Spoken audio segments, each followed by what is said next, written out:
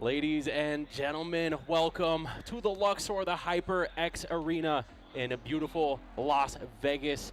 I am Foe, this is Nick, and you guys are watching Knockdown 102.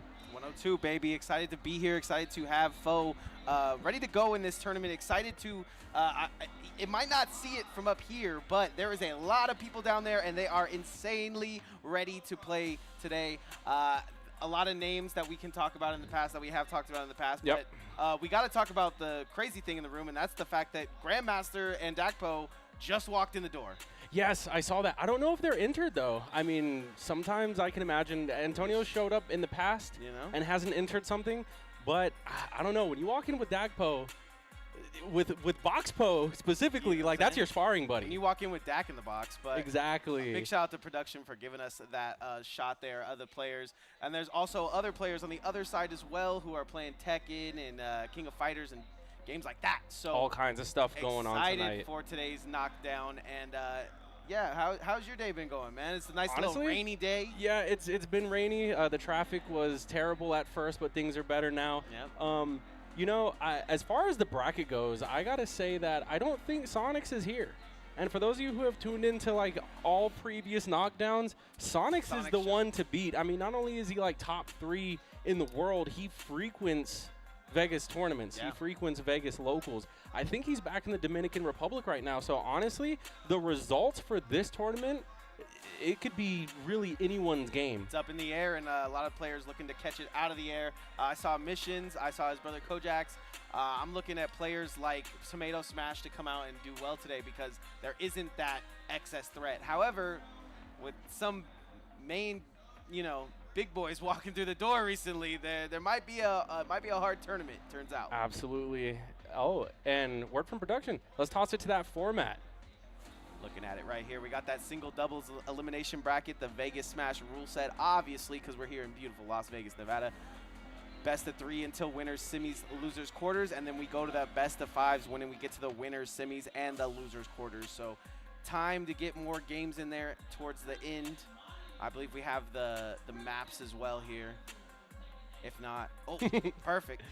Yep, the starters are going to be traditional Battlefield, Final Destination, Smashville, Pokemon Stadium 2, Town, and City. And the counter picks, Kalos Pokemon League, Hollow Bastion, Small, Battlefield. And of course, the format is going to be that Vegas rule set of 3 stocks, 8 minutes, no hazards. You get 3 bans. It's a modified DSR and only best of 5s. And then, of course, the stage striking is going to follow a 1-2-1 system. Are you a run it back guy, or you get your Absolutely. I mean, I typically only go starters. I mean, Small Battlefield, I think, is a great addition because that's pretty much PS2, which is most people's starts.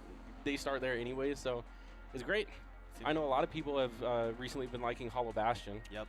And then we're looking at that big money prize pool today, $500 for just Smash Ultimate. We got plenty of the games in the building. Money. $250 for first place, and that could be Jins, that could be Grandmasters, that could be Dakpos. Second place, 125, third place, 75, and 50 for fourth. So I think you might want to hop down there and get fourth for us. Yeah, I'm not exactly sure all the competition that we have, because I mean, a lot of it is just rumors. I mean, I heard Wrath is going to be here. I heard MVD was here. This person signed up, but then the rain. And if that's the case, I mean, this is going to be literally one of the most up in the air tournaments we've had in a while. And even with the addition of Capitancito back from, the Caribbeans, I mean, with him, it doesn't matter if Sonics is here or not. It's still always up in the air. But now I feel like things are a little bit more balanced now that you don't have the 3rd best player in the world to really, solidify things. And speaking of the best player in the world. Talking about Tomato Smash with that Kirby versus Zerx. And it looks like he's actually going straight to the Crom right now. So opening things up, first match of Knockdown 102. Starting on Town and City. I love watching Tomato Smash play, but it is something about Zerx, right? He's got that little extra X factor. I don't know if it's just because it's in the name or what. Yeah, I mean, both of these guys are very movement heavy. I mean, you can see already Zerx off to a fantastic start, but I mean, Tomato Smash, all it takes is just one grab potentially, just one little hit here. to get his combos going, I mean, Tomato Smash is definitely known for his extensions. Hits you one time, can take you from 0 to 60. I love Tomato Smash goes for like just the never give up attitude. Doesn't matter if he's at 84 right now. I always feel like he can somehow squeak out a kill. Absolutely, yeah. Starting off a little slow here in this game 1 though on the first stock. And Zerx he's someone that's always just been so movement heavy. You'll see him just gliding through the air. He's so smooth with it, but also he has a sword. Kirby's a brawler. He got stubby little hands. You know, this is going to be kind of an uphill battle. Almost getting something going. You know, someone that just plays Kirby every day, all day, is going to have that in the back of their head, like, okay, I can't lose with this character. Yeah, absolutely. You just got to play your zones properly. You got to fight around the swords, you know, the disjoints, and Zerx, oh my god, takes one rip right there. Takes a whole forward smash, gets that down throw to go, gonna get back to stage here, just the platform, and then there you go, Tomato Smash. Taking first stock. Never giving up, taking that first stock. Do it. Great rebuttal. The jab actually scooping up from the ledge right there. He's got to feel confident in taking that first stock, but doesn't get any extra credit, so.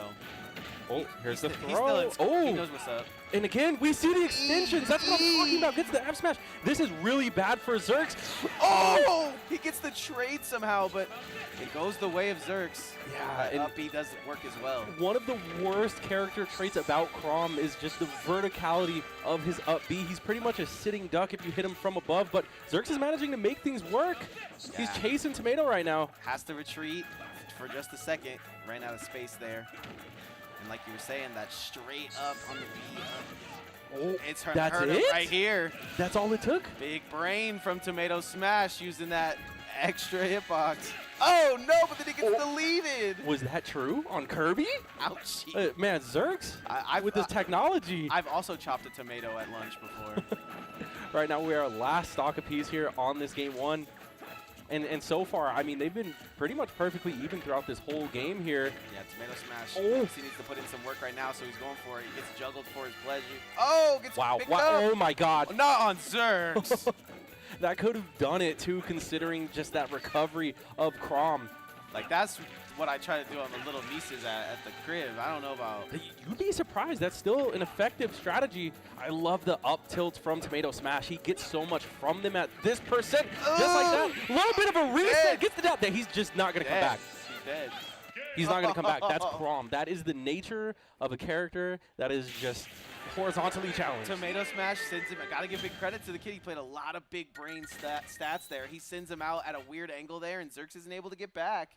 As well as he tried to get him off the ledge. Just a lot of big brain stuff there from the young gun. Yeah, I'm really wondering if we're going to see a character counter pick here from Zerx. Again, I mean, Chrom is one of the characters that he uses best, but in this matchup in particular, when you're playing against a character that could just send you so far horizontally like we just saw, we might have to see a switch, and right now he's making that decision, but he actually sticks to the Chrom here.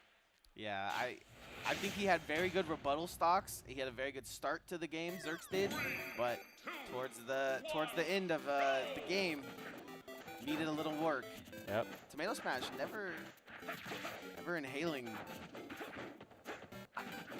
I'd like to see him kind of transform into who he's playing against a little more, but other than that, he plays an amazing Kirby. Yeah, I noticed that a lot too, depending on what the special move is that he's absorbing. I don't think he gets much from using Chrom's neutral B. Right, I'm not going to hark on him for that. Yeah. There is certain characters I'd like to see him kind of as much as just the command grab, that is an unfortunate SD right there, put in a really bad position. And Tomato Smash currently this full stock ahead. He's getting his combos going again. Oh, it's more. What? It's more than combos at this point. It's for confidence.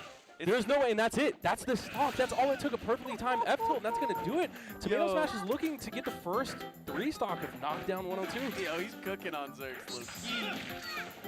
Low key. Yeah, I mean, it's all a mentality thing from here. If Zerx can bring this back, I mean, he has to keep on the pressure. True, and the problem is Tomato knows the certain little things that help Zerx win here.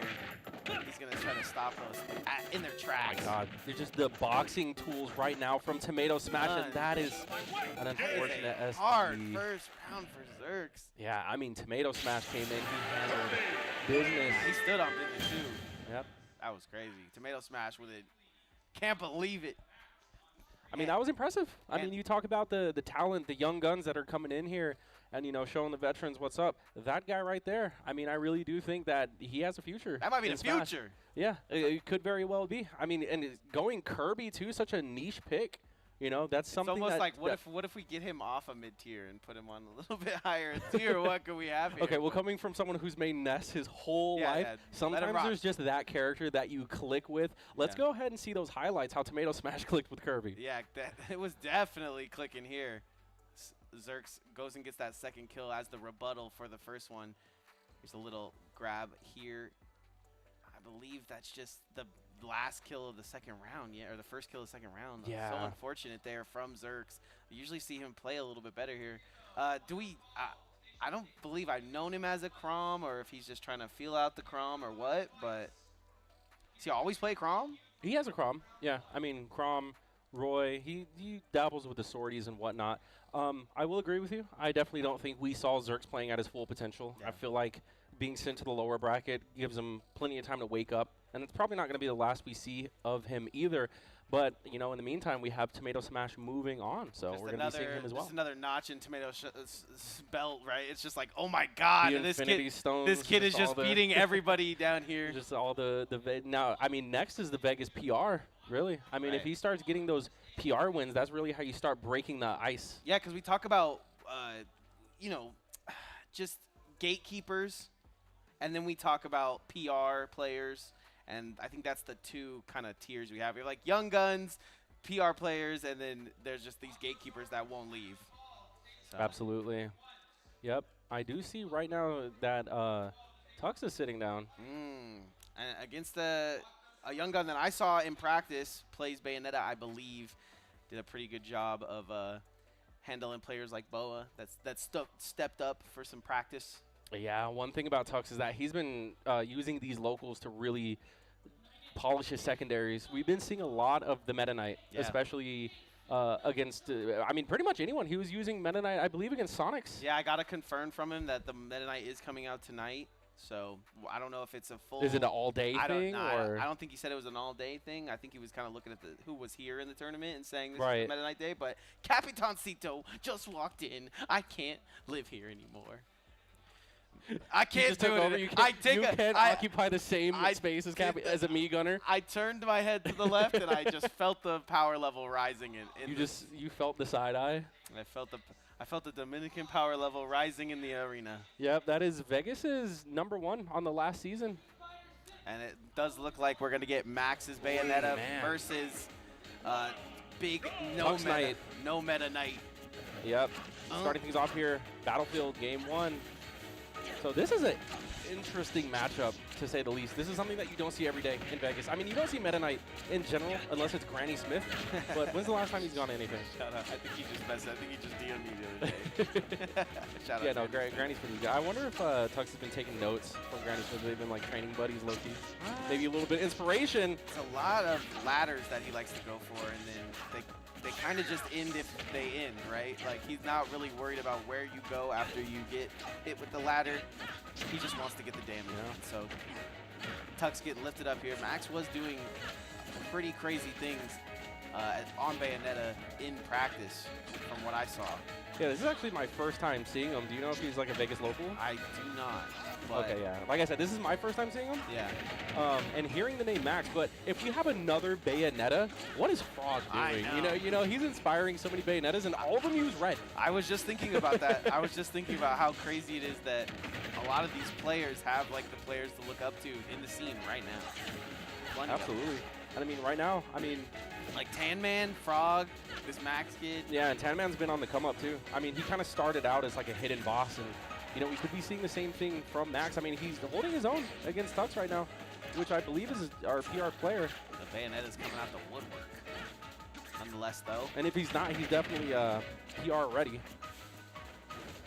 I just see a little bit of struggling to close out the first stock here on the side of Max. I mean, Tux is playing his zone properly now.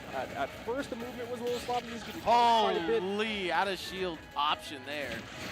And gets the final swipe. Yep, that back air. That's going to be a trade in favor for Tux for sure. 147%. I mean, a lot of things are going to start killing Tux at this point, but it's just a matter of can Max land it. I think Max is probably going to look for this jab combo again that he got earlier. Uh-oh. But will Tux let him land? Oh, that was almost a really good reset from Tux, too. If he would have dash attacked just a little bit quicker, he would have had a juggle. How do you feel about Max's neutral right now? I mean, right now, wow. Okay. Reading the dimensional cape. Found you. Yep, 2 stocks apiece here. Good stuff from Max for finding the kill. I mean, Bayonetta in general has a very unique neutral. Yeah.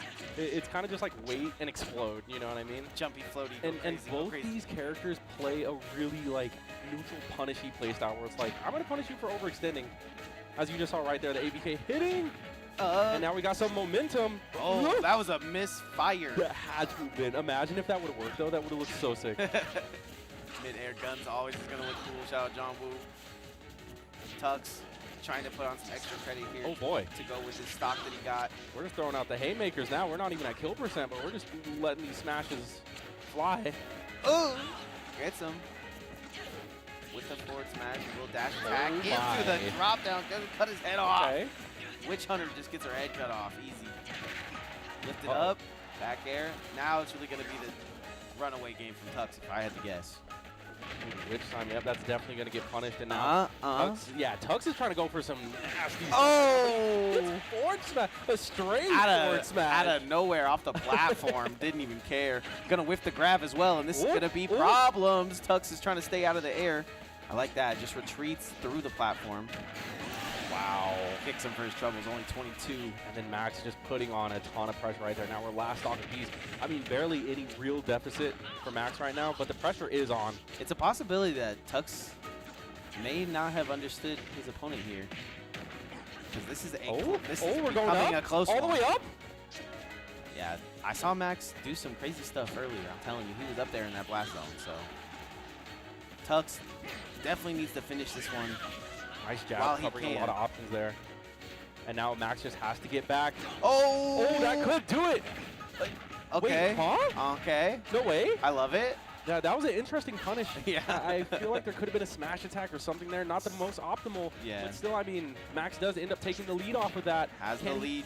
Can he close it out, though? I mean, that's kind of like where most Bayonettas struggle, and I imagine the new Bayonettas probably going to have the same issue. New Bay, who dis? 93 on the board. Yep. Oh, in the blast zone. He's good for these. He's usually good for these. Can he cover it? I think he pressed the wrong button there.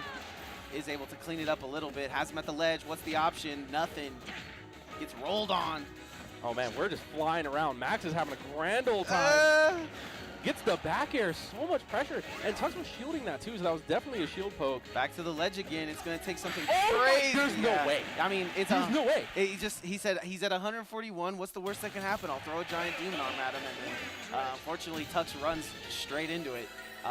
He's feeling himself right now. I know you can see the smile on his face, but I think Tux has got something in his sleeve that he's not telling anybody. So what just happened right there was a good example of like that fearless zoomer mentality where it's like your last stock, last hit, I'm going to throw out a stray smash attack. He did have the lead. You know what I mean? He did have the lead, and it worked earlier, and Tux knows that as well. But as you can see, under the sleeve, the ace, the ace under the sleeve. He forced the switch out of him. Hold on, that's kind of hype. That's hype. We're going Luigi, the tried and true. Tux is not playing around. He does not want the upset to happen this early on in bracket. Let's get it. We're early in the tournament, and you already have an amazing match like this. Let's see how dominating this match is for Tux, or if Max still has his number. Yeah, this is going to be a different ballgame, though, because the punishes that Tux can deliver on this character are absolutely devastating. So Max is going to have to be careful. He doesn't have as much freedom to just throw out pressure. Nice. But he probably will anyways, because like we discussed, Zoomer mentality, yes. Zoomer mentality. We'll see, though. I mean, because right now, he's off to a really another good start. That's momentum. Great start from Max. Oh, he's flying around. You see that? He's using that middle platform. He's wave landing on it. Not only did Tux kind of switch characters, he changed the map up as well. So using everything all of his abilities. Oh, here's where Tux starts getting his momentum, though. These grabs. Once he feels one grab go, it's like LeBron James shooting a three. And they are so deadly. Here we go. What's the follow-up? And excellent DI. Perfect DI. Max managing to live that one. Oh, okay. Doesn't get that B to go. Yeah, and Tux. There we go. Tux thinking he was going to have an easy road here is now kind of pushed. You can see him. Okay, I don't want to get a kill with that. I want to get a kill with this. So now this is where things can really start to go downhill for Max, though, because, I mean, Tux with a lead. Yeah. I mean, Max having to play from behind just is not good for his character. It's not good for his mentality either of randomly throwing moves. Yeah, what a parry. It doesn't quite get punished, but you see that Tux is just, he's adapting so well. Yeah. He's shielding a lot more. He's putting himself in less positions to get punished. As the kids would say, he's locking in. He's locked in. Absolutely. He's not there yet. He's not locked, but he's locking. I mean, after he takes the style, I mean, he's working on it right now. Yeah, turn the key here. And now we're just seeing Catches the him weaknesses here. Max catches him in a jump, but falls out of the combo. Max is definitely going to have to take his time trying to find a way to close out this stock because Tux is just not letting him have it. Over here. I need a Max weave. Oh, no! Don't we all? And right now, Tux is getting it. Oh, man. All he needs is like one grab to just really confidently secure this lead. And he's going to make it back. Oh, my God. Max does not want him coming back off that. Yeah, Max doesn't care. He's like, I am shooting everything I can. He's like, yeah, I got infinite jumps. I got Exodia, the forbidden one. I'm going to use them. I will say, his smash attack comes out a little bit faster than everybody else's. Yeah. That demon arm is pulling up. It's the blue Bayonetta. She has the fastest smash attacks. I'm seeing it. Yeah, best Bayonetta. Wow. Whoa, hold on. Max is putting something together. He's not worried about it either. I feel like those two stocks. Those two stocks go down pretty quick. It doesn't seem like Max is still shaking. He was even going to in that stock there promptly. Bro, Tux, turn around. He's behind you. He's behind me, isn't he? Oh, it doesn't God. go for anything there. Just the no option. Oh, this is getting real spooky. Oh my God. Max catching Tux off guard right there. All he needs is an up smash. He just needed an up smash. The one time he doesn't like following up into his smash attacks. He likes throwing them out raw. I like my. He's a tartar. He's a tartar guy. Yeah, he wouldn't last on Hell's Kitchen. I'll tell you that. Raw. All right, but I mean, he's lasting on Hollow Bastion against Tux, which this is his winner's bracket stock. Oh, that was a good spot dodge, but yeah, you're 100% right. Max is starting to cook, and it might be over for Tux if he can't get this to go. That's We're dribbling. Beautiful little dribble. And now the neutral's coming out, but Max catching him with the ABK. No punish! Oh my God! Lean back, hits him with the Max catch him. Just lean it all the way back. Tux gets his round. He gets his one. He's not feeling himself though right now. You know, he didn't do as well as he would like against Max, but still got his win. I guarantee if Tux were to talk to his homies after this match, he'd be like, yeah, I couldn't read him. I didn't know what he was doing. Okay. And to be fair, when you're just starting out, you don't really have an established playstyle. Right. You just kind of do things that the character does. We don't have habits. We don't got no like video on you. We don't know the habits that you do have. You were kind of pointing out some of his habits there, Fo, towards the end. The way that he just doesn't like up smashing. He doesn't like throwing his smash attacks when he doesn't need them. Not when they're guaranteed. He's like, no. I'm gonna kill you by laddering. If it's true, I don't know about it. I mean, what do I know? I don't use that character. Maybe up smash wouldn't have been guaranteed.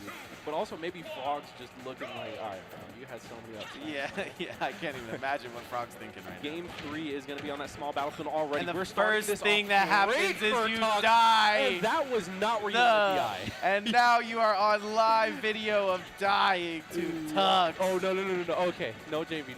That was kind of scary because I saw the plunger come out. The second the plunger comes out, the JV spams start coming out. Okay, lifts him into the air. My God. But I'm Tux. I'm out of there. Interesting up there from Tux. I feel like knowing him, the plunger was going to come out. Yeah, it does seem like Max is trying to stay floaty here, not to fall. And you can see him kind of shaking his head there when he got caught up by Tux. Oh, my dude. That was an amazing air dodge read. It's just, if the fist would have stuck a finger out, maybe it would have reached. Absolutely it would have. Oh! Just a little short, though. What button is that? We'll find out later. Oh! It's like Min. You hold the smash attack, and then the fingers come out. Worst. It turns into a slap. It turns into a... Why doesn't Bayonetta have a big? Why doesn't that dual demon thing slap? I feel like that's so Bayonetta, no? One of the 5 fingers say to the face, come out and slap you. Oh. I've traveled from hell just for this. Okay, yeah, no, Tux has the read now. This is what he's looking for. Whatever habits Max has, they're being exposed right now in real time. He does get that back here, though. Catches him out of the air off a fireball. But yeah, it does look like Tux. Tux kind of just like, you shouldn't have popped off hard at the beginning. It's adaptations, you know? Like, Tux is a seasoned player. Yeah, Here he goes. He said, you should have let my Meta Knight cook, bro. He said, why didn't you let my Meta Knight cook, bro? Man, I remember when Tux was in that seat, you know, when he was what a I baby. mean? You know, I was just going to say that. Great segue, Foe, into, you know, we got a lot of players kind of crossing the graduation mark for Smash anyways, and we got a lot of players kind of moving their way in from the high school to the college. As we take a look at the highlights here, it's just great to see a lot of these players not necessarily grow up, but just grow up with Smash and grow up and become legendary fighters here. It's always nice to see those familiar faces and seeing them go up against like the new talent that enters the scene. It's always so funny because, like I said, like I remember when this guy was there at one point. I remember when I was there at one point. Now I'm up here. You know, I get to observe what everyone else is doing. You're kind of omnipotent, bro. I'm not gonna lie. I love Smash. I mean, watching Smash Bros. And watching the community grow with Smash Bros. Is one of the beautiful things for me for playing the game at least. Yeah, and you know, Tux, he certainly loves his Shoryukens because, I mean, that was a 2-1. I mean, honestly. Yeah, we didn't even get to like hype up what Tux was doing because we're, you know, kind of being proud of Max, kind of doing his thing. Unfortunately. Yeah, no, Max, I definitely feel like has potential. I mean, just like Tomato Smash, you know, Tomato Smash was a baby. I mean, he's still a baby, but he's a baby that's been going to so many tournaments. Now he's turning into a man. You know what I mean? Now he's beating Zerk. So that's what I'm saying. After we did, you know, Knockdown 100, Knockdown 101, 102 is kind of feeling like, you know, Sensei's starting to give up a little bit here. Yeah. Oh boy. Who is that I see in the hot seat right now? Big Mish. That is the boy Missions. Missions will never take a stock from my Captain Falcon. I will not allow it. That's what I had to deal with, man. It was just me fighting Dan's the man as Captain Falcon, and that's the only thing he would let me play against for the longest time. And Stellar's here as well. And Stellar is an S-main who, out of respect, she doesn't use my color when we ditto. Oh. Because I won. I think we literally had like a ditto match where neither of us I was gonna say though, she does use your color. She does use your color. It's the best color in the game. It's the best one. It's the best one. What can you say? She just respect. I respect that she respects good color palettes. So a Lavender Town girl. Absolutely. Yeah. Swag. The Saturn shirt all day. Swag. I mean, I actually have a Saturn shirt, not on me, obviously, but I own a Saturn shirt. Yeah, you should wear that. I've been Ness for many Halloweens. Easy clap. Running around with baseball bats and yo-yos. Yes, sir. That's a dope character. Magical brain powers. And Stellar was here earlier. I mean, she was grinding a lot against Frog. Frog's ice climbers, I guess. Because, you know, Frog things. Oh, she won the game that I saw. I saw a whole tournament that was won by Frog, only hitting the random button. I think that's something you gotta at least say in the world. That was Unity. Yep. Smash. Yep. That's a little bit of a smaller venue, but I know the guys that shout out to my boy Swelly. Yeah, I know the guys that run that, Swelly and them, so big shout out to them for doing that. And yeah, to go into a tournament and win hitting the random button. He plays a lot of Smash, so I mean it's not super surprising. I mean, when you're a fundamentally sound player, you can make any character work as long as you understand their basics. Yeah, and he's just got great fundamentals. But another great fundamental player here is Missions. Let's see how he does in this matchup against the Ness. Rob versus Ness. I know that Rob players don't like the Ness matchup because Ness is just annoying and has a ton of hitboxes. Yeah. But unfortunately, I feel like that character does the same. Like, I feel Rob is somewhat the same. But as we see, Missions instantly getting into his air-to-air game. Oh my God. He's gonna have to. Stellar's not a fan of that gyro. We got Star, we got Stellar. What's up with you? What's up with you little kid names? The ST names. Yeah. The astrological. Okay. Oh, I like that. Follows up with the up air. Doesn't get through shield though. Got Missions thinking, I'm going over here. Yeah, I mean, Missions is doing a great job just like floating outside of the hitboxes. He's handling the aggression of Stellar quite well. And now she's off the stage. Just air dodges back though. Ooh. Gets rough Hold on. vulnerability frames, but is absolutely ready to handle business at the ledge. Stellar doing a stellar job of no jump staying though. alive at the moment. What a snipe. Oh, he has a jump?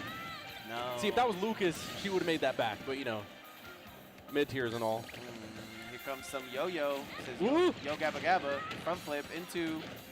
Excellent conversions from Missions. Yeah, I saw Stellar trying to get some footstool tech to work earlier. Oh, PK Flash. I don't know if that was intentional or not. Maybe it was supposed to be PK Thunder. Missions just hits the Kobe off. He's going to go high. Drag down, but no follow-up. Nice headshot. Yeah, Mission still does have a shot to extend this lead, and that was snapped back from the analog stick. You hate to see it. He is bugging. Yep. The movement from Missions is way too good right now. Stellar's trying to land something. She does get an up air, but, you know, Rob's a big boy. Hefty man, he's not going to die from that. Hefty. F-tilt, though.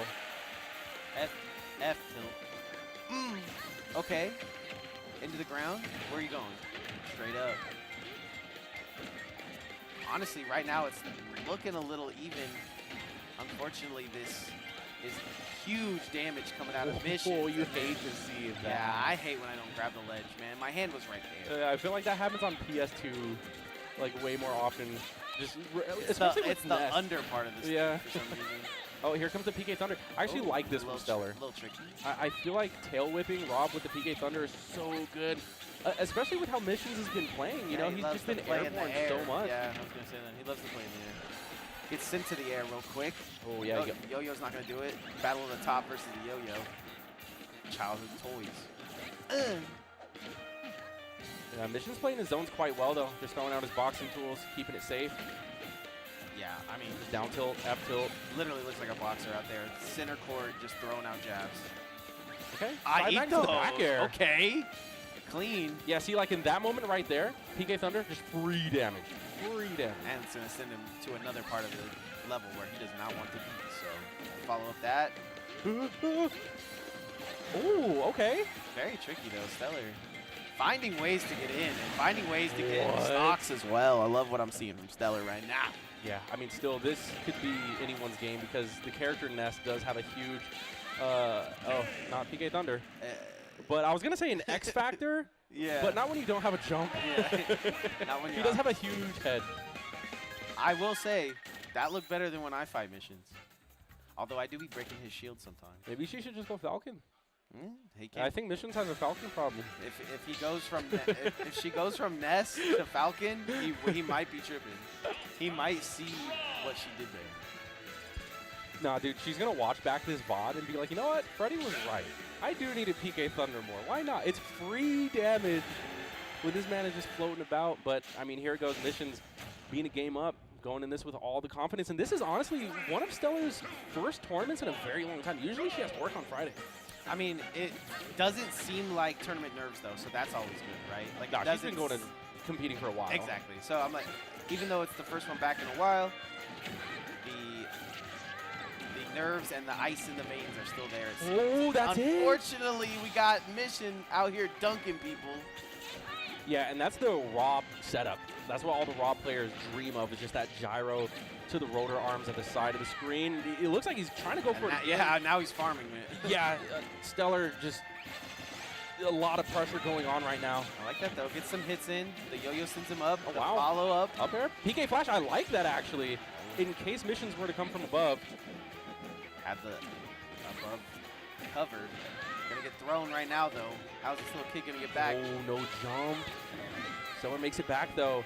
And Mission's just doing such a great job putting on pressure from the ledge. She almost sent back to top. She was like 1 second away. Nice neutral. Beats that. Yeah, those aren't being absorbed. I would definitely like to see Stellar try to bait those out a little bit more. I mean, that's free health. Just from the Nest main general.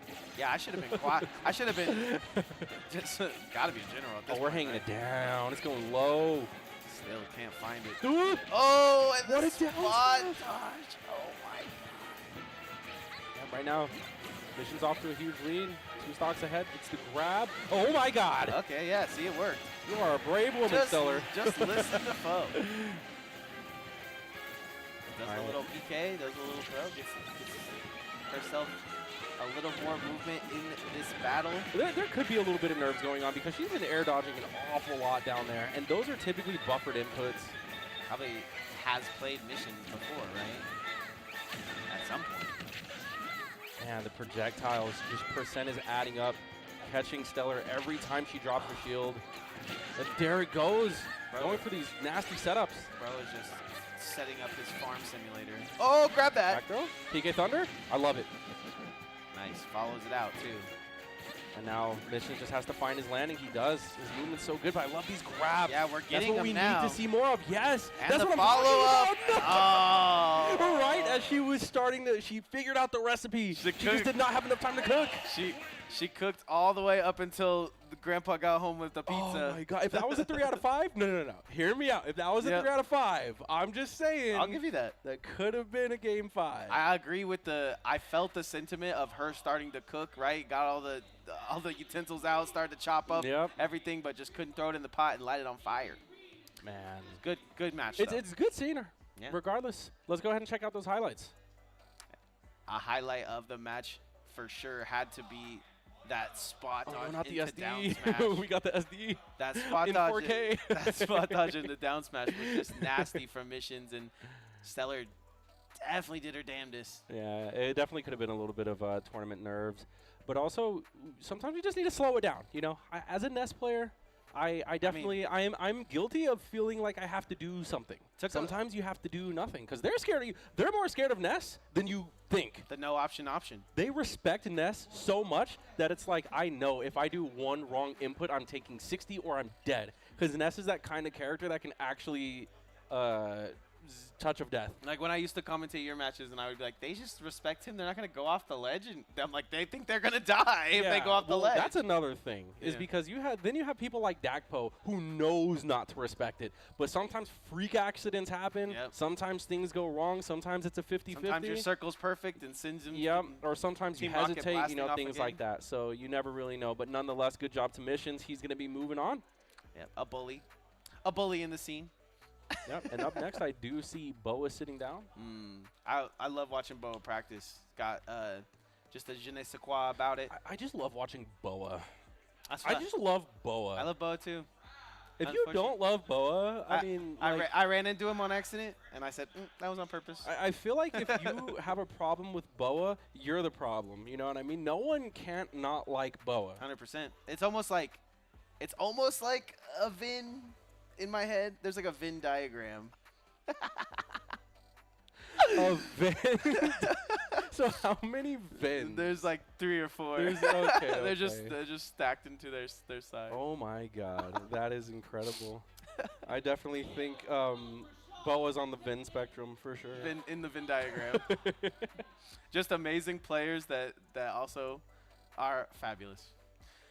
Don't have his opponent here right now. Oh, is that Nico? Is that Milk? Grandmaster? Wait, I gotta turn around. Who is that? That's what I'm saying. Oh, that's Nick. That's my boy Nick. This right here, fire. The fact that it doesn't like. It's the fact that you can like. You could punch it. It's like. That's what I'm saying. But I'm saying like it doesn't like it's a sandbag actually. It's fire. Yeah, I don't know if the mic is picking that up, but like it has like a solid. It has sand in it. That's the good stuff. It actually has sand in it, so it does stand up. It's just missing like an eye white. It's just missing a baseball bat. Gotta get its percent up a little bit. Yeah, for real. Yeah. But yeah, we're just chilling, getting your guys' percent up while we're waiting for these matches to start. Hope you guys go on over to HyperX Arena on all the socials and follow them, because that way you will know when the next Knockdown is, and you can come and celebrate with us again all the fighting games in this Las Vegas community. Yep, and you know, and this is back here to name a few. I mean, that's some of the stuff that we got going on today. Every Friday for the most part. Yeah, unfortunately, like this place is kind of grown past the community at this point. To me, it's ascended. We have players from Utah coming out. We have players. Oh my God! Wait, what? See, you might have just Wait, I did something. channeled something. Wait, I just did something. You want to talk about ascending and going beyond the venue? This man just had the read of a lifetime. It is Vin versus Boa. The venue. The venue. I should have known. It was right in front of us the whole time. It was always there. Jeez. Why? I hope you guys are having fun watching the channel. Go to Allied Esports if you want some more fun stuff. Want to watch some VODs of us or whatnot. Yeah, and this is going to be a battle of the princesses as well.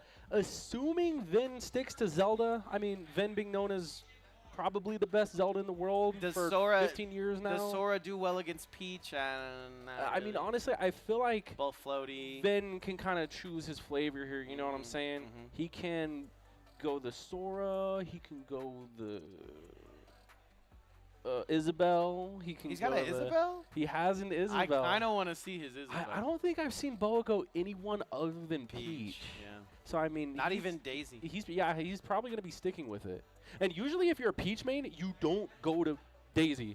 Vice versa. Like, those guys are like diehard. They be hating. Even though they're like the same character. It's the Ken Ryu situation. I don't think there's a single difference. There might be some differences in Ken. There definitely is some differences in Ken. All right, let's see what Vin's going to do. Vin with the Harry Potter glasses going off. Yeah, Vin has a lot of work to do because he didn't show out last tournament.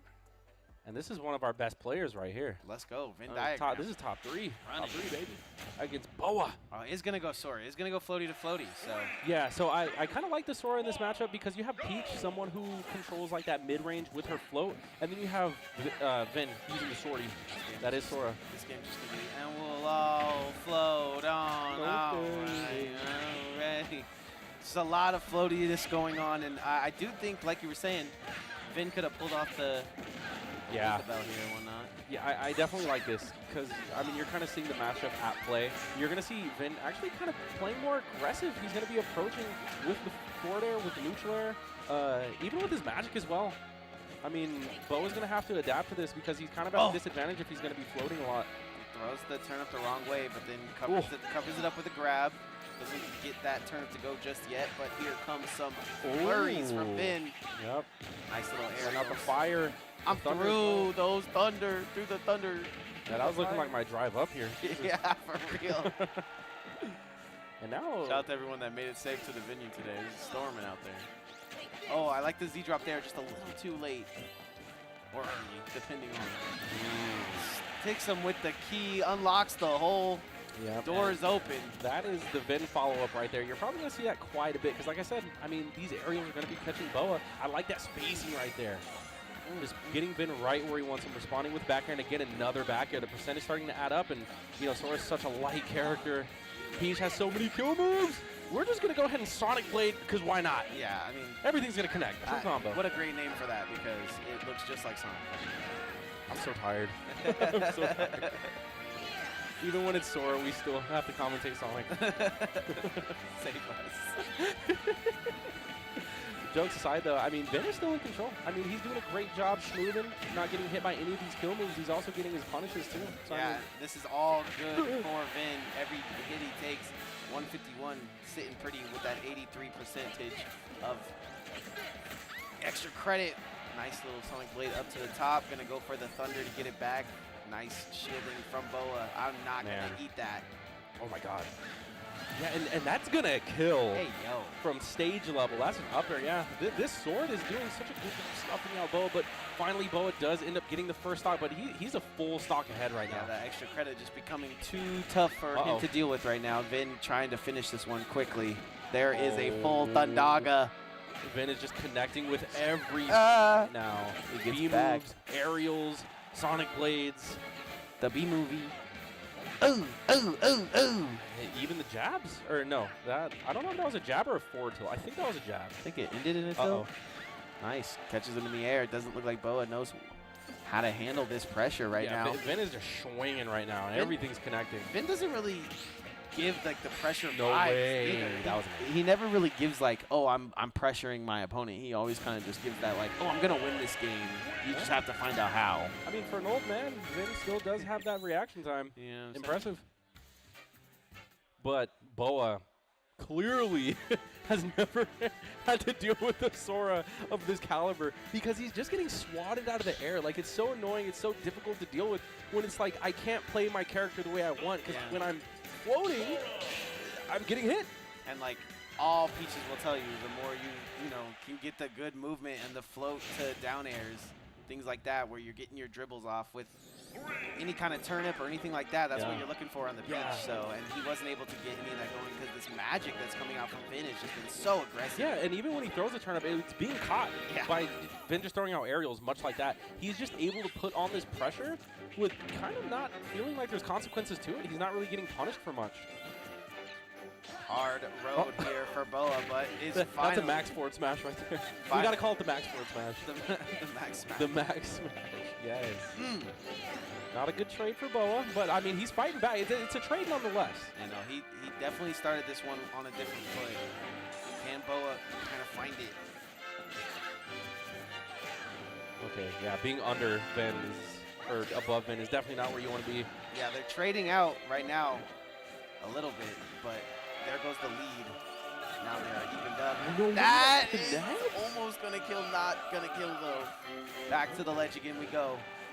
Good attack, just a little bit of damage right there. And Vin already looking to try to cover the jump, but Boa reacting accordingly. Nice turn up. Nice turn up. Going to turn up the stock too. Makes a little bit of a misinput and ends up way too far on the end of the stage. Do we punish the Sonic Blade? No punish. That's so crazy because he... Okay.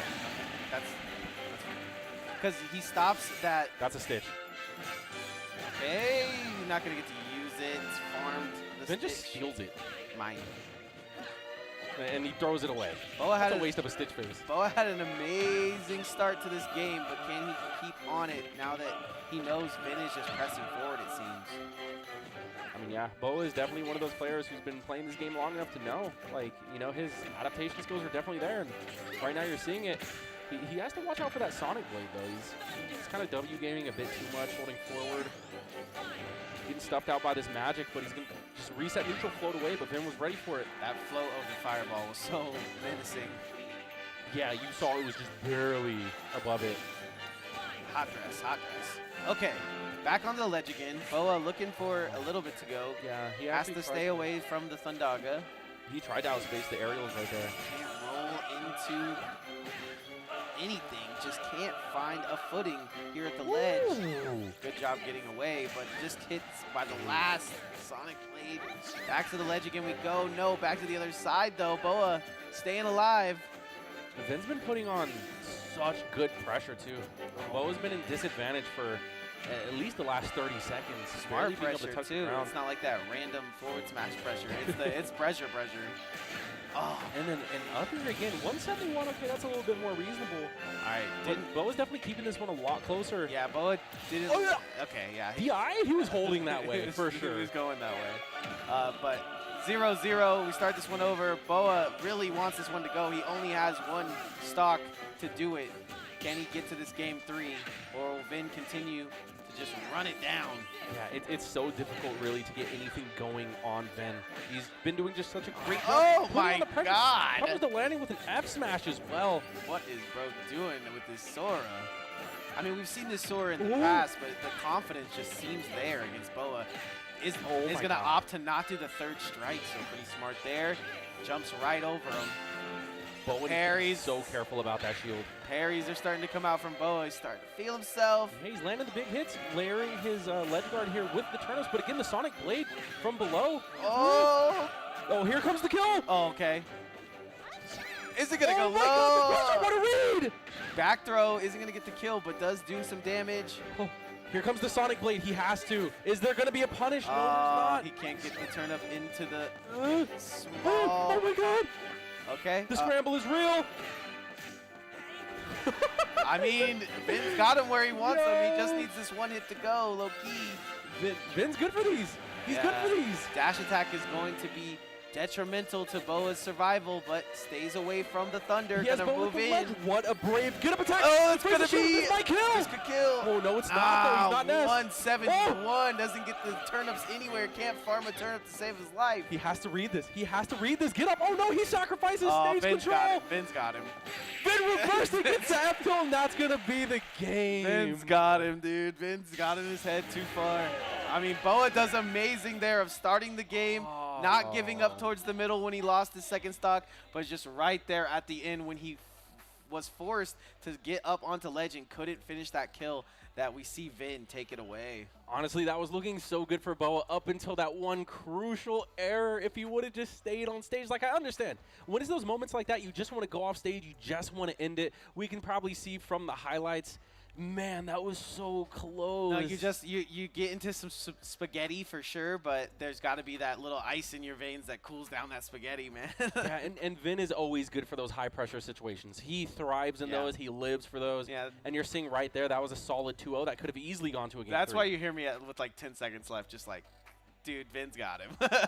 Like, yeah, I'm telling you, just kind of feel it. He's one of those clutch players. They just were born with the clutch gene. MVD is also one of those players, which I did hear that MVD was here. I have yet to see him, so I don't know if he's actually here. Same. Last one I saw walk in was Capitancito. Yeah, Capitancito, he's definitely here. But yeah, if you Frog's guys definitely here. If you guys are chilling and you're watching the stream, then want to thank you real quick and make sure you guys follow all the socials of HyperX Arena and Allied Esports so you guys can come out to a tournament, maybe meet Foe. Imagine. Maybe meet Nick. You never know. I'll be here.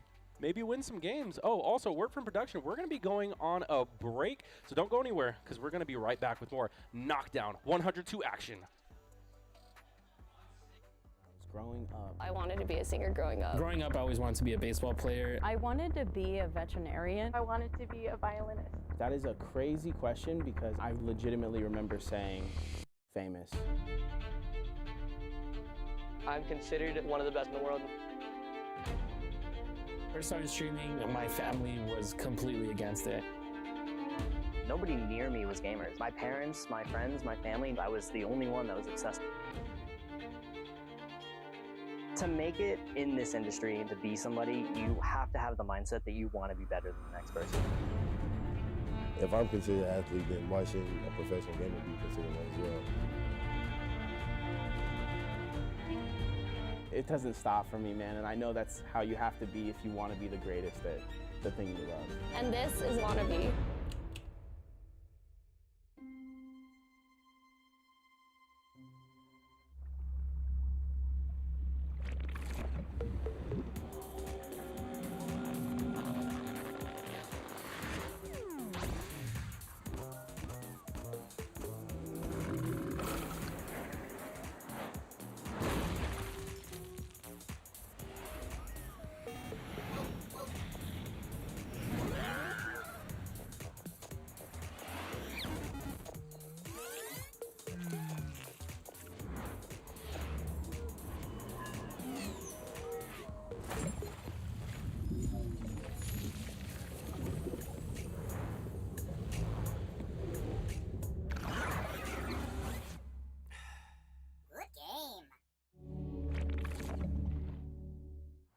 Take a peek into the life of a modern human male. He appears to be encountering some difficulty. He seems to be in a state of disorientation, befuddled by his environment. Our subject is at his wit's end, but then he makes a discovery. Life isn't 2D, so don't listen to 2D. Get the HyperX Cloud Orbit featuring Odyssey planar magnetic drivers and Waves NX 3D audio technology. Experience ultra-realistic 3D audio and game like you live.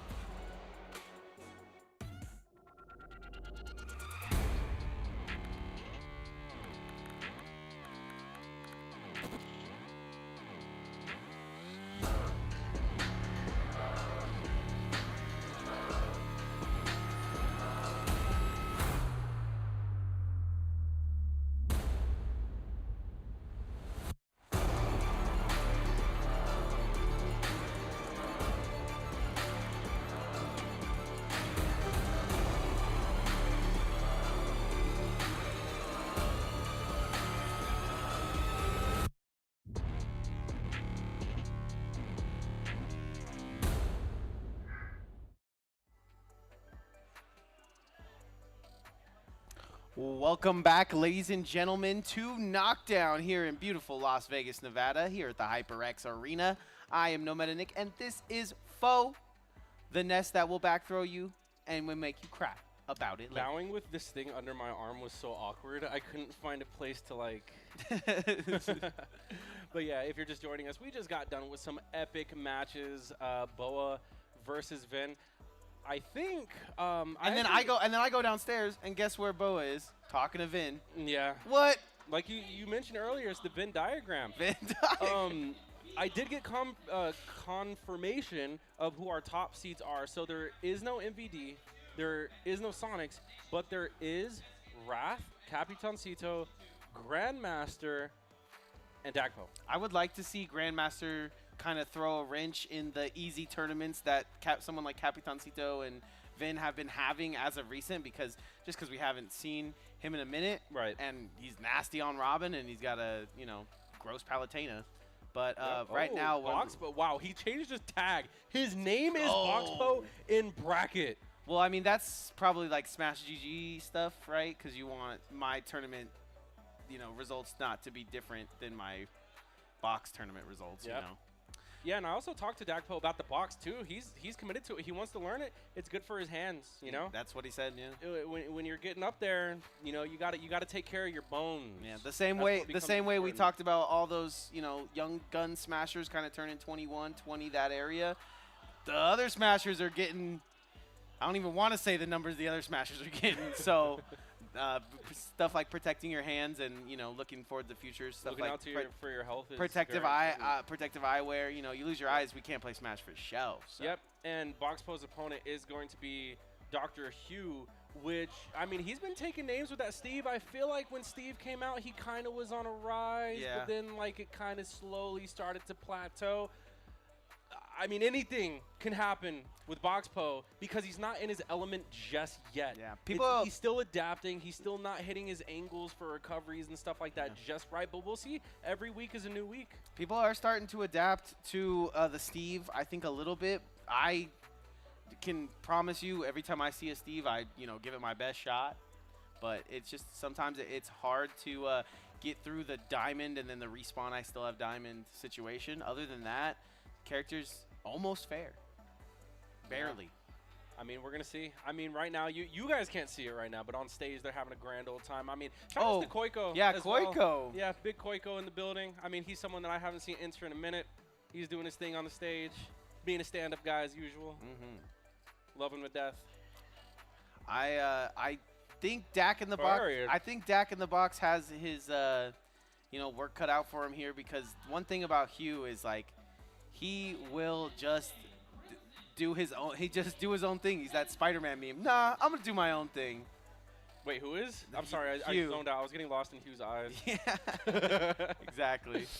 Yeah, I just feel like Hugh does his own thing, man. He rides or dies on this Steve. Let's see what he's going for here. Yeah, straight to the Enderman. Yeah, but then the Game & Watch comes out, so this could go both ways. Honestly, both of these characters pretty annoying to face online.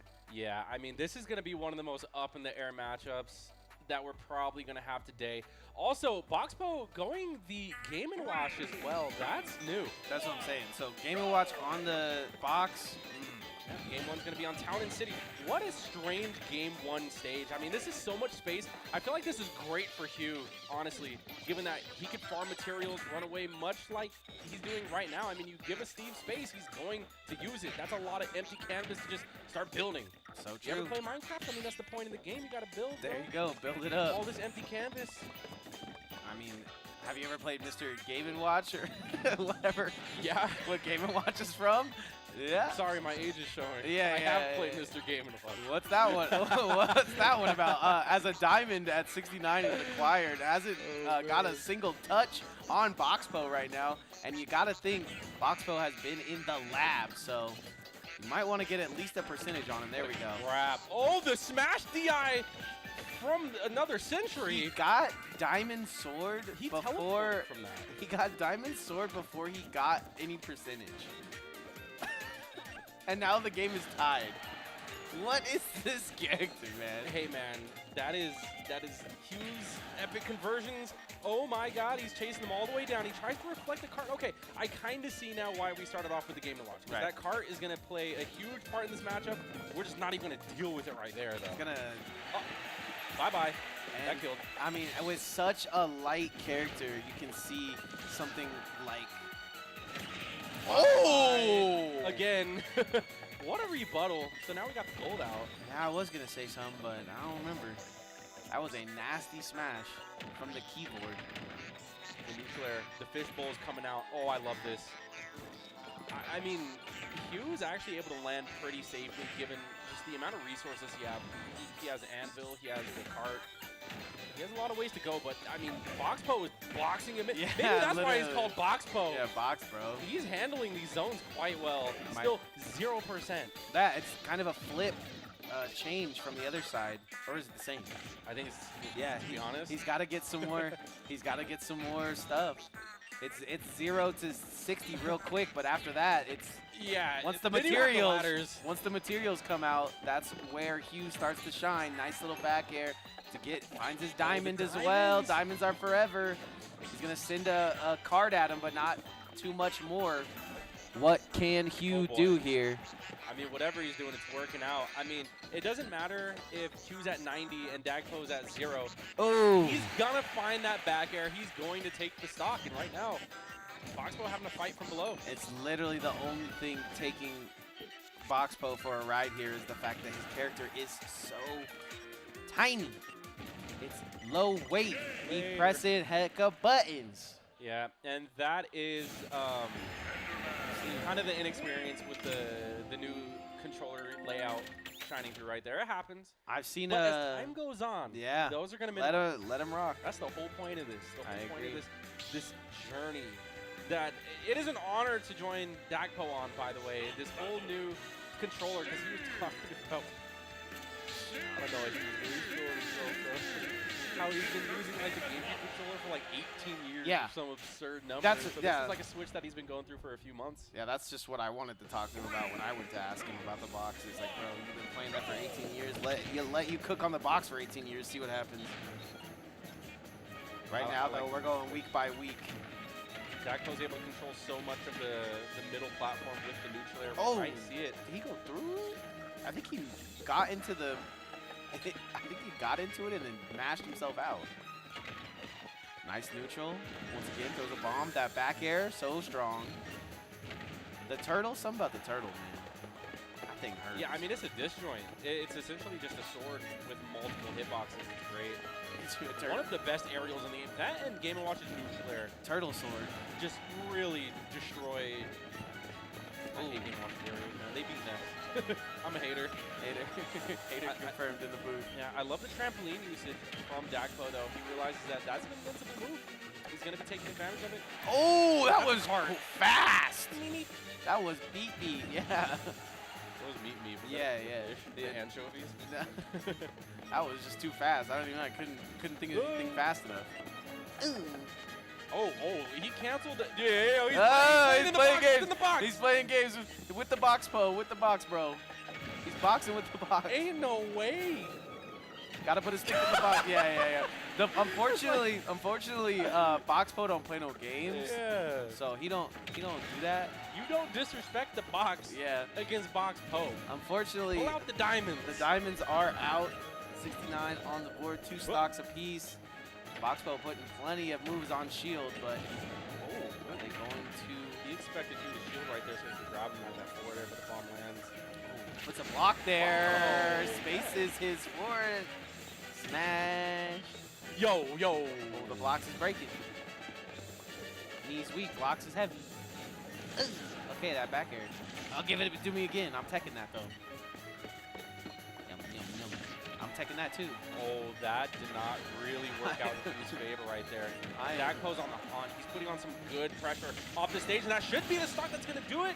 One stock apiece here. Yeah, Hugh cannot believe it. He shakes his head there, but he knows he's got to get into his combos here just to put 50 on the board. So I don't play Minecraft. Is that a wooden tool or a bronze tool? Or wooden.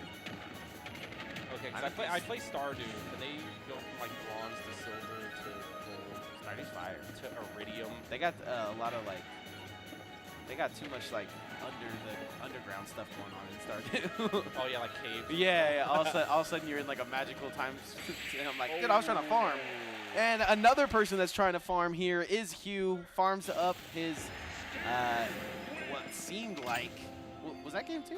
Yeah, that was a solid 2. Dang.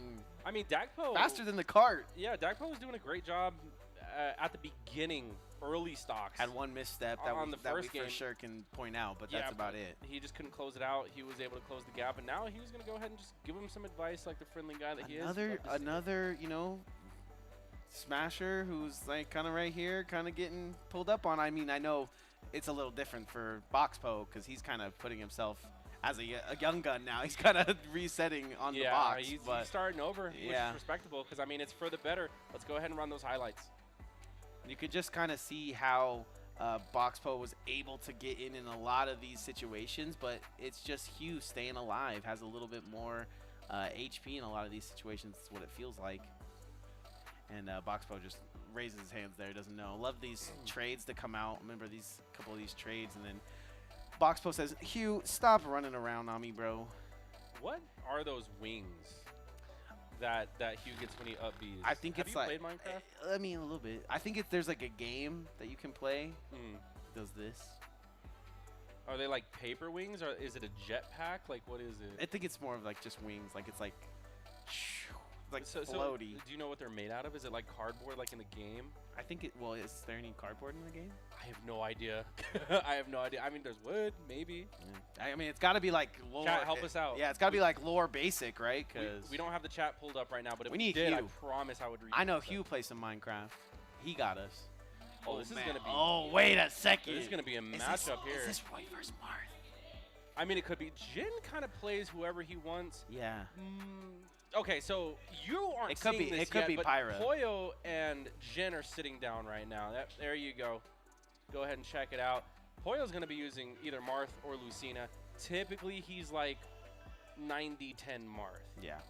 Jin is more of like a counter-picking game. It really just... He sometimes plays like a high tier if he has to. It could be Mithra Pyra. I know his Roy is fire, though. I would love to see Roy versus Marth here. I think a good Fire Emblem would get us talking a little bit about Edgeguard 3, which we got coming up. Looked like there was some Fire Emblem feels on that.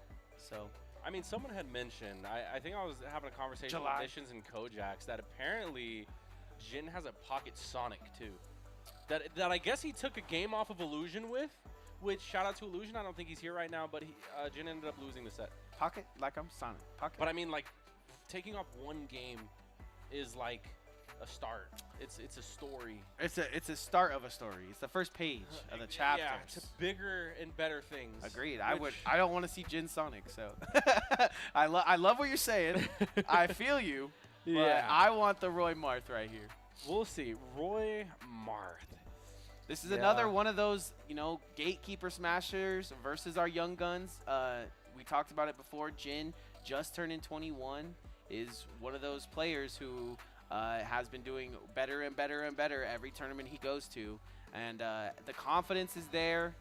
I think when I watch him play, it doesn't really correlate with his, what he'd be talking about on Twitter. But, nonetheless, the Brubby Fragment, let's go. This is what you wanted. We get the Marth versus the Roy, and I am ecstatic.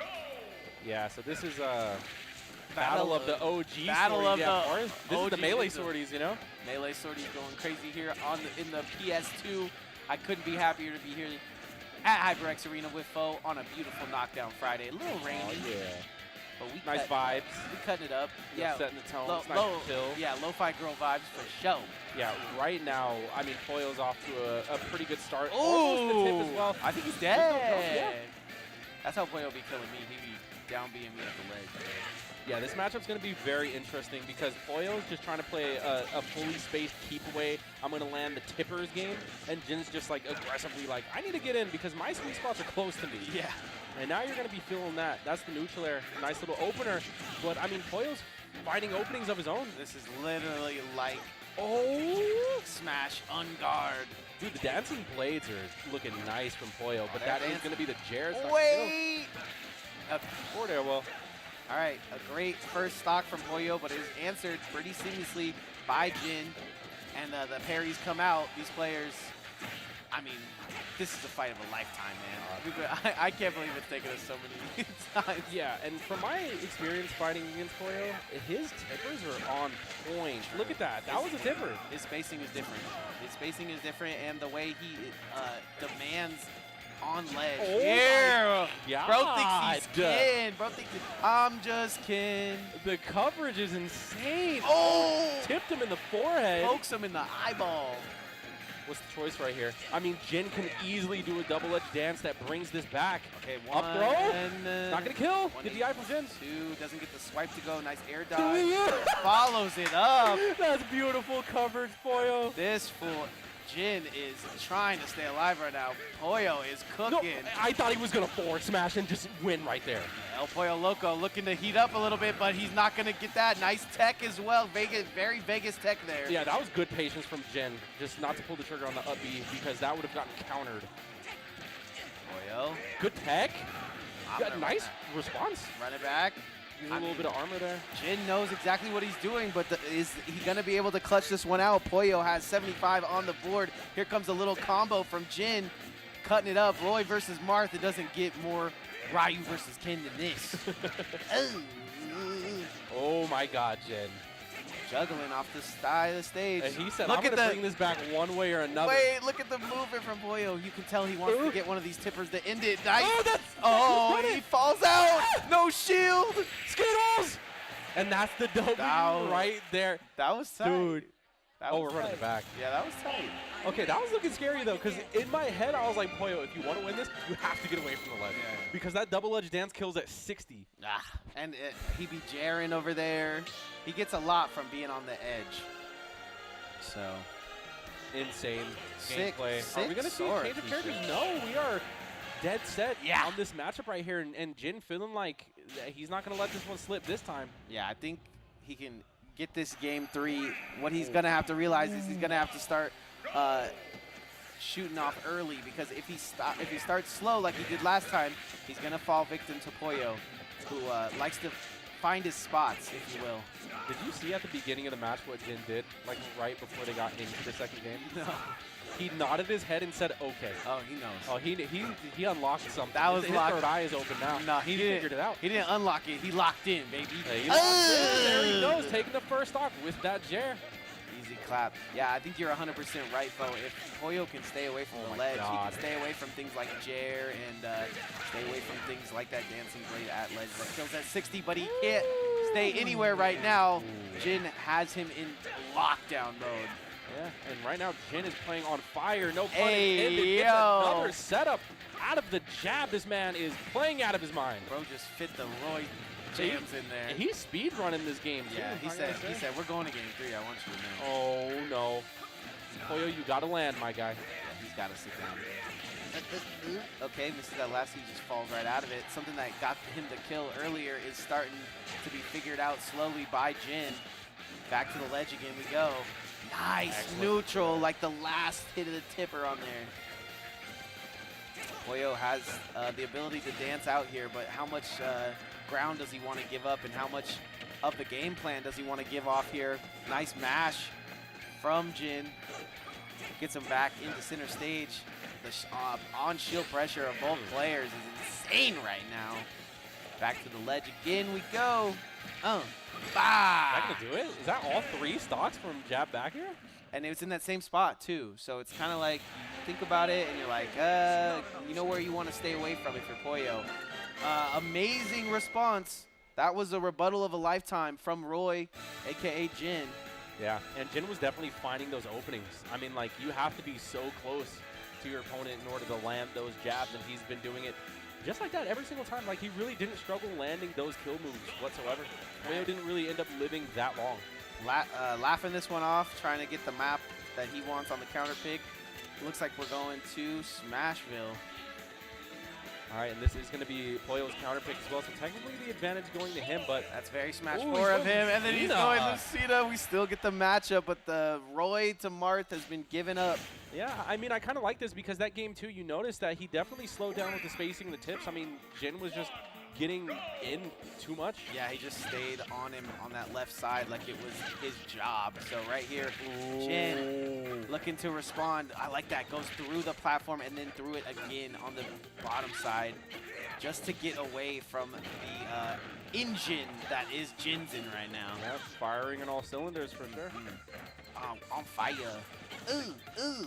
Nice double up airs. Good little Oh, juggle the and a dolphin cancels. slash. Oh my god. That had to have been unintentional because he was in the middle of a dancing blade where you're just spamming V already. Yeah.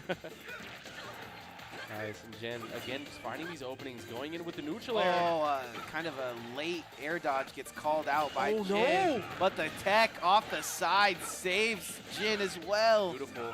Poyo looking to get this thing cooking, but they are staying even right now. Straight up into the sky we go.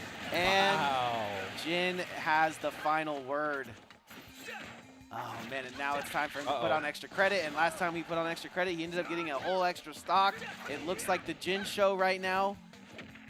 Will it be completed? That's not going to kill. There you go. But that will. Poyo runs it up, runs it back. 40%, not too much there. If he can stay grounded here. Poyo, though, send him straight to the sky. That's how you know you need to stay grounded here. Nice. Little side B out. Crushing blow. Landed. Poyo's going to get out of there, but jumps back in. Excellent spacing from Ed. No, he had a jump. 109% on Poyo right now. Wow, what a parry. Struggling to find these openings, Jen. Just playing way too on point. Yeah, finds a parry here, finds a parry there. Oh, now we're stuck he's in shield. At 130, has a possible punish situation, but Poyo, we have to punish something here. It's snuck up on. Yeah, Jen is just getting away with way too much, getting unpunished for it. A lot of it's not even that safe. But this is going to be that extra credit. The back hit of the landing up air as well.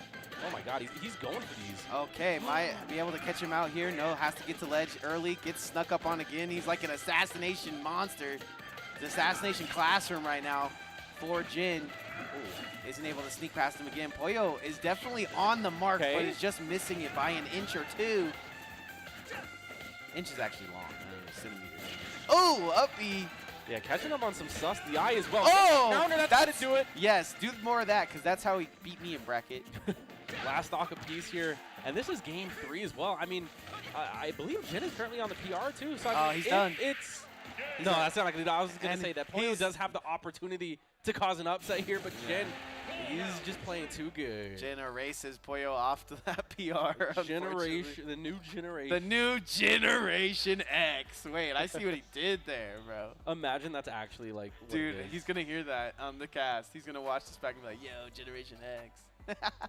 Yeah, I like that Jin is 3 letters. You know, us 3-letter names, we got to stick together. I mean, that was exactly what I wanted. I couldn't ask for a better game. I am kind of upset that the Lucina switch happened just because I felt like his Marth was cooking game 1.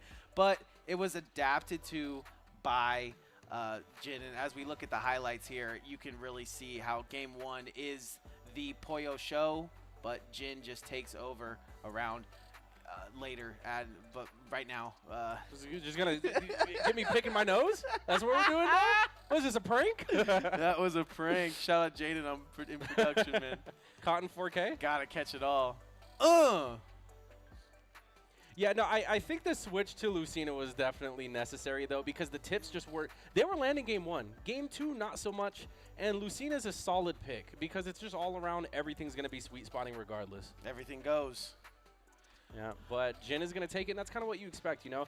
But I got to say that I am impressed with Poyo. He was that close to potentially causing an upset. I mean, game 1 happens, and you literally see Jin lock in. We talked about it, you know. Kind of shakes his head, kind of goes, okay, it's lock-in time. And now we have a repeat of grand finals of an earlier knockdown right now here in quarters, and it's going to be Grandmaster versus Vin. Shout out to Grandmaster, man. I miss the kid. It's just so nice to see him. He's, I mean, we talk about it day in and day out of how amazing he is on ledge, and he will win the game. That's just it. He will use his Levin sword, and he will win the game. I mean, this is a matchup that's older than time itself. This is like one of the El Clasicos of Vegas. This is like original. Yeah, I was going to say, this is probably the original. Yeah. Grandmaster, and Grandmaster was our is our number one currently, I think. Whereas these two alternate, Ven and Grandmaster. They always have back and forth. So I mean, like, We'll see where they're at now. We because just I need to, haven't like, seen Grandmaster in a while. We need to take enter an event. Grandmaster, Vin. We need to take, I guess we bring Foe, right? Who else do we grab? And we just put them all. We just put them all in a room, and we just make them just go at it. That's like the original like big six of Vegas was like me, Vin, Grandmaster, Snoop, Frog, Feed. Those like, oh my God, that was like prime Vegas in my opinion. That was so much fun. I agree. That's the. But then the Sonics invaded. What was the? Yeah. And then the Sonics came. The Sonics invaded. Which Sonics isn't here today. Wrath is here today. I haven't seen him play at all. In fact, I haven't even seen him today. Me neither. I can't even. Can't even say I saw him with my eyeballs. Yeah, but right now, I'm super looking forward to this matchup that we're getting into right now because I feel like I haven't seen these guys play in millennia. True. I don't know what to expect. I don't know how polished Grandmaster is. I mean, well, we saw Vin looks on pretty. stage. Vin looks pretty good on the Sora.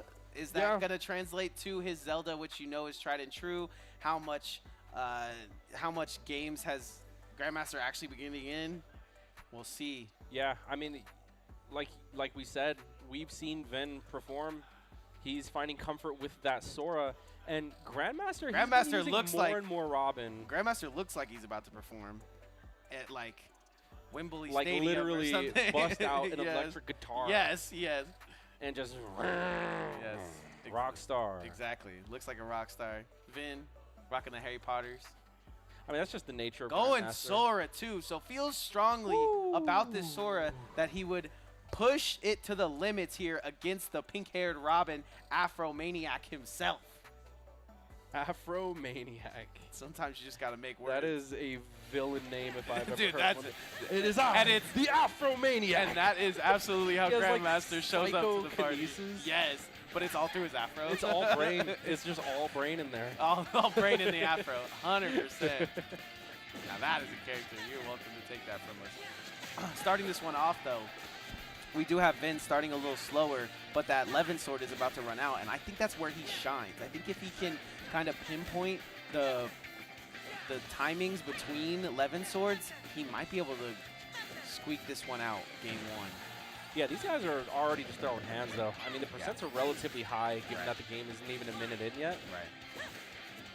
But that Levin sword's back online, so now Vin has to kind of play around that. He does have the magics. He does have the Sonic abilities. Look at Grandmaster on the ledge.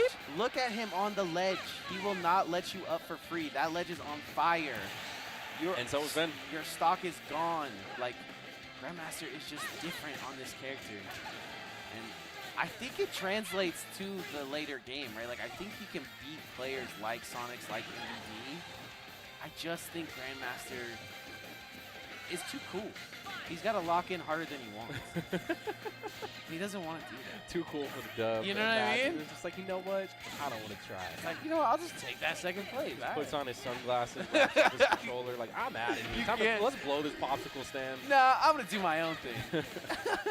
He actually did cosplay, I believe, that Spider-Man with the Rockstar Spider-Man. Fire. I forget his name. Fire. He's Hobby or something like that? Something like that. I mean, you can see why. I mean, he does a great job already pulling off that Rockstar aesthetic. Nah, he killed. He's also pulling it off in-game as well. And Andre 3000, the man of oh my God, that was such a sick costume. Literally broken. He was like, you know how long I did my hair for this? Okay, back air comes out. Vin handles business, but for how much longer? 78% extra credit on the board for Grandmaster. And he's jabbing out of jabs. Can't get through that jump over, though. Can't jump over that. One thing about Grandmaster is that he just has such good fundamentals. He's one of the best fundamentally sound players. He knows when to go in, just like opportunities like that, throwing out the Nosferatu. I believe he might just be trying to get the book out of it so he can use that as a projectile. That was Opportunity Village right there. Gets him with a couple of hits of the Levin sword, but now Sonic Blade is out. What more can Vin do here in this matchup, or is he going to have to switch to Zelda? Wow. I'm not sure, because, I mean, if he switches to Zelda, then Grandmaster's going to switch to Palutena, and I know Vin is not a fan of that matchup. That's fair. So maybe catching him in a little bit of a... This is still winner's quarters, ladies and gentlemen, so this is still just a best of 3. Oh, Vin not going to get that grab to go. Thought it was given. couple juggles with the lightning. Yeah. That's why I think this is like a little bit unfair for Vin, because his magic is just not as good. I mean, it really just depends on how you use it. Grandmaster's kind of just using it as like just a zoning tool, just a quick interruption. He ain't got the tomes, man. Oh, rolls through. That patience from Grandmaster was so good at the ledge too, but Vin gonna go ahead and throw him right back off. Grandmaster's still holding onto the stock though. Yeah, that's my stock. Keeping that. Gonna see tomorrow. Oh, he gets through. He gets the kill. Smash attack. Here we go. Man, 104% deficit. I mean, we've talked about Vin being clutch, but against Grandmaster, he's that clutch. He's just going to go ahead and get swatted like a fly. We're going to game 2. Sticks that sword right into his larynx. Kicks him out of here. I feel like this is closer on the Zelda. I might be tripping. I think you're right to say that he would go Palutena, but I think we'll see. Small Battlefield comes out. Where are we going character-wise? No, Staying he's on committed. the Sora. I like it. 100% committed to that Sora. And yeah, I feel like this is a little different in the sense he just kind of beat him pretty handily. He's just gonna go right back to it. Goes the little Battlefield though, so that might be the one change that Vin needs. Grandmaster just seems questioning, like, yo, you didn't see me beat you just now? He's like, you're not gonna switch? Yeah, I mean, we'll see what happens, because right now I feel like Grandmaster is just the more fundamentally sound player at the moment. Look, he's just retreating. He's throwing out these aerials. He's jumping over the projectiles. Perfectly landing the fire right on the ledge. He's just maneuvering. He's using his movement, and that's something that Grandmaster, I remember during that era when he was just focusing on his movement. I mean, you see it coming into play. Era. Ooh. Yeah, that's something that he consciously does.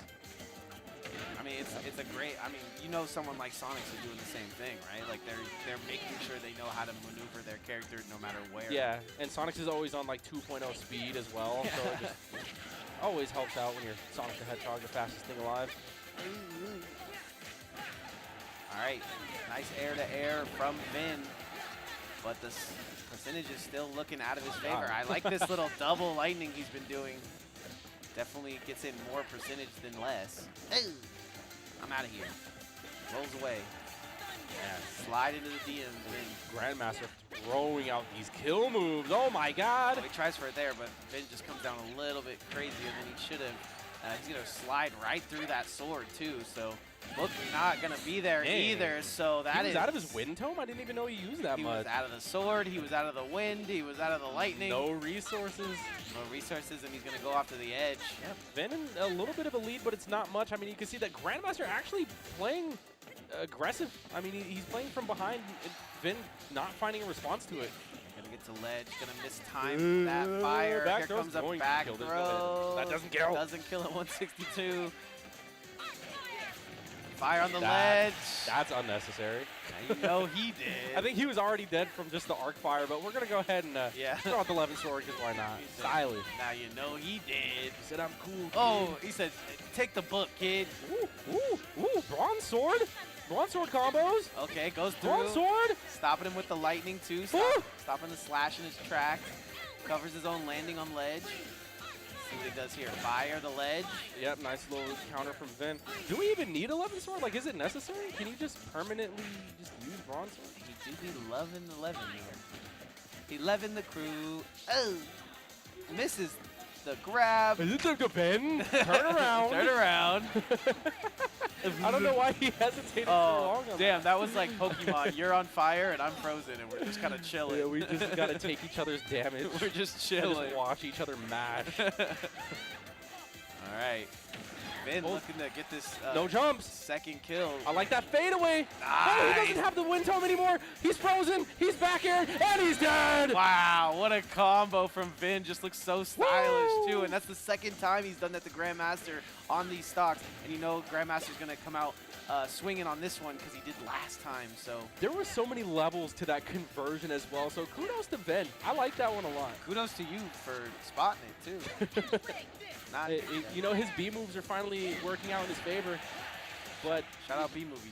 yeah, this Levin Sword is not here to play. To the stage he goes, but he gets caught by the fire. He doesn't get no hit. Are we making it back? Absolutely, we're Sora.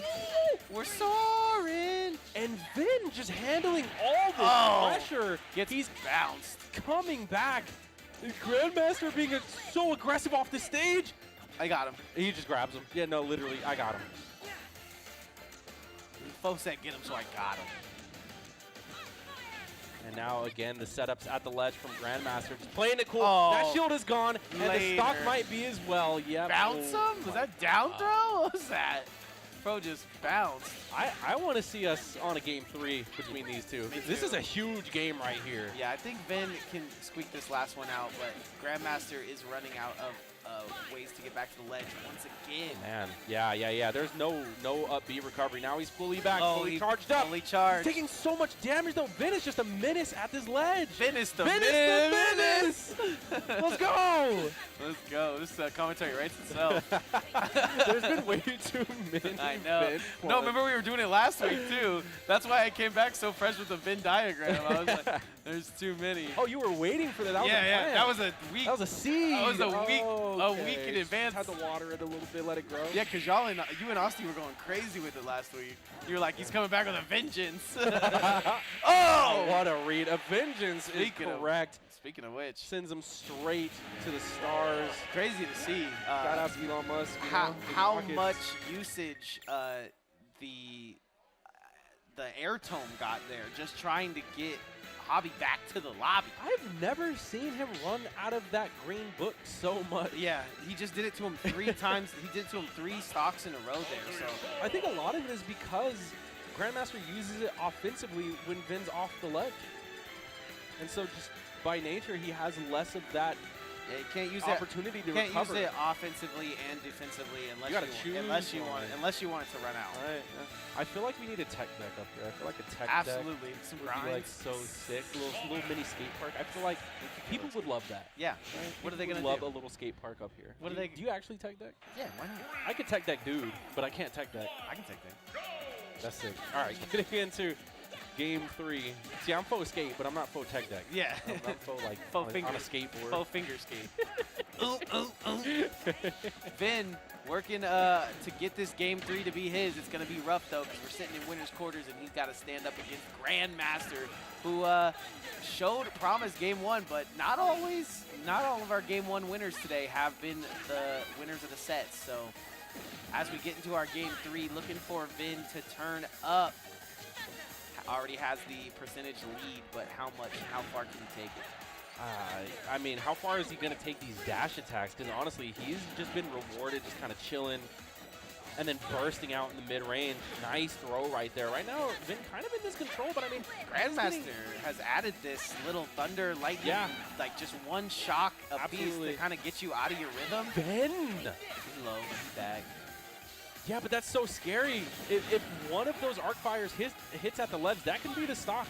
But Vin is just okay, just sacrificing all of his stage control. He's back from below the ledge as well, but Grandmaster's living. Oh, where's he going? That was a dangerous roll. Vin, turn around. Turn around. He's behind you. Slides into third base, but can't get the kill. There's no book. There's no book. No book.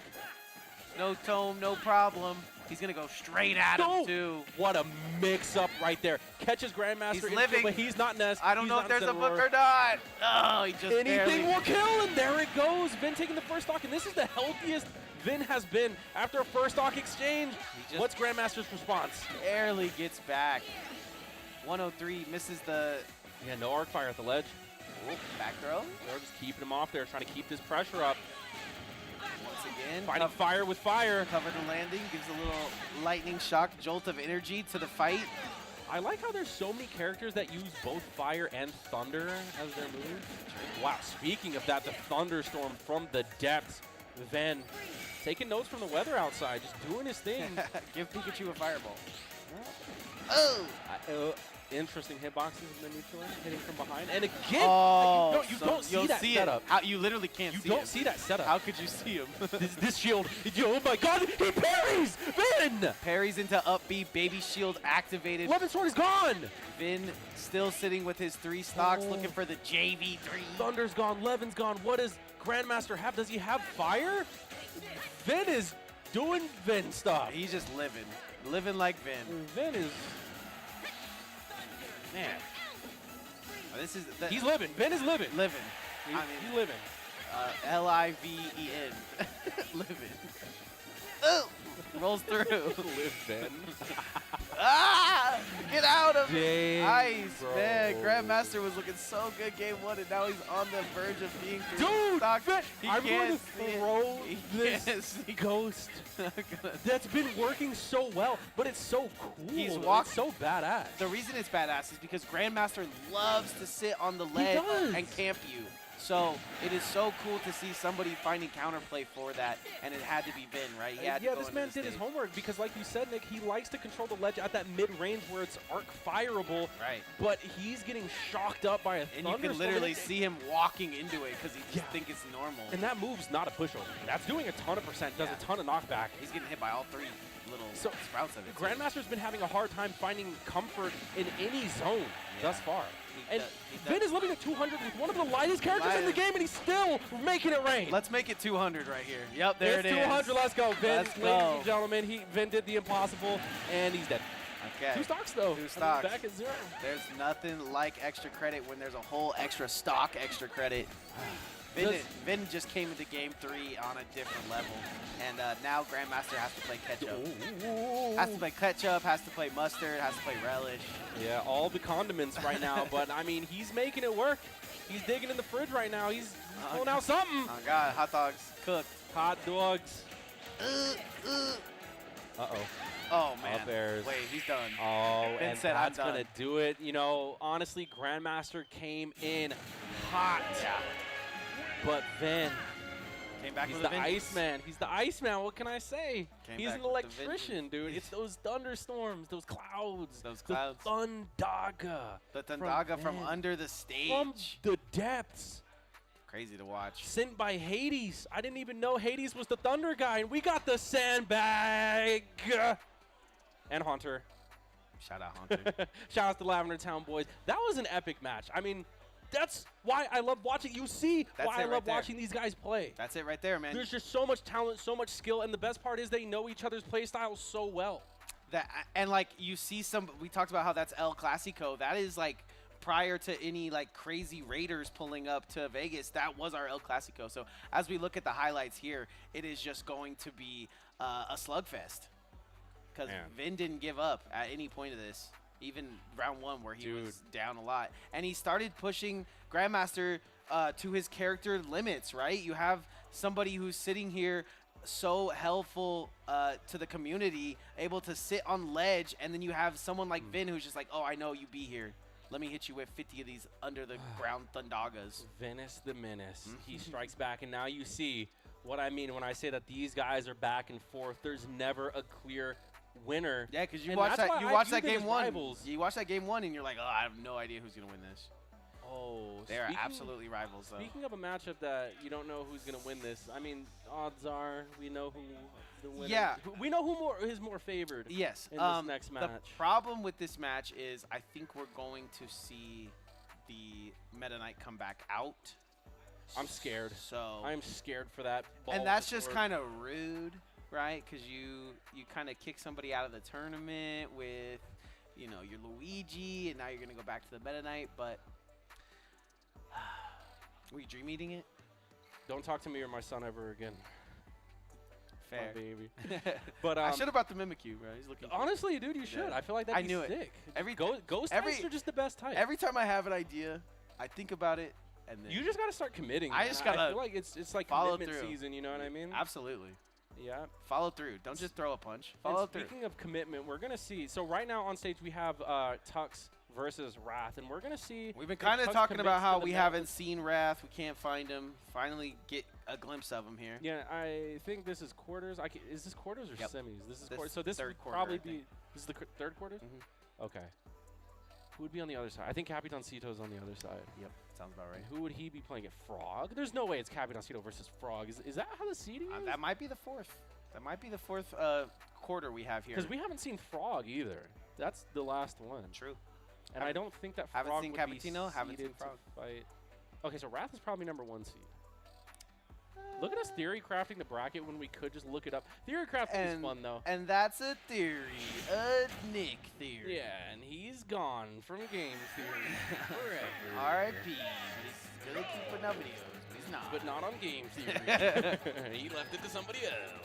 All right, you can just do that nowadays. Just quit your job. Committing to the Meta Knight. Why are we talking like Matt, Pat, and Sonic? True. The fastest thing alive. Catch me later. Number 50. All right, we need to stop. Burger King foot lettuce. Back to the match. Back to the Tux. You have gray ball versus blue ball. I mean, this is what Tux was talking about. This is a matchup that he doesn't find like he doesn't feel like is good in his eyes versus the Luigi. So he is just going to go over to the Meta Knight when he has to fight a Sonic. Is this actually like his Sonic counter pick? That's what he said.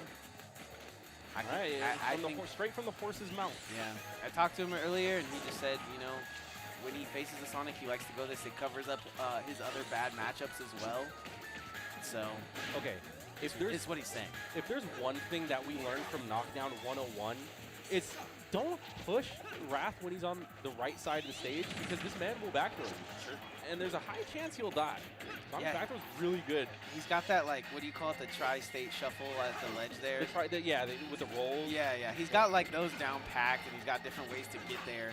So it's very hard to deal with him at the ledge, similar to other players, but him. Oh, there's another back throw. That's not going to kill. Not close enough to the ledge for it. 148, yeah, doesn't have the right airy. Wow. Yo, sometimes The Max Forward Smash. I be trying to say something, and then I'm watching, and it's like I got punched in the mouth that hard. Yeah. Yeah, I'm going to come back with There's definitely a shockwave that travels throughout the venue when you just see a duff like that. Yeah, I'm saying. Especially because it's timed so well. Yeah. You know? It's perfectly timed. There's no way to get back on the ledge. It is a thing of beauty, though.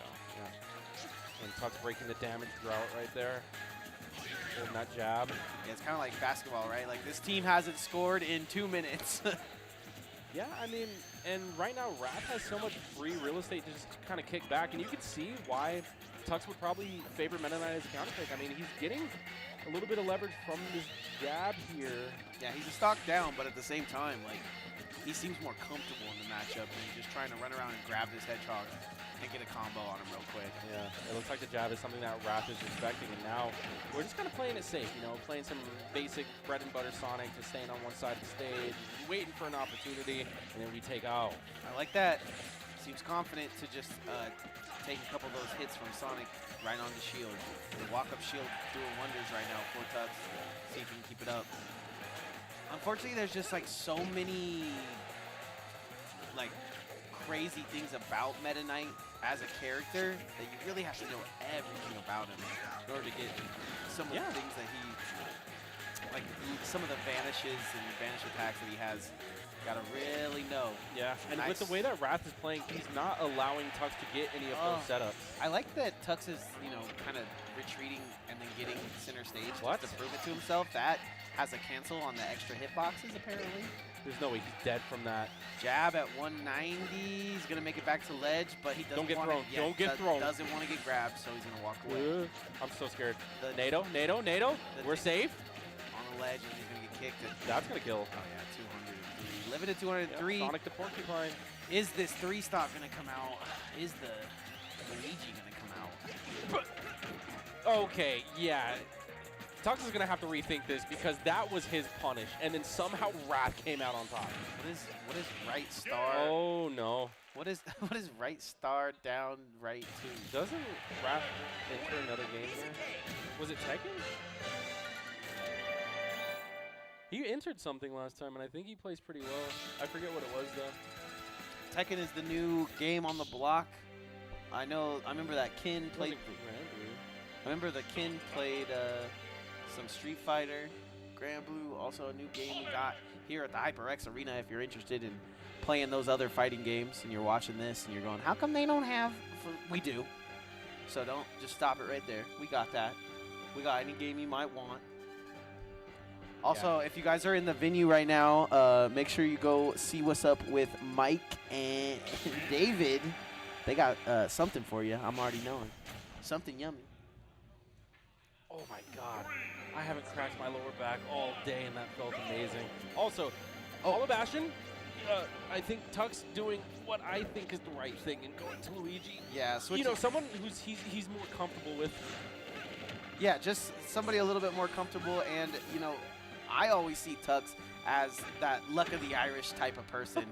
Like I always just see him, and he's just like Patty's Day character. He's just like a wonder boy, man. He's golden to me. I feel like he's got some extra luck behind him. So let's see what he can do here. Yeah, he needs to grind the Sonic matchup a little more too. Yeah, unfortunately, he needs some Capitan Cito mentoring because this man knows the insides and outs of that would actually be a great pair up for me to watch Capitan Cito try to teach Tux how to knock it back. Capitan Cito's pretty much robotic. Tux is usually so good at getting back to the ledge. Unfortunately, he isn't able to do it there because the spring hits him out. Spring, summer, fall. Can I get my hour back, bro? I need my time. Heartbreaking. Can't be just taking time away from me like that. Bounce, bounce. Okay. A little chip damage here and there. Bloop, bloop. Bloop, bloop. Let him know. Let him know. Oh, I like the dot, the air dodge, or the spot dodge. As you can see, Tux trying to give him the sucks. Tux with the sucks. Gets the big bucks. There he goes. Here we go. Got him. Ah! He follows the play, misses the. Yo, that boy was cooking though. He put him in the frying pan. This is what he has to do. But the heat was not on. He can't let Wrath get into letting him play his game. He's got to just stay grounded and stay into the zone. Nice. Catches him on the roll, rolls him back off the ledge. Looking for spring, goes right through it.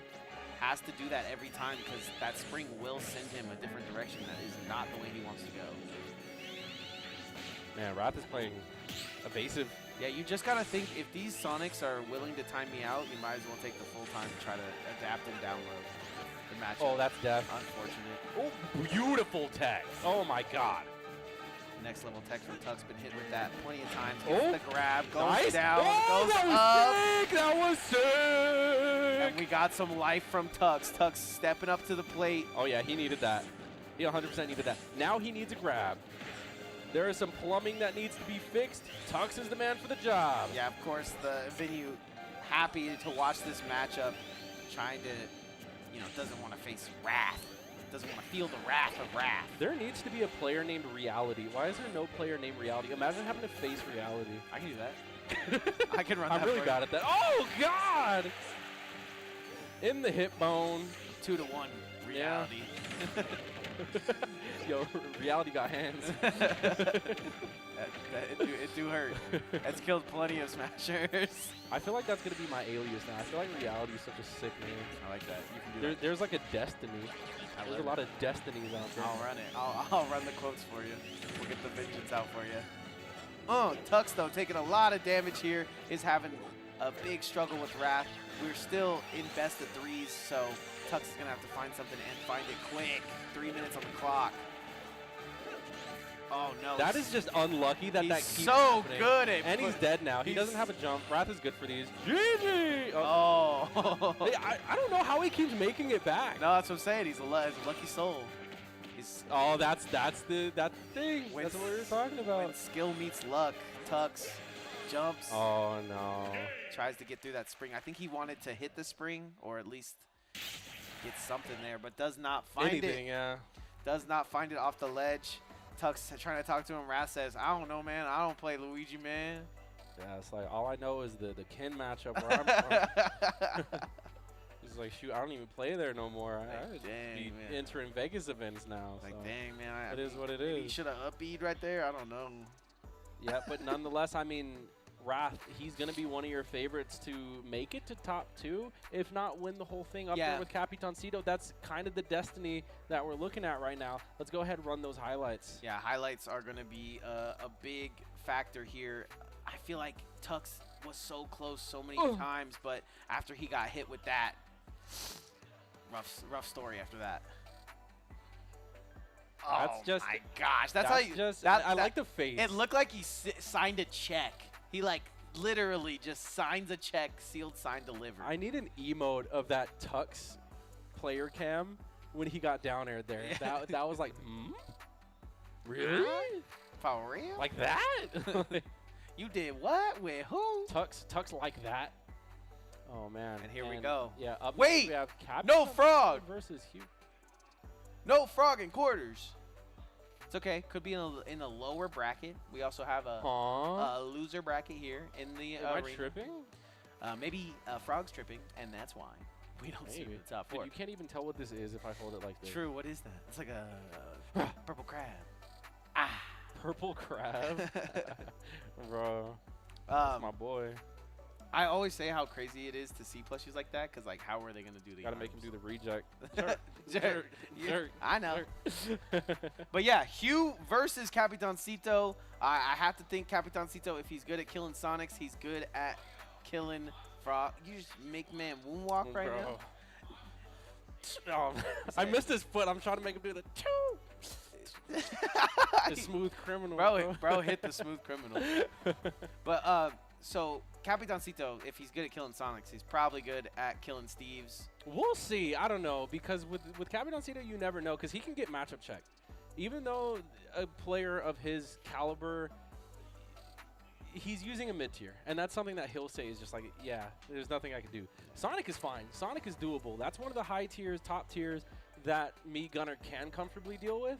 But then you have other characters that can just kind of wall you out, stop you from doing a lot of things. That boy up there doesn't like playing against Ness. I have no idea why. I've never played against him personally, but he does not like fighting Ness. What do you think is the factor that Hugh wins this? Like, what is he gonna have to do? Because I feel like he plays Steve at such a high level, but he kind of just be having fun out there. It looks like a lot of the times. Playing me Gunner is not fun. This is going to be one of the rare times you see that jolly man not having fun. Do you think Capitancito runs charge or green laser? Versus honestly, I was thinking about that. I think that he's probably going to run the green laser because it's. I don't know how. Hopefully it gets him. Hopefully it gets him out of the dash, because that's the hardest thing for me. You mean the cart? Yeah, when I'm boxing with Hugh and I'm hanging out, and then they just hit me with a cart that's going 100 miles an hour. It's hard to catch the mash out of that. Yeah. At least online. I mean, the green laser can do a great job controlling ground, but I don't know how effective it is against building. So we'll see how that goes. I mean, right now he's creating something. Right now he's just making a sword fighter or something, because Hugh probably talked a little bit about him. Yeah. But did you watch any Smash or any tournaments over the weekend? As a what happened? Capitancito, I don't know. There was some talk about some commentary. And oh wait, I think I did hear something. I don't really want to get into the drama of it, because I am a commentator in the Smash scene. But what I will say is, if you guys are having commentator problems, I feel bad for you, son, because there's a lot of good commentators out there. And Nick is one. And I'm one. And you can hire me. He's one of them. Yeah. So is Fo. So give him some work. I think with everything we got going on too, some tournaments coming up. We got a big tournaments like Level Up and things like that. Pro players coming out. I'm pretty sure Fo's on the docket to cast that.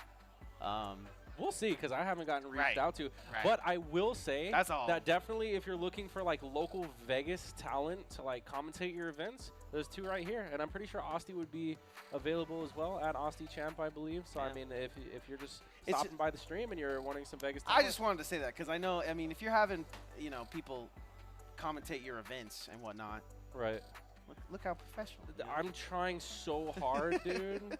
It's just not working. The problem, it wasn't meant to be. The problem with Smash comms is it's like the game is so fleshed out at this point for however many years, especially Melee. Melee comms tend to sound like, a podcast.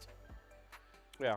And Smash Ultimate, I mean, it just depends on who's casting, Yeah. Because, I mean, like, we've had... People got their favorites. We've had casting as well where we just kind of have conversations in between. But Sword Fighter, how interesting. Nah, We're not going the gunner at all. Yeah, we just rap better. Yeah, he made this sword fighter just for this, and Is he wearing Link armor. For yeah, that's sure.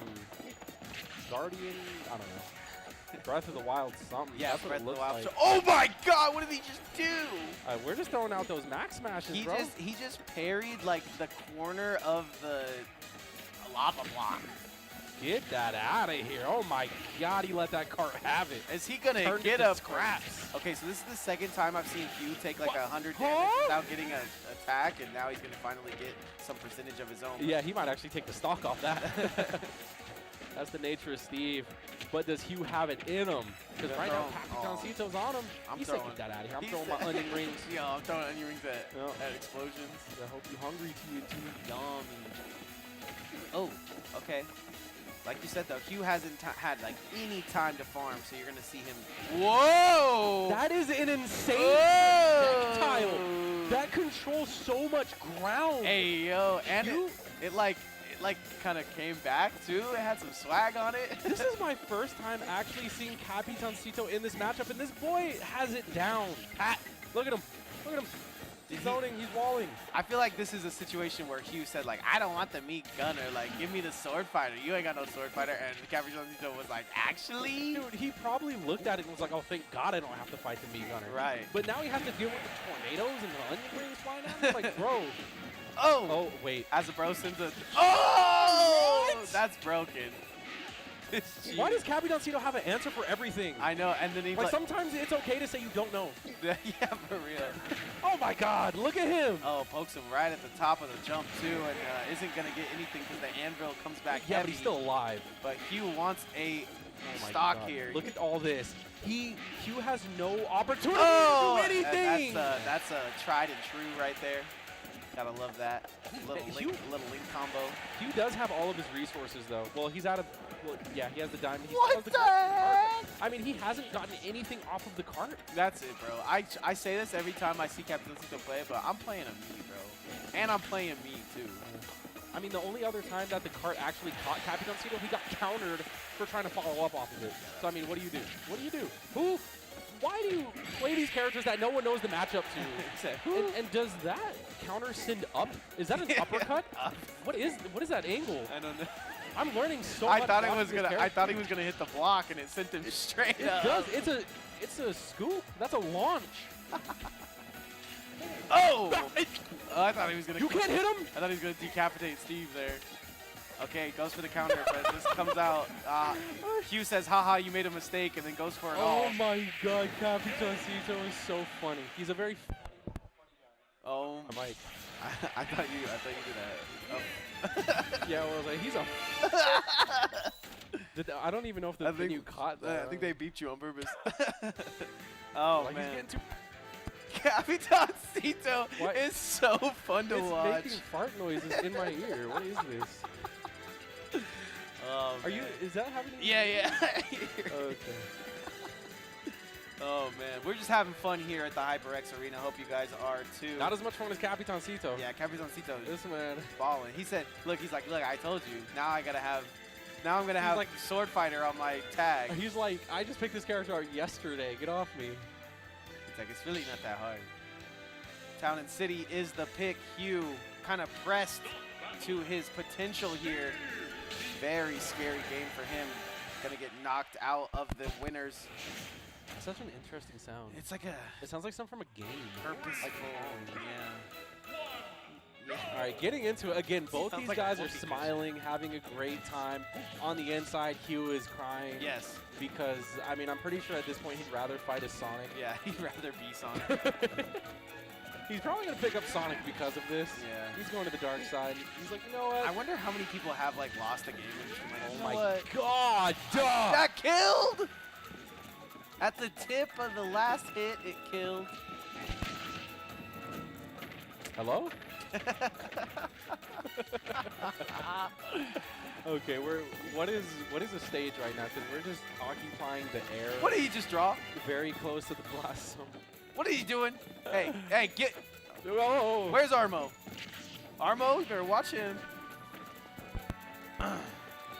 Get a sound technician in the booth. I think we got a sound technician in the booth. That's the problem.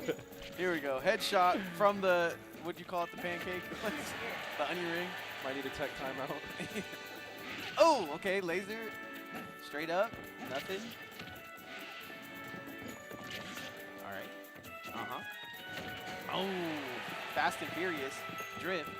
Got a diamond. Diamond time. Diamond Lots time. of resources. Catching Capitancito holding forward a little bit. These guys are just laughing. Like, I'm looking at them in the that's what I said. right now. They're having so much fun. To be fair, this is a goofy-odd matchup, though. I mean, you have Steve from Minecraft versus Lucretia 2 versus Yamcha. That's not even Yeah, that's just like the... That's Jim.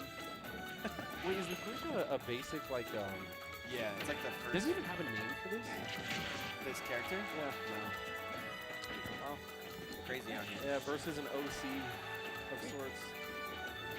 Okay, looks like Hugh was starting to put some percentage on the board, but only 17. That's not going to be enough. It looks like Capitancito has this one drilled out. This is very random, but I didn't know that was Frog standing behind him. I thought that was like a picture of like a model advertising clothes. Killed that.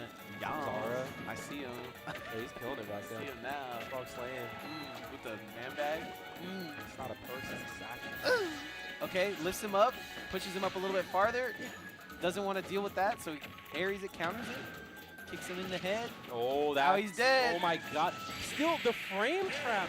Capitancito looking this man in his eye and cheesing big. Look at that cheese. I can only think that cheese comes from the fact that he said, "Well, you won't go me swordsman, or you won't go me fighter." Congratulations to Capitancito. He's going to move on to our winners rounds. He's a madman. He is an absolute madman. He did it pretty easily, too, I must say. I was going to say Hugh might have had a little bit easier of a way to the leaderboard, but if he beat Frog or anything like that, we're in trouble. Let's take a look at the highlights of that last match, because we were laughing for half of it. Don't know why. I wonder what that sounded like on the stream. Dude, like, did they hear what we hopefully hear? with whoopee cushion. That's what I'm getting. It's like a little mouse is just like... And the follow-ups. Yeah, it's in your head. It's just in our mics. We do have mice in our head. I was about to say, we do have rat problems in Vegas. It's true. I've seen like one rat in my life. I don't even know. I feel like I've seen more scorpions, personally. Snakes, scorpions. I've never seen a snake. You got snakes? Yeah, we got snakes.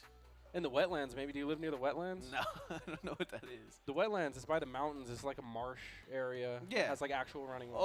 Over there. It's over by the UNLV. There's like a UNLV center. I forget what that is. It's like a sports stadium or something. The swamp. Literally. We got a swamp in the middle of the desert. Thomason Swamp. Yeah. Wow. But yeah, Knockdown. that was Capitancito. Again, Capitancito, he's going to be one of the favorites moving forward. I mean, that's no one to sleep on.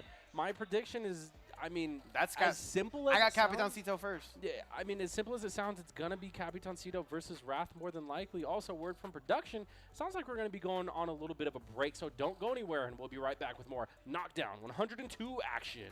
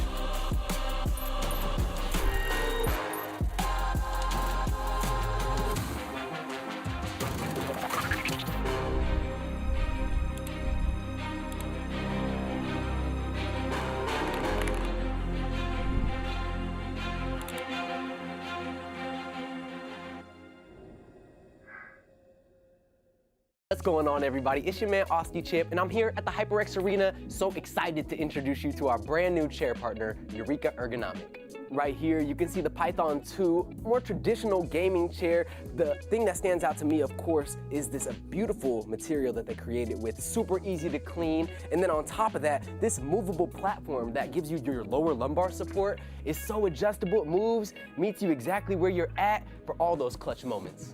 We also have the Typhoon Hybrid model, which is amazing. It is so adjustable, everything from the head to the lower lumbar supports, just a way that you're able to even move the seating area forward and backward for people that want to put their legs out further in front of them.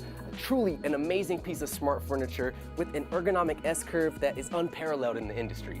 Now, I could talk about these chairs all day, but what you can do is go to our landing page on eurekaergonomic.com to get your hands on these chairs yourself. That's all from me. Peace. Welcome back to Knockdown, ladies and gentlemen. I am No Meta Nick. This is Foe. We're here at the HyperX Arena, and we're just having fun today. It's even when skies are gray, we got smashers out here smashing in Vegas. So, Smashtastic. Yeah, so far so good on the day. Love what I'm seeing from all the smashers. It did seem like some of the younger talent has been taken out, some of the older talent, which is kind of hard to see for an old guy like myself. But we got Boxpo, we got a couple people left to take us to this. Yeah, actually, I think I saw Dagpo fighting against Poyo not too long ago. Yeah, looks like he's chilling now. And we definitely do have a lot of hard-hitting names. I believe that we are entering into semis now, and I don't quite remember if that's 3 out of 5 territory. I think semis is 3 out of 5 territory. 3 out of 5. I believe so. Yeah. So I mean, that's going to consist of like your Vens, we have Wrath versus Jin right now. Your Vens, your Jins, your Vens, your Jins, your Wraths, your Smash. your Cetos, all that stuff, man. So Wrath versus Jin. This is somebody that I think can get Wrath. I'm not gonna lie. I think if Jin locks in here, he can 100% get those jairs on the side that Wrath is always looking to be on the edge. So it might. If Jin locks in, he's got this 100%. Yeah, things are just going to be getting harder from here. Like I said, in my humble prediction, I feel like the grand finals is going to probably be Capitan Cito versus Wrath. However, Ven, I feel like, is a wild card in all this, because if he plays anything like how he was playing against when he fought against Grandmaster, if he plays like that going forward, he's going to be a massive threat. I must say, to anyone, to Wrath, to Cito, it doesn't matter. Jin and Vin, man, they're the two people that can stop this push from Capitan Cito and Wrath from being first and second. So we will see if they can get it done here. What do you think Jin has to do, man? I mean, is it just catch the rat, or is it something different? Is it run away? Is it be careful? Man, that's loaded, because, I mean, you're playing against someone, Wrath, who is not a one-dimensional player. He usually adapts on the fly. I guess the solution that Jin's going to be going with is the corn here for this game 1 on PS2. Yeah, he's going for the corn. He's got the Poyo Saga.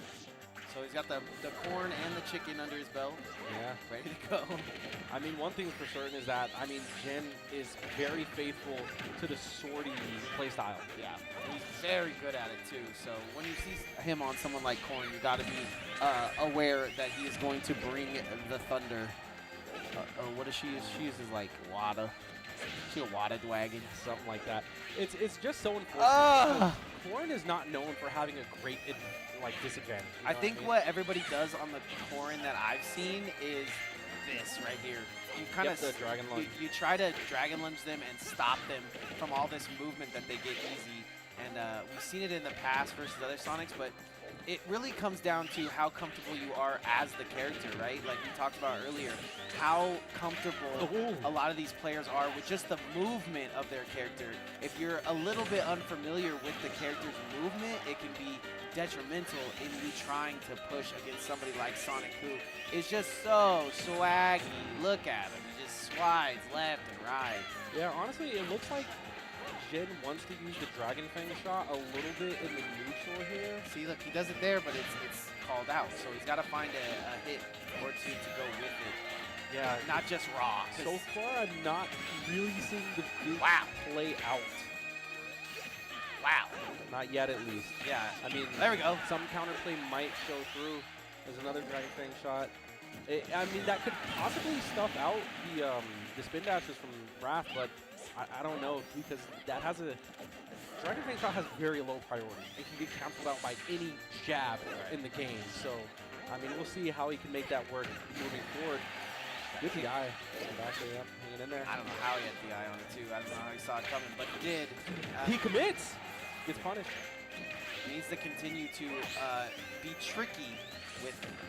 Wow. Unfortunately, right now it's kind of obvious what he's going for. Rare drop combo from Wrath, but he's still putting on enough pressure to just keep on going with it. Yeah, has lapped him in percentage. Sitting on his second This is stock. looking bad. Yeah. Oh. Unfortunately, I think the Roy might have done wonders here for him. I don't know how much more he would have been able to get, but I mean, I respect Jin for wanting to try new things. Me Because, too. I mean, like, if this is what you have to fight every weekly, you might as well just try throw some a bunch new of stuff at things. the wall, Yeah. see what lands, you know? Yeah, I think there's that, and then I think there's the other practice that you could be getting, you know, hitting up someone like Gabe. If anybody, Shoutouts to Gabriel. you know, if anybody wants to give Gabe some money and you could get trained up by the prior #1 Sonic, at least have a little bit. Yeah, that was a little tough. I mean, like I said, I respect the switch to the corn, but just in that moment, I didn't see anything really play out the way I believe Jin envisioned it. I think Jin goes Sonic also here, and He's sticking with it though, so I'm very excited to see what he's cooking up here with this corn. He's definitely cooking something, but I don't think it's anything that Wrath hasn't seen before, and that's the problem I think we're running into. But let's hope it's not overcooked. The Fire Emblem Poyo saga continues for young Jin, and even if he loses this next 2 games in a row very badly, he will be having a second shot at this tournament. So I like him staying true to his decision and his plans here. So far, I'm liking this pressure that. Oh! What a tipper! Didn't kill an 86, but Jesus. who's complaining? Ooh, speaking of overcooked, here we go. Can he get back to ledge? And the Dragon's Ascent's definitely going to get punished. Nice air dodge, but when he gets back on the ledge, he gets grabbed immediately. He tries to get 2-frame. Oh that my. move is hard to 2-frame, by the way, so. They be doing it, though. But then again, Sonic's forward smash is crazy. First kill goes to Jin, okay? Sticking to his guns, paying off so far. Now he's just got to play the Sonic game. Time to 1. Oh, boy. Time to 1 away. I like that back air trying to just like give him a little bit of momentum towards the stage, but it's not going to do it. Wrath gets the Gimp, and now we're 2 stocks apiece. Imagine you go to your teacher and you're like, can I get extra credit? And they're like, 2%. It's negligible. You know? At the end of the day, it doesn't mean much. Right. But I mean, 26%, you know, 47%. Now we're talking. Now we're talking. Give me my extra credit. Yummy. Even though this isn't extra credit, this is credit. This is credit. This is just the base assignment. It's the homework. Homework. That's kind of where I was getting at, though. Like, if we had a top Sonic in our region, I would think that people would be practicing more against them. But I guess, you know, this free money that these hedgehogs are getting is enough. I mean, free unless Capcom Cito or Ven just pop off. Sure. Or MVD. But MVD does not. He doesn't like the matchup. He doesn't like fighting Sonics. I think he does well against Wrath, but Sonic's just, it has to be just a playstyle. I've seen him complain about the Wrath matchup, too. Well, I mean, because he is using Sonic, but, like, Sonics is just, he has MVD number. Right. MVD will tell you that. And I think MVD also top player. Oh, yeah, for sure. Doesn't want to international threat. Doesn't want to put himself through that at his local when he's having a vibe, when he's trying to vibe. Things were looking so good Yeah. at the end, too, but just in the blink of an eye, I mean, Wrath ended up getting that download. Okay, covers his own landing with the up B. He's going to try to pressure here, but how far can he pressure? Oh, no! Gets a whole Sonic sandwich. Knuckle sandwich. Oh, a Knuckles sandwich. And that is going to be game 2. Game 3, we're going to need to see some more movement from Jin. Yeah, we'll see. I mean, that game was Game 1 starts out amazing. He handles it, but then Wrath goes into this mode where he's just like, I don't got to approach anything, and you're losing, by the way. Diddy Kong. Diddy Kong. Diddy Kong's going to come out. All right. Something we've seen in the past. This is new and exciting technology. Jin said, let me play Diddy Kong on the controller since no one else is out here. All right, nice little monkey flip to get this thing going. Banana split smoothie. Oh with the my beat God! Up, with the is he dead? He died from that. I mean, the arena explodes, not knowing who's gonna come out on top of that, and not expecting Jin to die, really. Yeah. But I mean, like when you have spring, it hits you out of your jump. Diddy's it's just sitting duck with when he has to charge that up. Sitting Diddy. But yeah, just the actual adaptation made by Jin looks good. It's just so unfortunate that he lost that stock there because he's actually putting percentage. Even still. Yeah. Like, honestly, it's really not looking that bad. I like that. Try to run up and down tilt to try to get some sort of confirm. But, I mean, Wrath got hands right now. Oh, my God. You had to, that was the tri-state shuffle attempt. If you had to guess what character just outright beats Sonic, who would you pick? Pikachu, if I had to. Same. True that. I love that. I had that idea for a long time.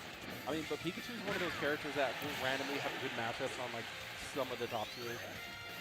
Even in the show, bro, just don't be winning sometimes. Whoa! I also think Fox would do really well against him, too. What was that? Nice up smash. You can definitely see Jin is feeling himself, but it might be too little, too late. Because Wrath is still got 2 stocks to his name. And the name is Wrath. Smack, roll, spin, dash. I'm in there. Nice neutral there. Ooh, gets punish landing right in front of Wrath, though. No, I'm going to try other things. Oh, just barely gets the monkey flip to miss there. Wrath putting work in right now, just wanting to get this game over with. I mean, I kind of respect this switch to Diddy, because I mean, like, he's doing wonders. If he would have started this, it would have been a different story, I think. The banana, the nut, it could give you some sort of stage presence from a distance, but I mean, Wrath is still just playing around it, using it in his advantage as well. There's the springs. That's the set. Solid 3-0 from Wrath. Z and Pikachu are our only help against all of these hedgehogs, and where is he? Probably at work. Where is he when we need him? These are the adults, you know what I mean? True, that's what I was saying. These young, not off on Fridays. These young smashers. Imagine that. Beating the old smashers. That's what's going on here today. Hopefully you guys are having a great time watching with us over here at Allied Esports here at the HyperX Arena. Fo, these games are getting going. We're gonna go over the highlights right now, but I'm quite worried about the ending of this tournament we got here today. I mean, right now, Wrath is just doing what you kind of expect him to do, just kind of sailing through the bracket. On the other side of things, I believe we do have Vencito, and I feel like that matchup is going to have a lot.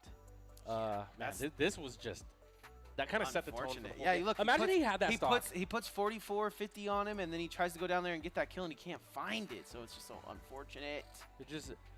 That's one of the issues with the matchup, is just like the spring gimp to the barrels. I mean, Diddy Kong is vulnerable off stage anyways. Spring be getting a lot of people off stage. Like, a lot of characters just are chilling, and then you hit them with that. So we're going to go Capitancito versus Vin. These two are very good friends. How much they play is a little in the air. We don't really know how much they play against each other, but they've definitely had to face each other plenty of times here at the HyperX Arena. So we'll see which one comes out on top. Right now, it looked like 100% Sora from what we've seen of Vin, and Sword Fighter is what we've seen from Capitancito. I'm sure we've seen the Mii Gunner as well. So we'll see some kind of Mii and some kind of Vin getting to this one here quickly. These two are like bunk buddies, you know what I mean? Yeah. Like, I feel like I never see them separated. Right. And even now, they're probably talking about like dinner plans for later, you know? So if I win, we go this place, and if you win, we go yeah. Denny's. It's like, if I win, we get this salchichas. If you win, I don't know what Vin likes. Ramen. He looks like a ramen guy. Probably ramen and boba. Yeah. Definitely. But, yeah, I mean, what I was saying before was this matchup is, like, important. Yeah, I This is like, it could be a decider. Like, if Vin wins, I feel like Vin can really challenge Wrath. If Vin wins, Vin he could win the whole thing. Absolutely go into the finals, and then maybe Capitancito comes back, something like that. But that I can see. But if Capitancito wins, Vin has to just go through this losers bracket that he knows all too well. The Zelda versus LaQuisha. The shot is out. Is it the green shot or the blue shot? We will see. It looks like the charge shot to me. Yeah, I think this is the charge shot version. So we're going to see charge shot LaQuisha. Yep, there it is. On Capitancito versus Vin. 21%. Vin starts out. Vin says, I win. Just runs away with 21.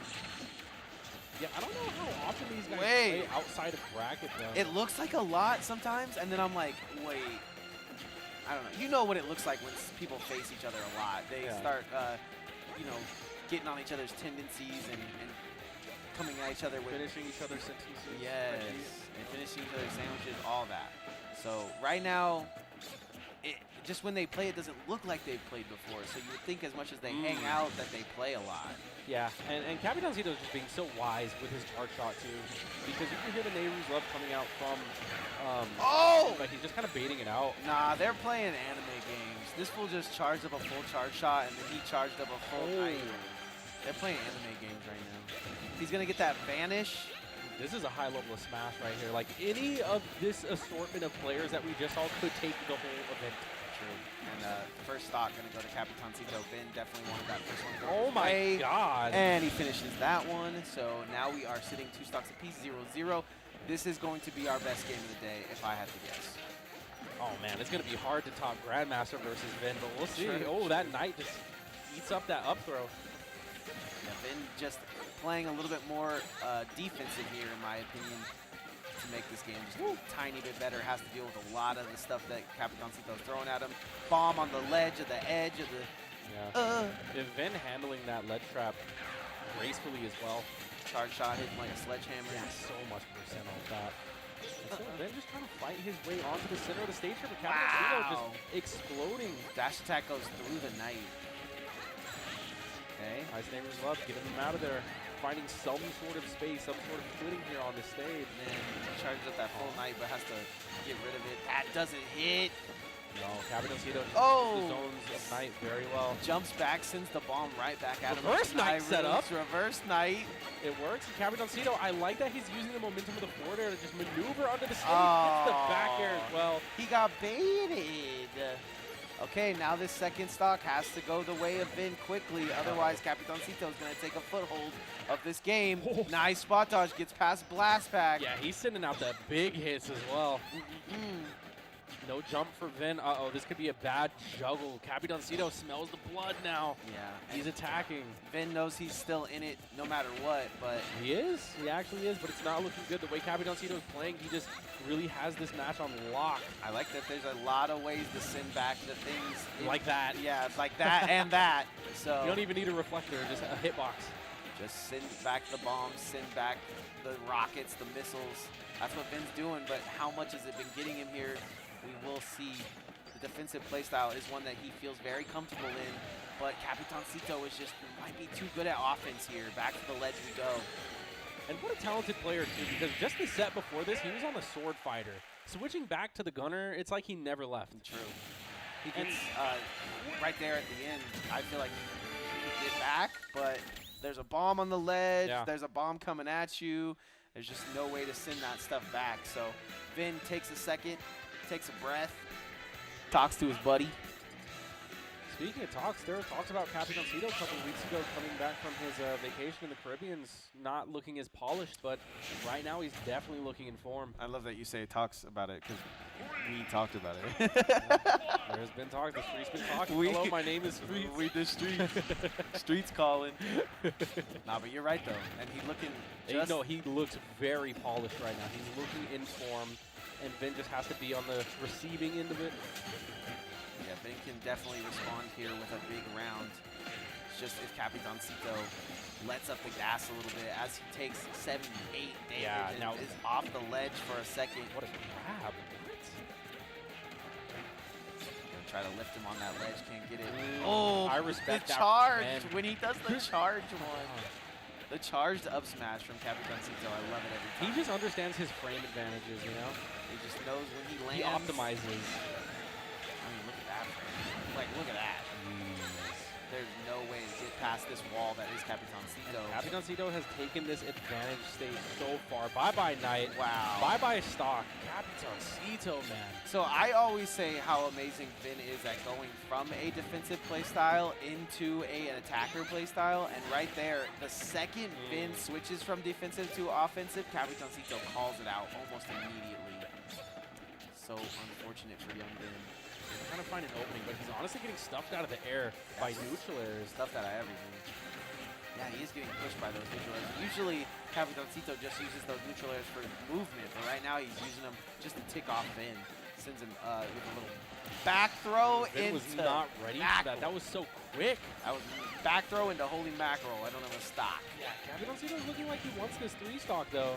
He's playing extremely well. Like, he just understands his zones. He knows when it's time to attack. He knows when it's time to retreat. Yeah, there's just something different about Smashers, because, like, I don't know, if it was me and the homie and we were going at it for winner's semis, like, you know, there would be less destruction going on the screen. We'd be plotting and scheming for sure, but right now it's looking like Capitancito wants to get this 3-stock and get this game into the wayside, send this man to loses. And yeah, I think if anything, the person looking a little unpolished is Vin. He just looked unbeatable before he took his little sabbatical. I mean, I don't know if I would say unpolished as much as just like getting checked right now.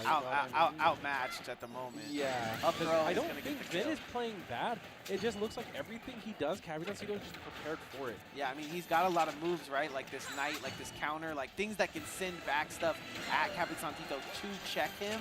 But unfortunately, he is walking into most of it somehow. And Capitancito just still chopping at the wood, you know? Yeah, and Capitancito is also winning like the range game as well. Like he's just capable of putting on more pressure from a distance. Somehow. I mean, that forward air is definitely looking annoying to deal with for Vin. It's part of it. It's just unpunishable. He's using that like he uses the little green laser. It's like a wolf laser. Yeah. That's not gonna kill. Back throw. You can't trick us. Back throw. Oh my god, he's halfway through his body. Yeah, that was the sour spot, but that's still gonna do it. Capitancito is playing out of his mind right now. I mean, it just looks like he has the download. It's what you need. If you're a Capitancito fan, or if you're a fan of Smash, or if you just hate Sonic, Capitancito is your man. Maybe you just love the Caribbean. He's a yo, who's excited? Absolute killer when it comes to the he's a rodent exterminator, if you will. Frog versus Grandmaster happening on the screen next. That's the match that we were just looking at. I kind of want to see that. Unfortunate there for us. We're stuck here in this one. Capitancito 2-0 against Vin. And Vin, we talked about in the past how he's the comeback kid. We talked about in the past how he is a nasty on the sticks when he wants to be. But right now it's looking like Capitancito is going to go ahead and take this one as the damage starts to rack up. We'll see. I mean, sometimes Vin is that late bloomer, he dodged his grab, so then what does Capitancito do? He just threw another one. Wait, why did that Nehru's Love not reflect the bomb? What are the properties on that thing? Just random? Or like after it hits, I think it hits twice, so it makes it back to his or something. Hit it once, shame on me. Hit it twice, shame on you. Oh! Hit twice. Ding, ding, ding, ding. Knight to the Twinkle Toes combo. That was like delete the stock. Sick. Like I was saying earlier, Vin has tendencies to have those slow starts, and usually it's per game, but per set, I guess now he wants to really start letting Capitancito know being down 2-0. Yeah, I mean, it just sounds so crazy to start your match down 2-0, but he does it here. 50% on the board extra credit for him. Can he keep this lead, or is Capitancito going to start to steal some of his thunder? Yeah. I mean, it kind of makes sense, because Vin has not been on the Zelda all day, so like maybe a late game is like, true. It's something. It's so crazy, though. He's dead. I mean, he is moving. I must say, Vin's doing his thing right now. He definitely could get this game if he loses. I mean, it's his game to win, honestly. Vin is playing Super Smash Brothers. Capitancito, let's see if it's not too late for him to respond here. That was quite the down air. He put oomph into that. All these moves sound like they got oomph in them. Oh, I thought he was going to go back air though. Goes for a cheek grab. That's going to hurt. No, it's not. It's sour spot. With the grab, hits the sour spot. Unfortunate. Been putting on the pressure, but Captain is going to respond. Oh! Forward smash. Tries to sneak up onto the ledge quickly with a little shielding. I like that. Then sending that bomb right back to Cito. No way. He says, I know you're going to touch that. I know you want to touch that. Send that back. Easy clap. He took like Nehru damage and bomb or missile damage off the edge of the ledge. Ooh, the grabs are just coming out too fast right now. Yeah. Capitancito doesn't have a stock to play with though, so everything has to be perfect from here on out. Vin looking like he stole this game. He has to watch out because that charge shot is on, but the yield of the Knight, he just charges right through it. So cool looking.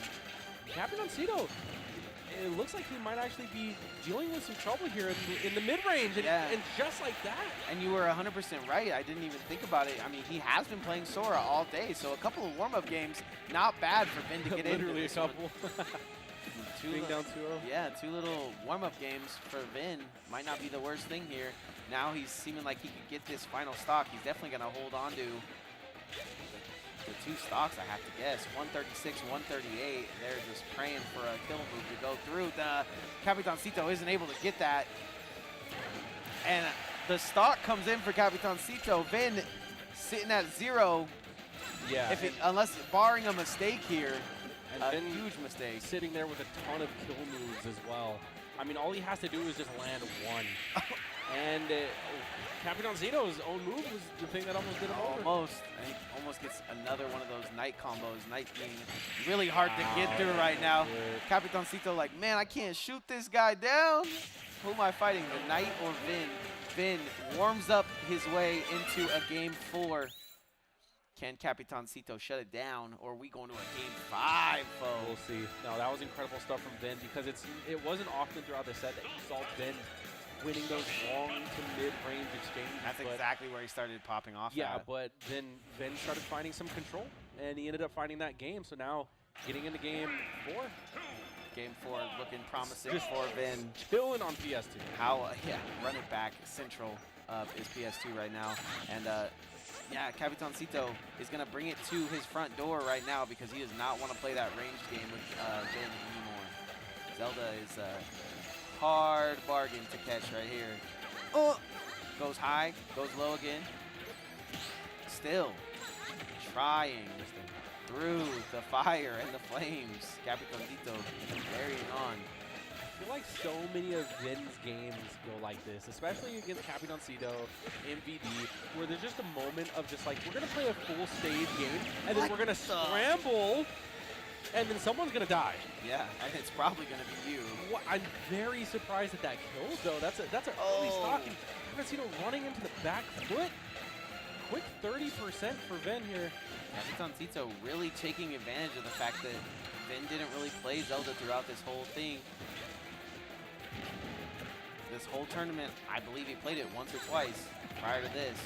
That's a great up smash. Gets up smash, the charged up smash, 29% only. Vin still looking for a game 5 to go here his way into the neutral. Read and punishes Vin. Out the kick. He's so ready for all this now. Loads up that Knight. Oh, misses all of it though. And Capitancito just going to reset in center stage. Yeah, no, he messed up. He shook his head in the player cam. Kicked him in the back of the head. That was kind of sick, though. Imagine if that up B had a hitbox. That would have looked dope. Where's he at? Where's he at? Where's he at? Oh, I thought he was going for that kick. All right, Vin, calm down. It's cute and all, but you're playing a little too ahead of yourself. Sometimes you just got to not overcook. Truly take what you can and just like that. Chops it up. Chops it up with chopped cheese for breakfast for Capitancito. And now, Chicharito. Vin's a full stock ahead. Easy. Out of what was looking really bad the first 2 games, honestly, Capitancito was kind of speedrunning him, but now he's almost looking like he's playing nervous. Yeah, he's warmed. Vin's warmed up, and Capitancito does not want to take another one of those kicks from Vin. Yeah, and there he goes. He almost does. As he almost takes it to the face. Shield comes out just in time, though. And now, again, this is one of those moments where it looks like we kind of want to go for some space, some full stage shenanigans. You want to. You want to. Someone's going to engage. Yeah, I mean, once we get into this area where we're just playing the long-range game, it's so unfortunate for Capitancito because he has to deal with Vin and this Knight and everything that he can send back at him. So it's actually not an advantageous spot for Capitancito. And they're cooking off stage. The jump is what killed Capitancito there. He had it all planned out. But Vin's just doing such a good job reacting. He's playing behind his Knight as well, so none of these projectiles from Capitancito are able to land. All right, all the fun and games and laughs and giggles at the beginning are now switching up a little bit went here. From friends to frenemies. Bro said, you just hit me with a combo clip, bro. I'm actually off this. Yeah, someone's sleeping on the bottom bunk tonight. I don't know. It's going down right here. Capitancito is going to think about it. Maybe counterpick stage here is what he's looking for. But yeah, Vin absolutely warmed up into this matchup, and now it's seeming like a pretty clean game from both of these players. As we go into our game 5. The winner goes on to fight Wrath. This right here is changing the timeline. Like this I agree. Right here I agree. is changing the timeline. Because whoever wins this, they have to go on to win the whole thing. They have to. You know what I mean? They don't, but they do. Both of these guys are great competition for Wrath. Agreed. I would love to see Vin with a shot at it at least, but it's Sonic, so you got to give it to Capitancito. It's really just who wants it more here, and Capitancito has been kind of lackadaisically pushing Vin through this entire game after game 1, and now Vin is starting to respond and has responded by getting us to a game 5. So good stuff so far. Capitancito trying to edge out Vin. Perfectly timed moves here from Capitancito. He can't make a mistake or Vin is going to take over and punish. Yeah, you can see that Capitancito is trying to set up at the ledge too, but Vin's just jumping right over it. Oh my god, that shield, that was scary. This is frightening. Oh my god, he's walking through a lot of Vin's move. This is what I was kind of talking about when I say people play each other. You can kind of tell, you can kind of see Capitancito moving and grooving through Vin's moves like pretty easily now. I like that patience from Vin too, just kind of waiting for the reaction. That Knight is going to eat the hit. You like how it stopped everything? Yeah. And they were just like, wait, is he good? He's like, wait, did I die from that? Yep. Yep, I'm dead. All right, now Capitancito with the lead. Kind of playing the come-to-me game. And just maneuvering around these aerials as well.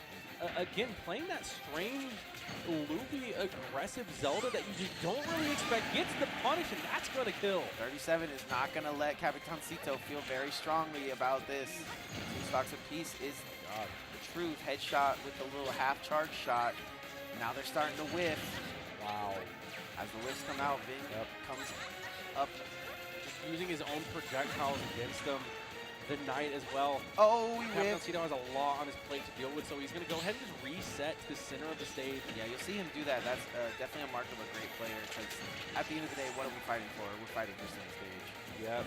And we play to win the game, but also it's almost like Capitancito's kind of forgetting the zones of the Knight here, because he's actually getting kind of scooped up quite a bit. Vin just able to get some free damage, but there's a huge potential setup here for Capitancito. He does have the blaster online. He has Vin in the corner, and this is where Zelda as a character struggles the most. A stock here could really... Oh, I thought he got star KO.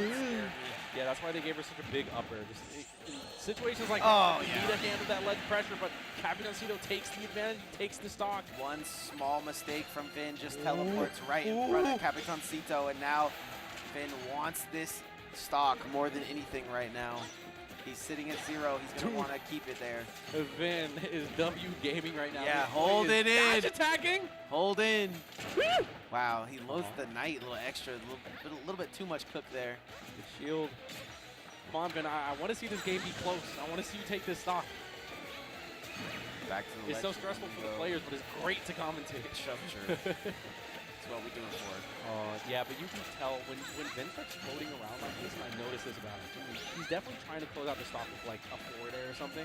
So Capitancito's kind of just like realizing this, that hey, he's Vin is reading like, as well. he's almost like desperately trying to take the stops. Look at shielding a lot more. He's not even throwing out Knight anymore at He's this point.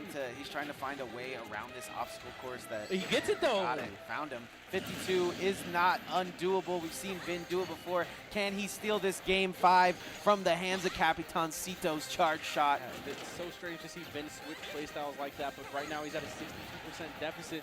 Still growing. 3 minutes on the clock has just taken 100 damage. Where do you go from here? This definitely isn't going to time, but right now Capitan Cito is holding, like, just dishing out these big blows. He's putting out the wall. Can't get past the wall right now. He also has the looming threat of that blaster in the back pocket. You just have to wait for Capitan Cito to make a mistake here. It's so few and far between, but Vin trying to find a way past the wall as he puts up his defenses. Vin's getting to those dangerous percents for up tilt, down tilt. A lot of stuff is going to kill. Even missile's going to kill. I like that from Cito. Oh my God.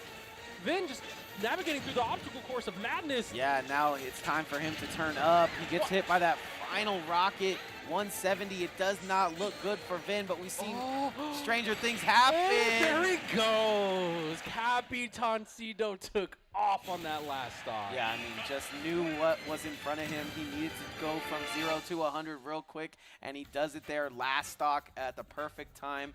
That was rigged. They're friends. It took a while, but Vin finally ended up waking up. If we were down 2-0 and you were bunking with me, I'd be like, nah, bro, let me get these two. We can go to game 5. Yeah, that was an insane game. Like, it could have gone either way. Let's check out the highlights. At so many points, it looked like Vin was in control, then Capitan Cito was in control. There's such a good back and forth between these two. Game 3 and game 4, I mean, you can definitely say game 1 was the warm-up for Vin, so he can take that off of his... Oh, my God. I mean, look at that. Vin played out of his mind. Look at this. Look at this. The wall jump, he's like, nah. Psych. Boom. Nah. Psych. I went, boom. I got your number, kid. That was a string theory right there. Puts him on the ledge. What's this one going to be? Oh, just the last and final touch from Capitan Cito. I mean, did the work, put in the efforts there at the end with using his abilities. I feel like Capitan Cito is one of those characters that he plays good from far away, but the second you start realizing that, he's like, what's up? I'm right here. I mean, he does a little bit of both, you know. He does some CQC, some close combat. I mean, his strengths are all over the place. And we might actually see those strengths right now because Capitan Cito versus Wrath is going to be our next match on stream. And this is what you were talking about, right? Winner of this game. This was fate. Yeah, winner of this game, it needs to go win the whole thing, and that's because Wrath is sitting there waiting in the winner's bracket. So this is what we've come to see here. When it really comes down to it, Fo, who do you want to win this? I mean, Wrath isn't necessarily. I'm biased. Wrath isn't necessarily Sonic's, but I want the hometown hero. You know what I mean? And Capitan Cito's on his way to solidifying himself back into that #1 spot. Agreed. I think he wasn't #1 because of just vacationing and inactivity. Yeah, I think it was because of results. I felt the same way with a player like Grandmaster, right? But would we have Grandmaster and Frog and losers? Yeah, rough. And this is, I believe Sonics is from Georgia. Someone can correct me on that. All right, we're switching to the green laser because the Sonic is out. When you see the blue, the green laser comes out. When you see the blue ball, the green bullet. Yeah. Put a green bullet in them, it slows them down. Yep, there we go. Switches over. Capitan Cito going to take this one slow, if I had to guess. And that's the beauty of the Miis. You know, it's kind of like custom moves, but legal. It felt like custom moves when I was playing. Oh, he got the 6-shooter out, so we're going Western. A little bit of Tarantino in this. There's a hedgehog in my boot. He doesn't get the punch to go. Wrath perfectly spaced.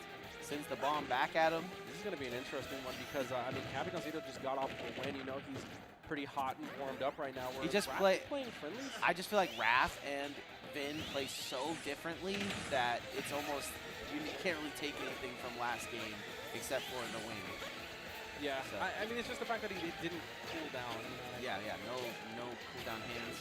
Great start. Kind of what you would want a Sonic. I feel like Sonic's got to press so many buttons that maybe Ice Out is what they want. You know? Oh, no, we're facing the wrong way. No B buttons. Might take Capitancito a second to get used to the speed, but trust, he is Yeah, no, this is a rodent exterminator. Something. Some apples. Something. But Probably like lotion from the home. lotion that smells like breakfast. Oh yeah, no, I smell the apples now too. But no, I think Capitancito is built and designed for this matchup. I mean, he flew out here with a purpose, and that was to destroy Sonic. Right, there was just like Sonic isn't here, so he has the next best thing. there was just like Dominican Republic chatter all over it. Oh, this kid keeps winning, and then here comes Capitancito. You just couldn't let him have fun. You know? It's like, no, you're gonna fight this meat gunner. Nah, what's crazy is like, oh, now you're in Vegas, huh? Well, yeah, he actually just followed him. He's like, bro, Oh, you're not leaving me on this island Oh, by you myself. think you can run away, huh? Okay. I feel so naked when we're hedgehogging this out there. Oh, Yeah, nice. these drag downs are crazy. Yeah, he's not even necessarily finishing them. He's just like getting the brunt of the damage from it. But Wrath knows how to finish combos. Catches him at the tippy top of the area.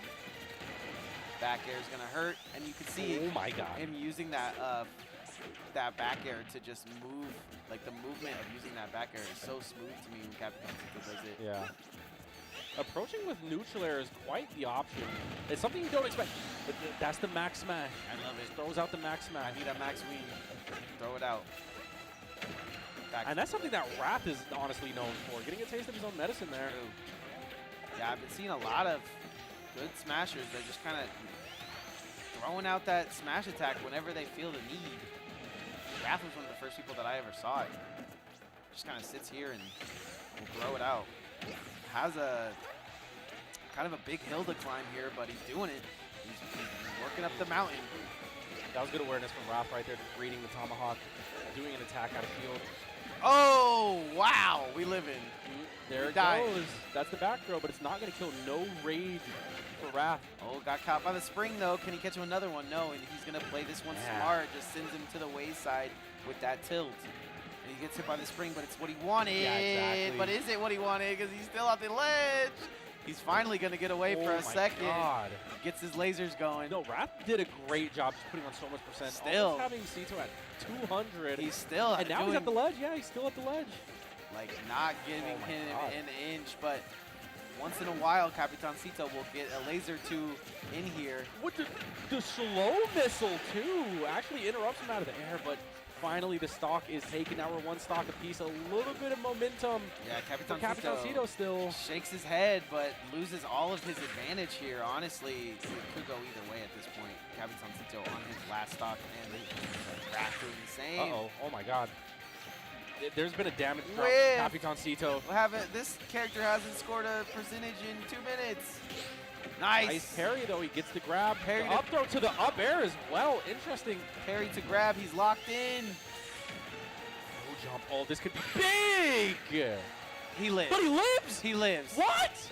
The boy who lived. Even Capitancito nodded as if it was over, but he lived. Hold on. That can mean everything. That could be the whole difference in this tournament here. The boy who lived, come to die. If he comes back to win this game after that, I know Wrath is going to feel robbed. Oh, he's shooting rockets, shooting missiles.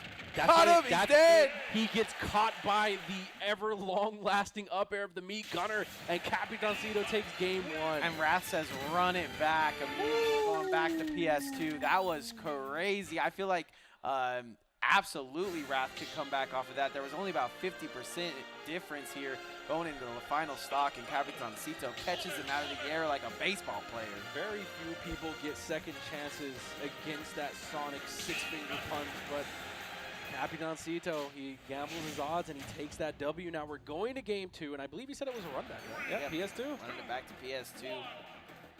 I like what I saw. Look for Wrath to really come out firing here because, I mean, he's got to get this early advantage. It's like one of the most important things in this matchup, but Capitancito will not give it to him for free. You have to pay for this. Not at all. Okay, yeah, here we go. These guys just take turns ledge trapping each other. One with tools, one with hands and feet.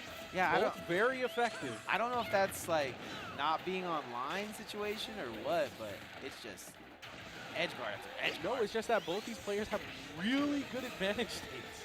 That's just the nature Literally, of being fundamentally sound. When I'm winning, I'm winning. Back to the ledge. Because they do it to each other. Like, very rarely do you see Oh! situations like this where they're actually just fighting in the middle of the stage. Oh my god. Yeah, because right now it's Raph's turn to take off, and he gets the read with the back air, sweet spot as well, takes the first stock. And now if Capitancito struggles to get this kill, he might have a problem going into stock 2. Let's see if he can get it. He finds him. Bang, bang, bang. Yep, no charge all for 3. You. So much He hit all 3 lasers. He's a sniper with it. Gets the neutral air as well. 183 on this hedgehog. Anything will kill. Okay, starting to find him pretty easily in the air there. That is something Raph is going to have to take note of. Accidental. Just keep coming out. Jumping. Yeah, Raph's doing a good job just handling it, dodging it. Parry, dodge, all that. Charging up with some choice. Uses the shield. Oh, and he breaks through the shield, gets dirty off of it. Oh, crazy. And now we're just like bang, bang. Oh, blah. Bang, bang. Yeah. Whiffs the grab. Gets lifted up into the sky for it. Yep. Good, quick conversion. Oh, interesting. And oh, my the God. follow-up. Is And that it? He knew that was coming, too. He's probably done that, too. Sonic's probably done that to him so many times that when Raph tries to do it, he air dodges and goes low and still is able to make it back. Capitancito with the knowledge. Raph thought he was going high off that one. All right, how are we going to handle ledge trap? That's the shuffle. Do you see how fast he gets there to that position? Yeah, he loves that back throw. It doesn't even look like a shuffle when he does it. It just looks like a walk up shield, walk up shield. You saw that? Walk up shield, walk up shield. Mimic each other's movements. It's great. Oh, just barely jumps out. Finds him at center stage. Knows that's where he wants to be. Where's he going with it? I'm trying to shuffle behind you. Interesting roll from Raph. I don't know if that was intentional, because if it was, that was very dangerous. I think Capitancito's looking for kill moves at this point. Yeah, Capitancito needs to massage a little bit more, though. Needs to put a little bit more damage on before he starts to try to get this wrestling match over with. And now it is extra credit city for Raph, as Capitancito has yet to land a move in some of these later rounds. I mean, that's a quick 10% for free. It adds up. Yep, the laser coming out, he's just shooting it, showing no respect to that charge. Oh my gosh. Running in, gets the dash attack. That was crazy. He knew he was trying to run at him, so he just ran right back at him. Oh, Raph going high. No jump for Capitancito, he's just going to immediately retreat to ledge. Back there, not going to hit, shielded up. Yamcha shooting the wrong way, turn around. Oh, I like that. He got like a no-look pass on that one. But here comes the damage from Raph. 50% on the board is going to hurt your next stock. And as the time dwindles away. Oh, that was smooth. Slides in there. I like that. He's a little low, still able to get that spring up. And then rocket plus bomb equals dead. Gets hit on purpose, too. And that's one thing I really respect about Capitancito is that he's still not overextending. He's not getting too bloodthirsty for that kill. That's true. He's waiting. He's being patient for it to come to him. That is pretty crazy, given that he's almost at 200. Got him at 100. Yeah, 82. But Raph just doing his thing, just trying to play evasive and as annoying as possible. Yeah, and he knows he's down but not out, but if the hedgehog isn't going to come to me, what more can you do? Just shoot your stuff. I mean, honestly, it just looks like Raph wants to run the block. He runs into a bomb, though. Probably not the best idea. All right, this game goes game 3 no matter what, but who will be up? Or will they tie it up? It's honestly crazy to think that Capitancito could come back here, but if he gets a couple of the right moves to yeah, this ledge. This is the strength of Capitancito. Literally. Whiffs the grab, okay, nice gets scooped up, sends it in the sky, dodges out the laser. Whoa. Laser comes back. Would that have killed? 2 lasers in. What more could you look for? It's literally the Sonic show at the moment. Yeah, I mean, has given that 50% back, but if he can lock in. Do it. Honestly, Capitancito, I feel like just started doing, for lack of a better term, bad forwarders. Yeah. He started doing forwarders close to the ground that just were not coming out. And obviously, you know, he's trying to counter the spin dash. He wants to aim it low. but you got to make sure you're not doing it before the laser comes out. I'm going to take a quick swig of water. You two at home. Gotta hydrate. You can play along too at home if you got your water. Hydration check, gamer. Posture check, gamers. Hydration, posture. Yep. Get it going.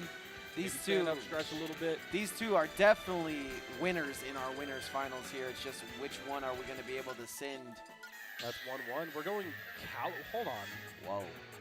So we run. Capitancito is the one to counterpick this stage, which is, I mean, I think Sonic has a great track record here, given he has wall jump, a ton of space, and those platforms to extend his combos off of at the ledge. So I think space can be something that is played with here in on both sides. Yeah, space is the name of the game, and I guess they both technically do have advantages off of wall jump. So let's see what Capitancito's cooking here on this counter. Maybe he wanted this above ledge. Who knows? I have seen a lot of people take Sonic 2 Kalos though, so maybe it's like you're just trying to make him cook. I don't know. Blast zones look pretty humongo right now. Both players. Back to the ledge again we go. Protect the side. Yeah, that setup, we might be seeing that a lot from Raph. Just doing the spin dash on the side of the stage like that. Makes sense. If it works, don't fix it. Wow.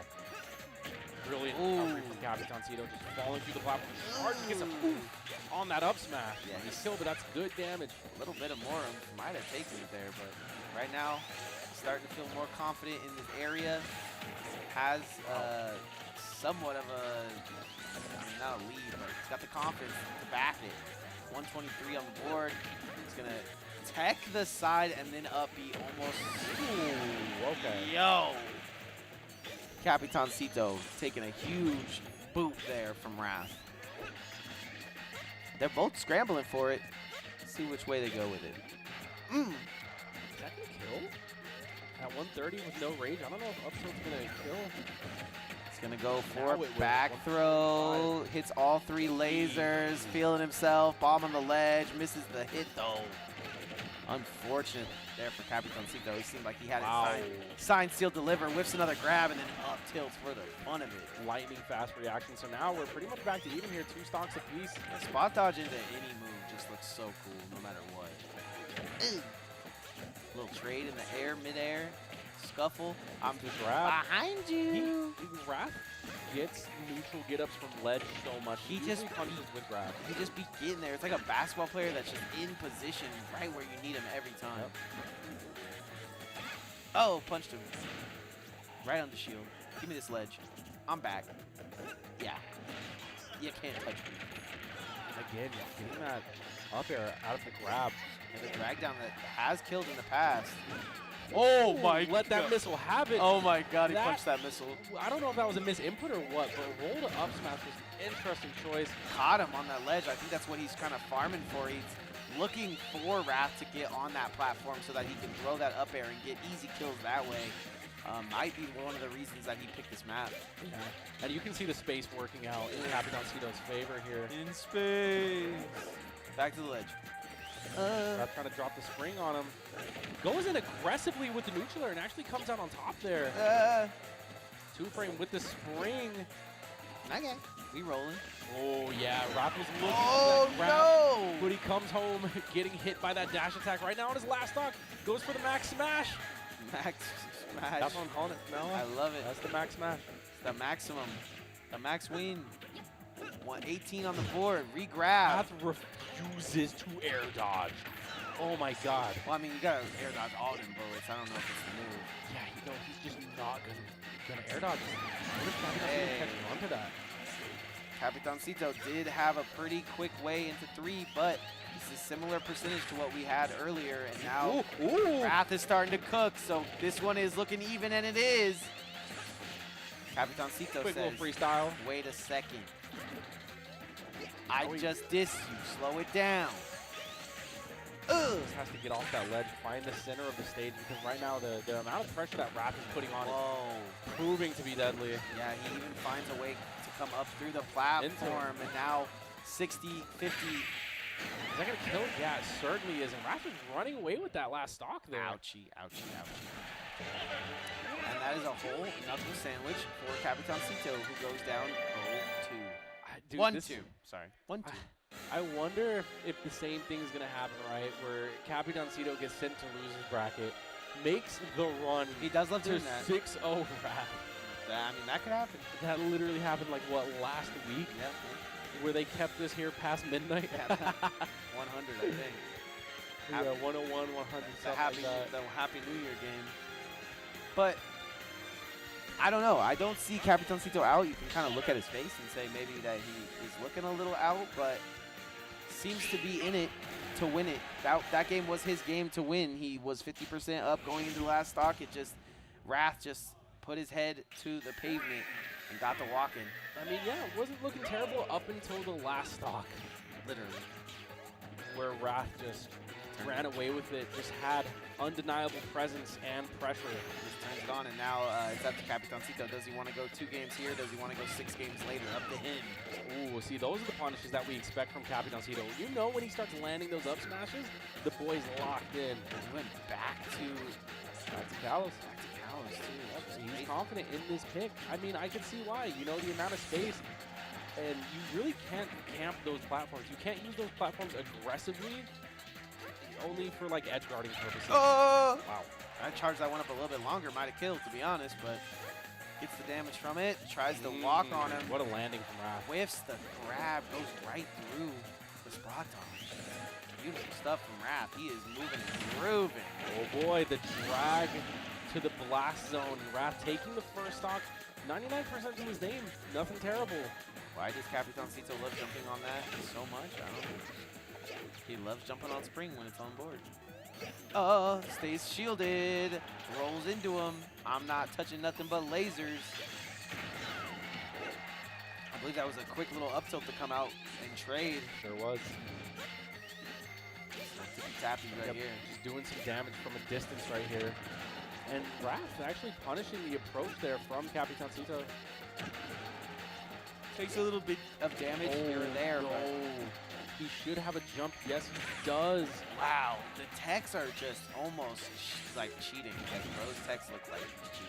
Yeah, I mean, I don't think Wrath even expected to kill right there. He just wanted to get that guaranteed damage from a charged spin dash. Up tilt is here. Wrath. Homing attack, rather. Capitancito is really going to have to lock in now. He's at 132, and he needs this stock to go his way. What is the possibility? What can he do? Not going to kill at 146. Back to the ledge again he goes. Techs are so perfect when they come off of that spring, it feels like. Oh my god. Yeah. Capitancito is surviving. I mean, that's all he's about doing, right? Holding on by a thread. Yeah, he's just kind of surviving here, trying to get 1 or 2 hits of extra credit on this second stock because he's at 0 right now. There's 1. Whoa. There's 28. Wait, he might start on. firing up. I mean, Wrath putting him to pretty much 200%. Yeah, right, light him up. Capitancito answering back, gets the up smash. Okay, this is max rage. But this is the problem. This is where he struggles. Once he gets him into this, now he is having a problem approaching. And there is a random kill at 200 for that was Wrath. hard. I think he just like hit side B. Capitancito was locked in prior to that death, so let's see if he can get these 2 stocks pretty quickly here. He definitely, if he doesn't take too much damage, is looking to force this game 5. But Sonic's too fast, man. He's too blue, bro. His shoes are too cool, man. Okay, lasers. Honestly, this isn't looking too one-sided anymore. Absolutely. It's looking like Capitancito is ready to go. He just doesn't have the stocks to go with all this pressure he's been placing on the map. And a whiff grab and a whiff. Good patience from Wrath waiting for that spot dodge. Nice. Gonna walk up to him and said, I heard you were shielded over here. Where's the course? Is he intentionally gonna get hit by that? Yes, he is. I've seen that before. That's gonna kill him. Yeah. Barely, but it's gonna do Only it. taking 65. This is almost the exact damage that Wrath was able to do in the last stock pretty quickly. Let's see if Capitancito. Oh! The homing attack putting in work. Nah, because bro's gonna think that was a diss, bro. I don't even speak Spanish, brother. Oh! Epic! Dash attack to the forward smash collision. Uh-oh. Nice, shielding. Up Goes throw. straight Does up he with get the it. up there? Doesn't No, Wrath get the actually up air dodges for Barely. once. Uh-oh. Wrath taking a lot of pressure on the side. If he gets the throw, is that it? That's not going to do it. He actually like still got that tri-state shuffle, even though he wasn't even in position. This is going to be a kick, and usually his follow through, but is not going to right now. Just going to let him come to him, and Wrath is going to sit in winners finals. Grands. In Grands, yeah. He's currently in Grands winners side in the Grand Finals. Wrath, just another one of those Sonics and that we cannot exterminate for the moment. I mean, yeah. I mean, it seems kind of tough, but like I said, we saw this kind of play out a couple weeks ago or last week even when it's just all it was just a reverse Capitan Cito just hanging out with Vin too much, wants to, you know, take it from the losers bracket. But let's look at the highlights that we got going on. Big shout out to production here. Can't say enough good things about how amazing they make these tournaments run. Yep. I just love what Wrath did in Game 3. It's like you look and see how he had to come back from this and has to go to a map that you said he's good on, but he probably didn't want to be there too much. Find us here in Game 4 with that final decision. Yeah, so Wrath is going to be sitting in Grands. Capitan Cito sent to the lower end of things. However, this is another one of those classic matchups that you never really know which way it's going to go. We have Ben versus Frog. This is two #1 PRs in their own rights, at their own times, in their primes. I feel like Frog is not out of his prime, to say the least. I feel like Vin... What happened to him? Who sent him here? I didn't even see him on stream. He must have lost in like quarters. Yeah, Grandmaster had to fight him, I believe. Oh, really? Okay, that makes sense. Losers match. We saw them fighting earlier. But yeah, regardless, Vin versus Frog coming up now. I think I saw these two getting a little bit of warm-ups in, but these matches have just this rainy day has just got us saving it. Dude, Vin is crazy for not taking his bag off when he's playing. Like, I just would not be able to have that much on me. Like, if the fire alarm goes off, he's first one out of here. He's got all his stuff ready to go. He didn't have to search for anything. Oh. Frog's going to chase him all the way down, bring him back up while doing some damage. And if you're a fan of the HyperX Arena and what we've been doing here over on Allied Esports, you know Frog. We haven't seen him too much today. Wow, he just gets bounced, comes back with a vengeance. But yeah, like you were saying, Fo, for this to be loser semis, best of 5, it's gonna be some long games we got here. So these two will go back and forth, 100%. And Frog looking a little spanny right now. Yeah, we actually talked to Frog last week. Were you down on the stage with us? Yeah.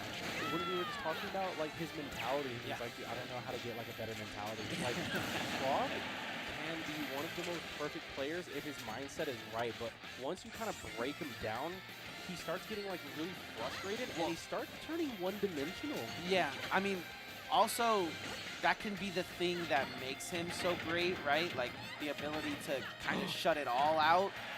And he still gets that kill. Wow, what an amazing back air.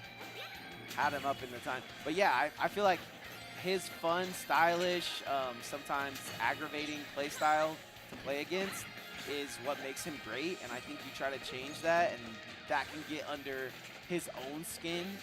So I think he needs to play with emotion, but in the right ways. I'm glad to see him having fun, because I think that's what makes him the best player possible. Having fun, but also just like, I feel like his mindset really starts to change when he feels like he gets hit by something that's unfair. Yeah, the second he gets hit by something that's just not fair. That he deems to be unfair. Something that's not like karma in his head. He's like, wait, but I did all the right things. How did I? Yeah, and like I said, it's all a mindset. That's all a mindset. Nice. Back air catches him. Fire.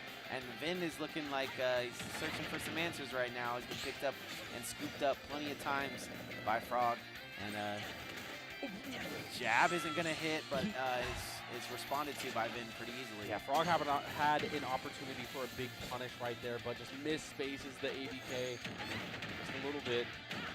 But then, you know, he's struggling trying to get this first kill. Oh! Mind dribbles him, brings him to the heavens with the up air. Now we're last stock apiece. That's like the second time, and this is what you were talking about, right? Frog's been in this lead the whole game. Now, some things aren't going his way. Can he stay mentally stable in this moment? And it looks like so far, so good. Slang! I saw so many raw smashes from this character earlier. I thought there was going to be one there. Nice little back air. Shoots him out the sky. What is going to be the kill move for Frog? Oh, I'm guessing right here. I think it might be that jab. Here comes a jabby wabby. Yeah, honestly, Frog is in good control right now. Yeah, keeping his head up too, looking for any possible way to finish this. Vin's not giving it to him, but he's definitely prodding and What a searching. catch. Just falls out of it. Can we get some punches and bunches? Frog is playing, he has to be playing so frustrating to Vin right now. The way he's just kind of jumping outside of these hitboxes. He's really making Knight a non-factor here. That's good. I called it! I called it! I'm amazing at this. It's the punches. Oh my god. And Frog is going to be taking that first game, but I mean, we've seen this happen with Vin before. The first game doesn't mean much. It's more so, can you close out the set? Because usually, Vin punches back. Yeah, right? Vin never really out of the game. That's all I can really say. Even if you think he's down, he's out, he's going to come back with a vengeance, like we've seen in the past. But Frog, like I said, if you can keep this mentality, if you can keep the jams going in the head, if you can rock the new haircut with precision, might have a nice little game ender here. Right. And Vin might be sitting at like, what is that, 5th or 4th? And already, I mean, Frog starting things out in regular Frog fashion, just getting a lot of early momentum. Also, disrespecting the setup there from Vin. Just going to go ahead and grab. Just hop into it like a Frog would. Yeah, nice grab through the, not even worry about the Knight. Yeah, Vin not having the time to set up anything right now. Frog is just in his face. Yeah, I'm here. What's up? And even when he lets the Knight rip, it's not hitting. Frog is just spacing so well. There we go. Vin scooping him up. Caught him on the ground for a sec. It's the wow, Vin is pressing some buttons right now. This is all in response to how Frog is playing too. This is just straight download from Vin. He's playing completely different than he usually does, I feel. That had to have been a misinput. Gonna load up that Knight. Fire just not timed perfectly. Jumps through it. I like that from Frog because he recognizes once you get to a certain stage of charge on the Knight, there is no vertical hitbox. At least a close vertical hitbox. It's a bit of a scooper. Yeah, scoops, but from a distance. The hitbox doesn't come out until it's like there at its max distance. Sounds like a great ice cream bush. Scoops from a distance. 55 from. Doesn't get that kick to go. So unfortunate. Dash attack neither, but covers up his mistakes with. Oh boy. Oh boy. I'm through that. We're boxing on shields. Shields boxing in the middle of stage on the white of the Pokeball. Except one of us is at kill percent. One of us could die. All right. Oh, I like that from Vin. Preemptively throwing out the up smash to try to catch an afterburner kick, but Frog's not letting him have it, dealing so much damage. This is all unwanted damage too. Vin did not want to eat that 151, all them Pokemons, and you still ain't got this stock. Roll. Sent up. Dude, Vin is on one right now. What was that patience? Just waiting for the air dodge, reacting to it. He's constantly been waiting for all these. He waits for him to jump up there and then sends him down. He is just like reading the rainbow right now for Frog. And Frog's throwing out the rainbow, man. He's hitting him with all the moves he's never done before, all that. Dash attack. Okay, Frog is pretending Knight doesn't exist. She said, that's beautiful. I'm going to do a double backflip over that could be the stock. Yep, that's going to do it. Sends him. The funny thing is like, it's working, though. He's not acknowledging Knight's existence, and it's not hurting him. Yeah. If you don't think about it, it can't hurt you. Yeah, okay, that time it kind of backfires. Sent up. Not going to give him time to set up anything. Just still running down to his address. Vin, where do you live? Trying to get some hits off here, but he's still facing so much pressure from The Frog. respect for the double shield comes out. Once again, double shield in center stage. Frog's just faced the wrong way for only a second. Sends him up into the air. My man is witch twisting around. Twister. It's a twister. It's a twister. Oh! Guns too. I mean, right now, everything that Frog is doing is just working. Just has purpose. And you know what's crazy? We haven't seen a single smash attack out here. Oh no. Wait, might see it here. No? Nah, Vin did the right thing. He just held his shield. All Frog was able to do was get a grab out of it. We haven't seen one demon arm, one demon foot. I mean, he doesn't need it. But also, I think he doesn't want the risk to punish Razor that Vin can deal. He doesn't want to throw out smash attack. And we were talking about also, that. Also, it's even. We were talking about the Oh my god. Did you say even? I sure did. Oh my god. And just like that, this is why you never want to count Vin out. He has that X factor about him, that clutch gene. And now Frog is starting to show a little bit of respect, knowing that at any moment. Oh, but the second the knight comes out, he goes, wait, I'm supposed to disrespect my knights. Attacks the opening. Vin potentially looking for some kill moves. Oh, he was looking. Oh! Nice dash attack. Gets something to go there. Just push This comes could to sub. be huge, and there it goes. He finds the opportunity, and he obliterates. Full. I agree. The forbidden one.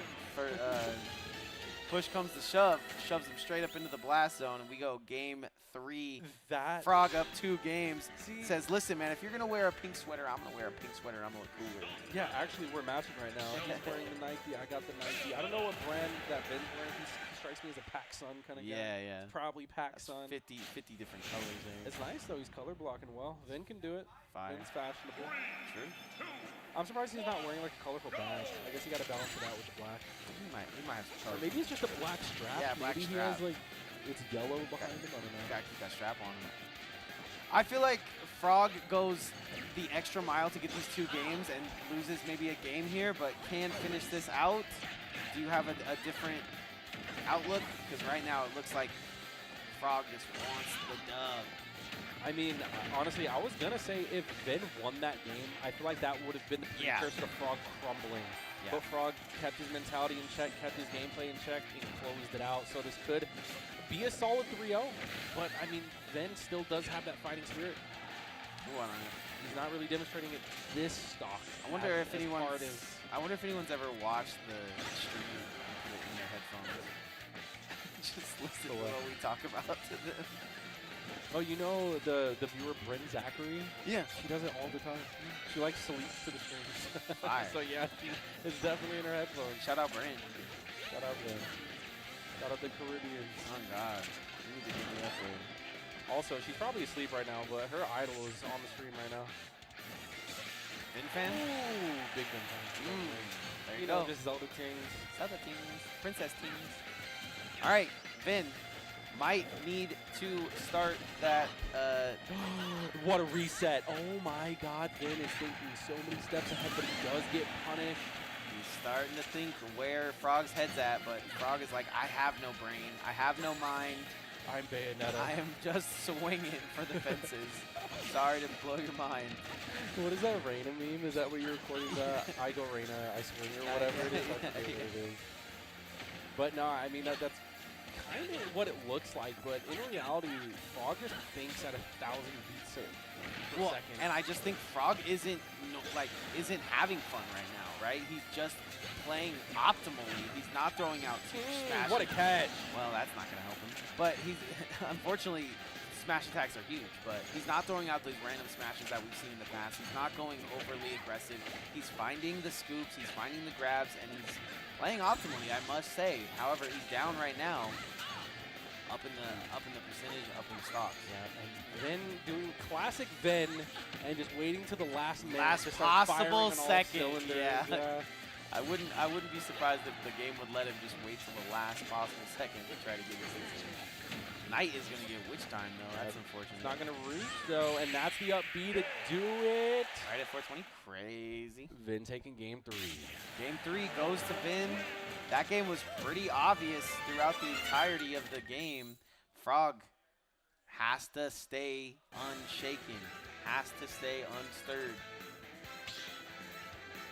Can't be tripping right now. Knows he's up 2 games, just has to get 1 game to go his way, just has to get 1 stock to go his way. And he can find himself in the lead here once again. Zelda, though. This Zelda looks like it's cooking. It looks warmed up. Looks like fresh out the microwave Zelda. Ven is mumbling something to himself. I wonder what the game plan is. Mama say, mama samba, mama samba. Whenever I whisper, not whisper, but like whenever I like mouth something to myself before the start of a match, it's usually something I tell myself that I have to remain disciplined on. Is like, don't jump. In this situation, don't jump. I'm gonna get caught, or you know, just stuff like that. Just look out for this. Doesn't look like whatever Vin what was he saying? murmured to himself was too helpful. What was he saying? Yeah, what did he say? What did Blue Bro say to himself? Well, that was just an amazing stock. I said Frog was 1 stock away. I would like to see him kind of press the gas now that he's got this lead to solidify it. But other than that, Vin is gonna have a hard road ahead of him here. Oh my God. And honestly, this isn't even too bad for Vin either, because I mean, he's played from worse deficits, and he's not unhealthy on the second stock by any means. I think once he starts getting over 100, it's starting to get dangerous, but even still, that's a very good comeback territory. That's kind of where you want to start your rage as well. Yeah. So if he can get this stock here and then start to build a little bit of a comeback. What a grab. Straight into it. He's going in. And he caught him. He caught him. I think the Knight stopped the movement at least from Frog, and then Frog the max smash. Frog, I need a max smash. Good stuff to Frog. Okay, now he's a full stock ahead. So this is kind of a comfortable lead. And, I mean, honestly, Vin is on his tournament game right now. So, I mean, the winner of this is going to go on to fight Capitan Cito, and I'm sure Frog would love his run back from a few weeks ago. I absolutely agree. You know, hopefully, Frog with this new play style, I mean, because it just seems like he's doing everything exactly right. I agree that that forward smash was a little bit less optimal, but it got the kill. So consistently just drilling into Vin's defenses here. He seems to be playing optimally. Oh no. Gets the roll. Oh wow. Damn, he had enough time to hit the forward smash after that. Bro's like whole stuff, like it was like to be honest, I banned Small Battlefield against Frog.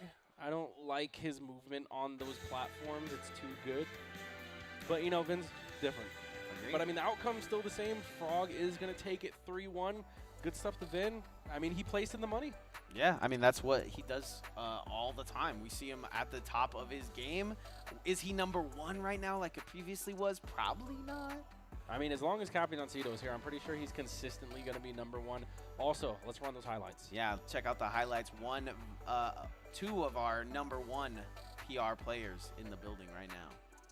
Just absolutely duked it out. You can see here, it just seems like Frog had his number throughout the entirety of this. Vin getting his chin checks in, though. Yeah, you saw glimpses of greatness coming from Vin, but when it just came to the annoyingness and the pressure of your playstyle, Frog had it on lock. Look at that. That was still punishable.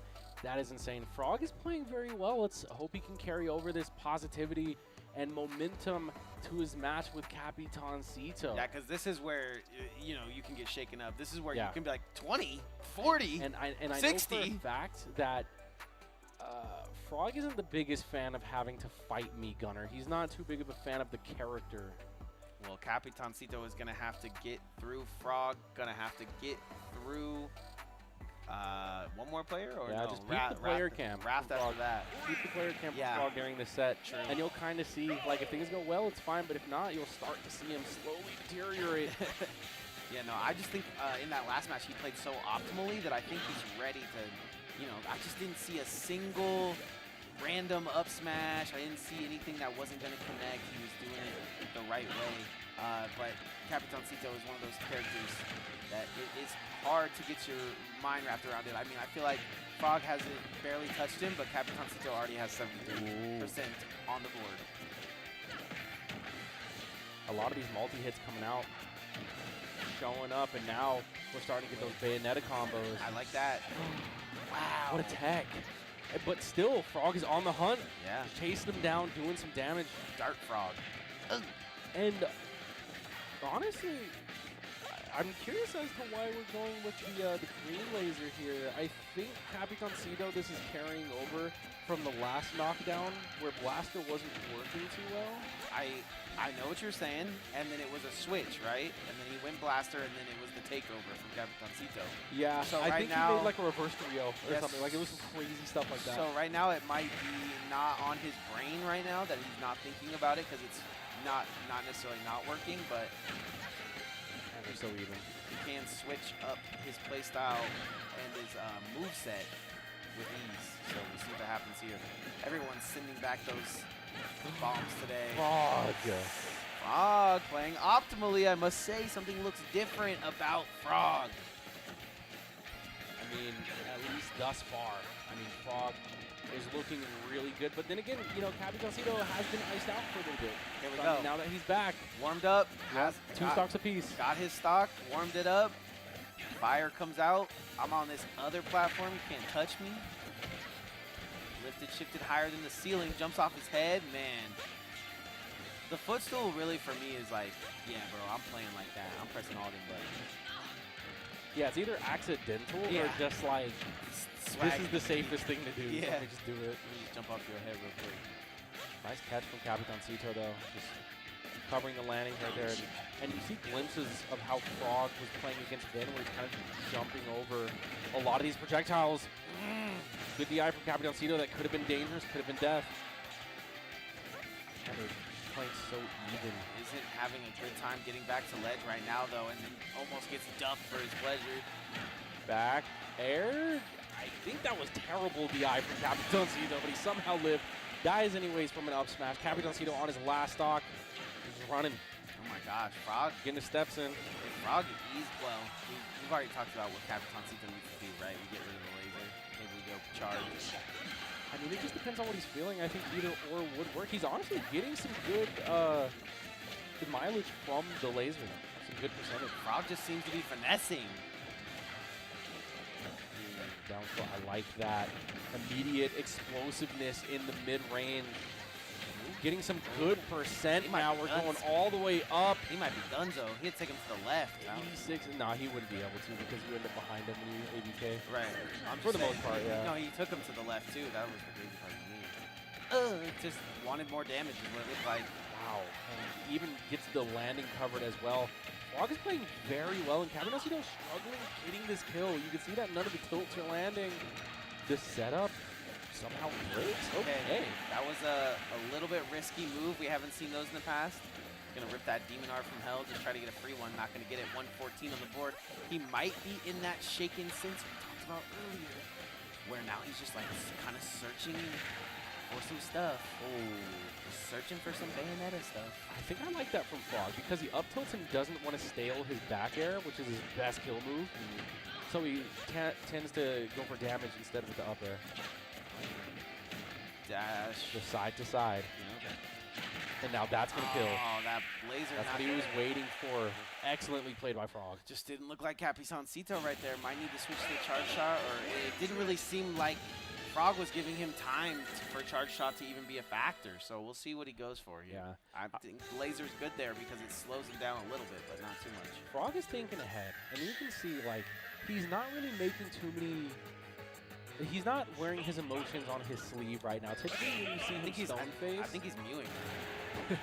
Typically, when you see him stone face, he's really locked in. He's very focused. And right now, you're really starting to see it in his gameplay. He's not upset. He's got nothing to be upset about. He's one game up on #1 in Vegas. Playing very well. So let's see if he can continue the mindset, grind set.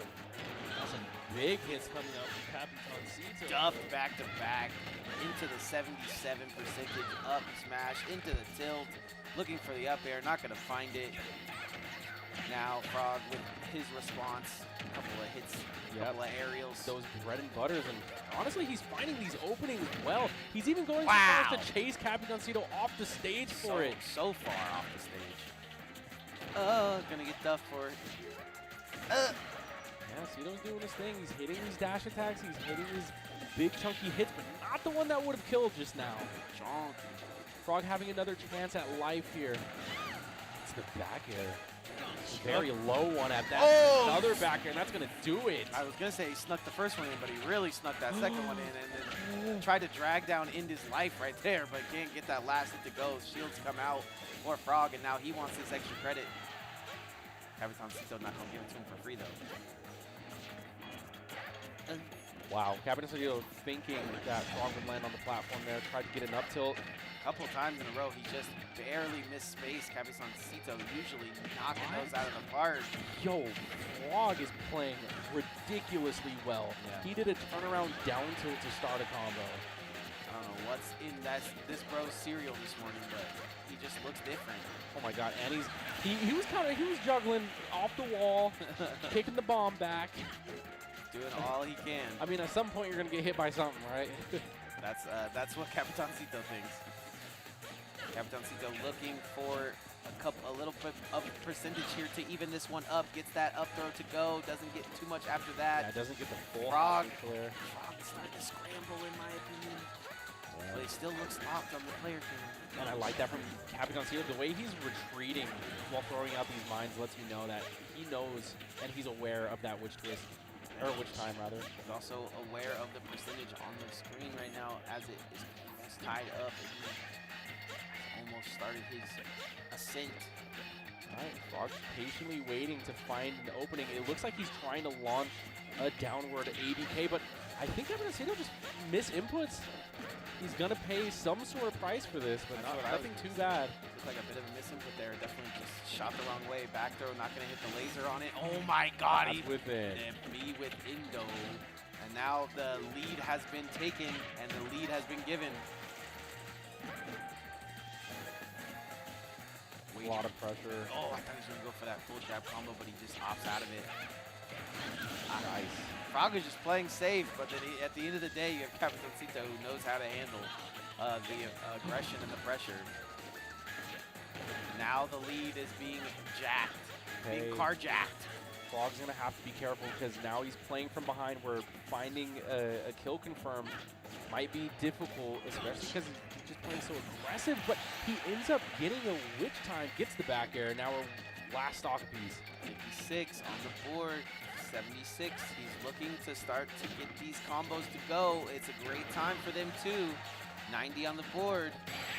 And Scene. That is strong. Scene, yeah, catches that whole first hit of the down smash, and now we have a 1-1 situation. Capitancito pressuring Frog a little bit. That is insanity. Taking his headphone out to hear the calls in what can only be described as Dominican. Small battlefield. This is Frog's playground. Usually you'll see him do some afterburner kicks and start wave landing on the dual plats just to give him some safety. The ceilings are smaller? Or I think they're the same as Battlefield. Okay. I could be wrong though. We gotta ask the chat for that one. The chat knows all. They do know all. Where are you guys at? Chat, where are you at? Here we go. Start of our game number 3. This one is for all the marbles, honestly, or some of the marbles. A little bit, couple marbles. There's a couple more marbles left to be had for the winners. But this is essentially a 2 out of 3 set that we have here. And right now, again, Frog showing us why this is his playground already in the first 20 seconds, taking the first stock.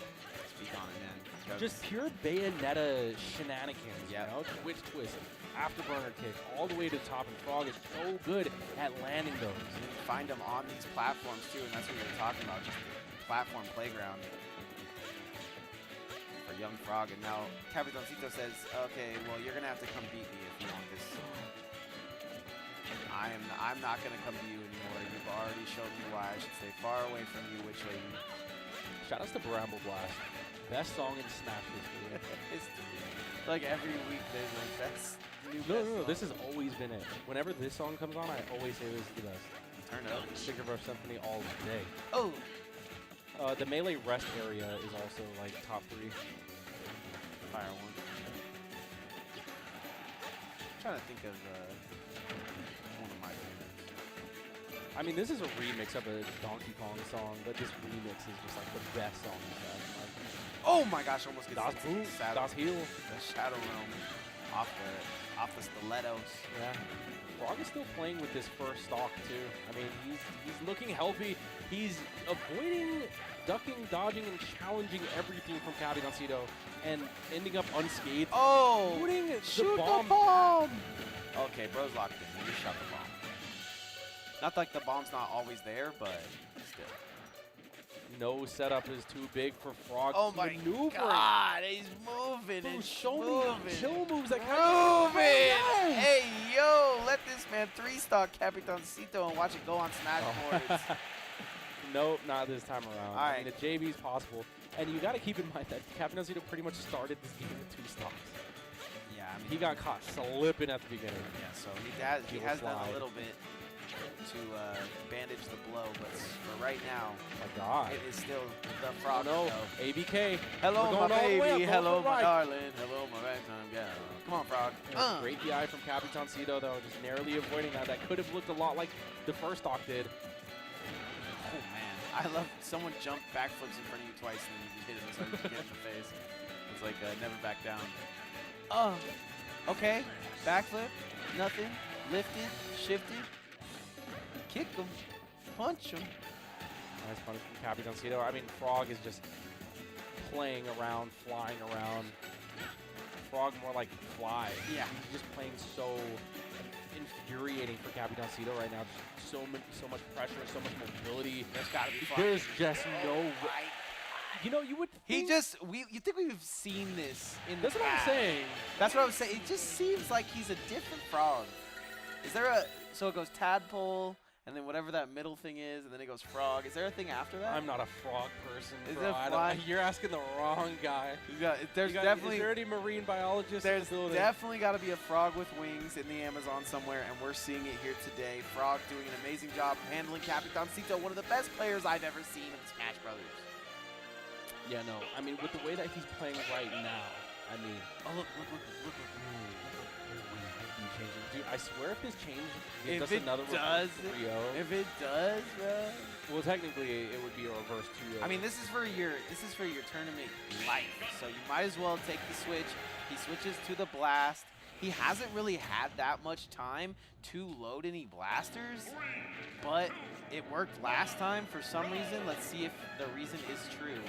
If using the blaster just makes Frog come to Capitancito a little bit faster and less optimally than he was, then yeah, it's going to change this game up a lot. And we can see it in the first 30 seconds, but not really. Well, one thing's for certain, when he does have the blast, the punishes are going to be a lot harder. Yeah. And also just the looming threat is intimidating. Because right now it's fully charged and can kill. I'm surprised he didn't let it rip right there, but well, I mean, he's the me gunner main. You can't he dies either way. Couches is scared of the charge. It's like a whole nother character, a whole other thing you have to worry about. 32%! And this is and where he shot it out raw as well. This is where the SMHs come out from Frog. He's just not going to believe a lot of these 32 and 30 damages that come out. Well, this is also a great counter pick for Capitancito as well. He has so much space. And the top platform isn't that great for Frog. He can't really ABK downward. Wave landing on it's not as great either, I would say. I was going to say you can try to go for it there. He can't. Sends it to the side. Nice little charge shot for 30 to even this one up. And wow. Then hits him with the up tilt because it don't matter. So much control from Capitancito here.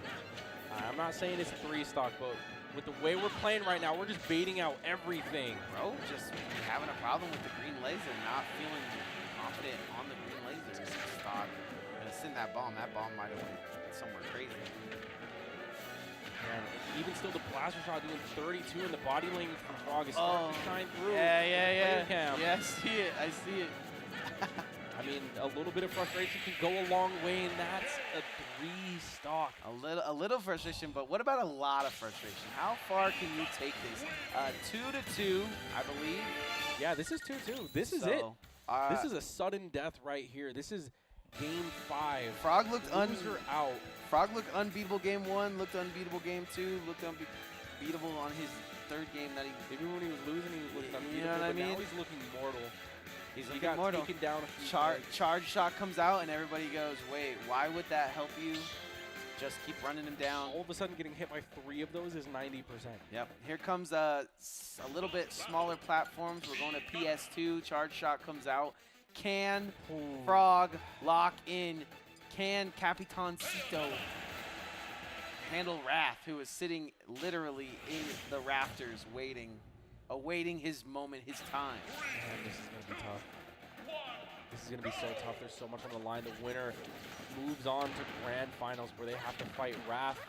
And whoever wants it more between these two. This was that butterfly effect you were talking about earlier, right? The winner of Vin versus Capitancito might have no winner because it might just be Frog. It could be. I mean, I wouldn't even be mad if Frog's going up to Wrath playing like this. Right. That's the whole thing, right? We want our best to play against our grand finalist. So that's why we go through here. Tilt? That's one move from Bayo you never see. Was that like punch into it? No, it was just a raw F that you can't confirm into it, really. That's unfortunate. And it's super laggy, super punishable, and committal. That's why you don't see it, but I guess it just worked out that time. He probably just landed, wanted to jab, kept Okay, wow, one mistake from Capitancito makes this evened up. Yeah, that was a great cross-up from Frog as well. Look, you see how he's maneuvering around these platforms? It's different. It's different. He's able to wave land on him. He's able to ABK on him, but it doesn't matter. We have the blaster shot still doing so much damage. Okay, still even somehow. One mistake for Capitancito once again. Oh, but he's living. 121. The charge shot does its job. And it finished. What? One, he didn't see him coming. Nice, out of the air option. 34%. Ouch. And Frog heel sliding, presumably accidentally on the platform there. I feel for Frog, man. Kid gets little of the credit he deserves. Oh no, that's a full, complete combo. Full Bayonetta, bread and butters. 87. And now he has Capitancito at the ledge. Capitancito stuck in shield, tries to explode out of the corner, but gets put right back in. At 100 damage, can he find a way? Finally finding the center, finding the space that he needs to try to get these setups, and you can see that he does have that time to charge the blaster shot. He just walks in with shield. He's not going to let him land. Up smash is going to kill. There it is, the SMH. That was an up air, surprisingly. Right. Shakes his head. Frog not ready for it. This is the tournament stock. And Capitancito could get a lot of momentum, but he actually fires it off, but nothing comes out, shooting blanks. Nice. Frog! Okay, takes a big breath of air in. Can Frog get this game 5 and change the day? You want to talk about a sudden death. It doesn't get more sudden than this. Yeah. We're at game 5, last stock apiece. And these guys have both been just playing on fire, just adapting to each other every step of the way. That's unfortunate. He saves him? No. He was making it back. He did a little bit of damage. Got more damage on it, though. That charge shot, though, is live. Excellent active. grab. Yeah. Capitancito just needs space. Right now, he's just in the thick of it, getting pressured way too much. Nice. He's going to go for the Duff City again. Once again, he's going to pull up to his front yard. I'm going to go for the Duff City again. Get off of me. The blaster shot is gone. No longer a threat, at least for now. He looks to be running away for a second. Gets the bomb.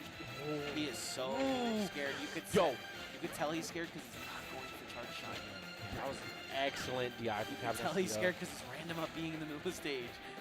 You can tell he's worried. Bomb is going to come out. He's going to get witch twisted. Yeah, out of range for it though. Frog can smell. Oh no! Frog can smell the Capitancito. Is that it? No way. That's what does it. No What an incredible way. up No smash. way. An incredible punish. No way. Capitancito is going to move on, and right now I think Wrath might be shaking in his boots, man. Bro, neither one of them with a single emote. I am stunned, bro. That came out of absolute nowhere. Thank God we have highlights. Otherwise, I wouldn't believe what you just told me. Frog gets 2 games to go. Then the reverse, he changes. Now he's just changing on purpose.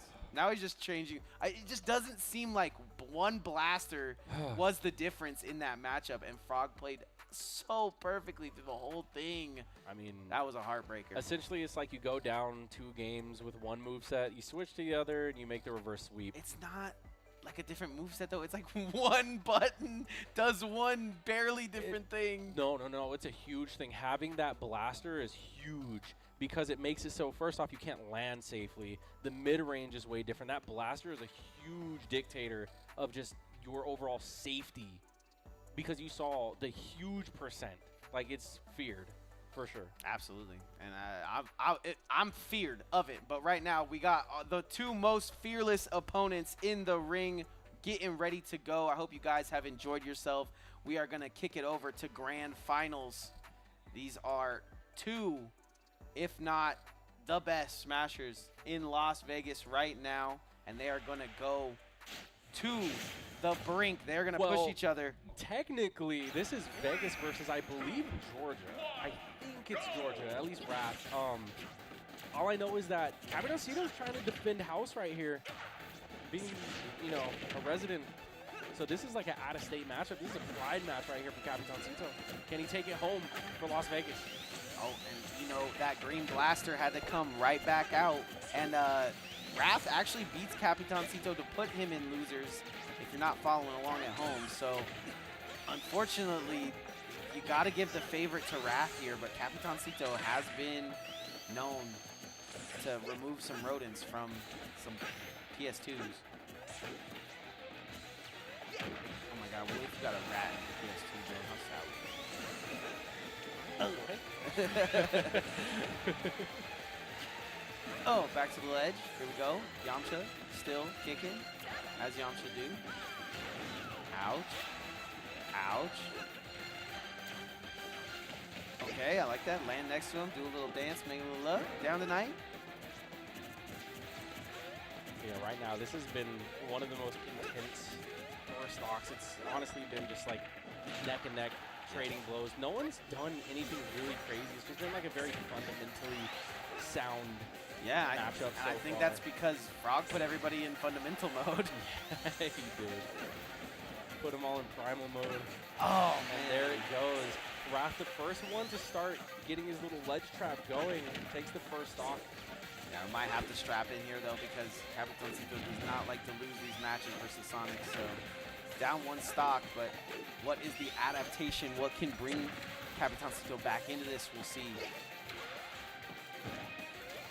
And I don't even know, like, I know he's the tried and true laser is for the Sonic, but I've seen him run the blast as well. Throw's not going to do too much. 146. Against Sonic? Yeah. Really? I don't think I have seen that. Like, he runs his laser because it gave Sonic, like, a rough time, but I think blast could be all right, too. Back throw with the laser. Yeah, that's the first time that you actually see Capitancito do somewhat of the tri-state shuffle.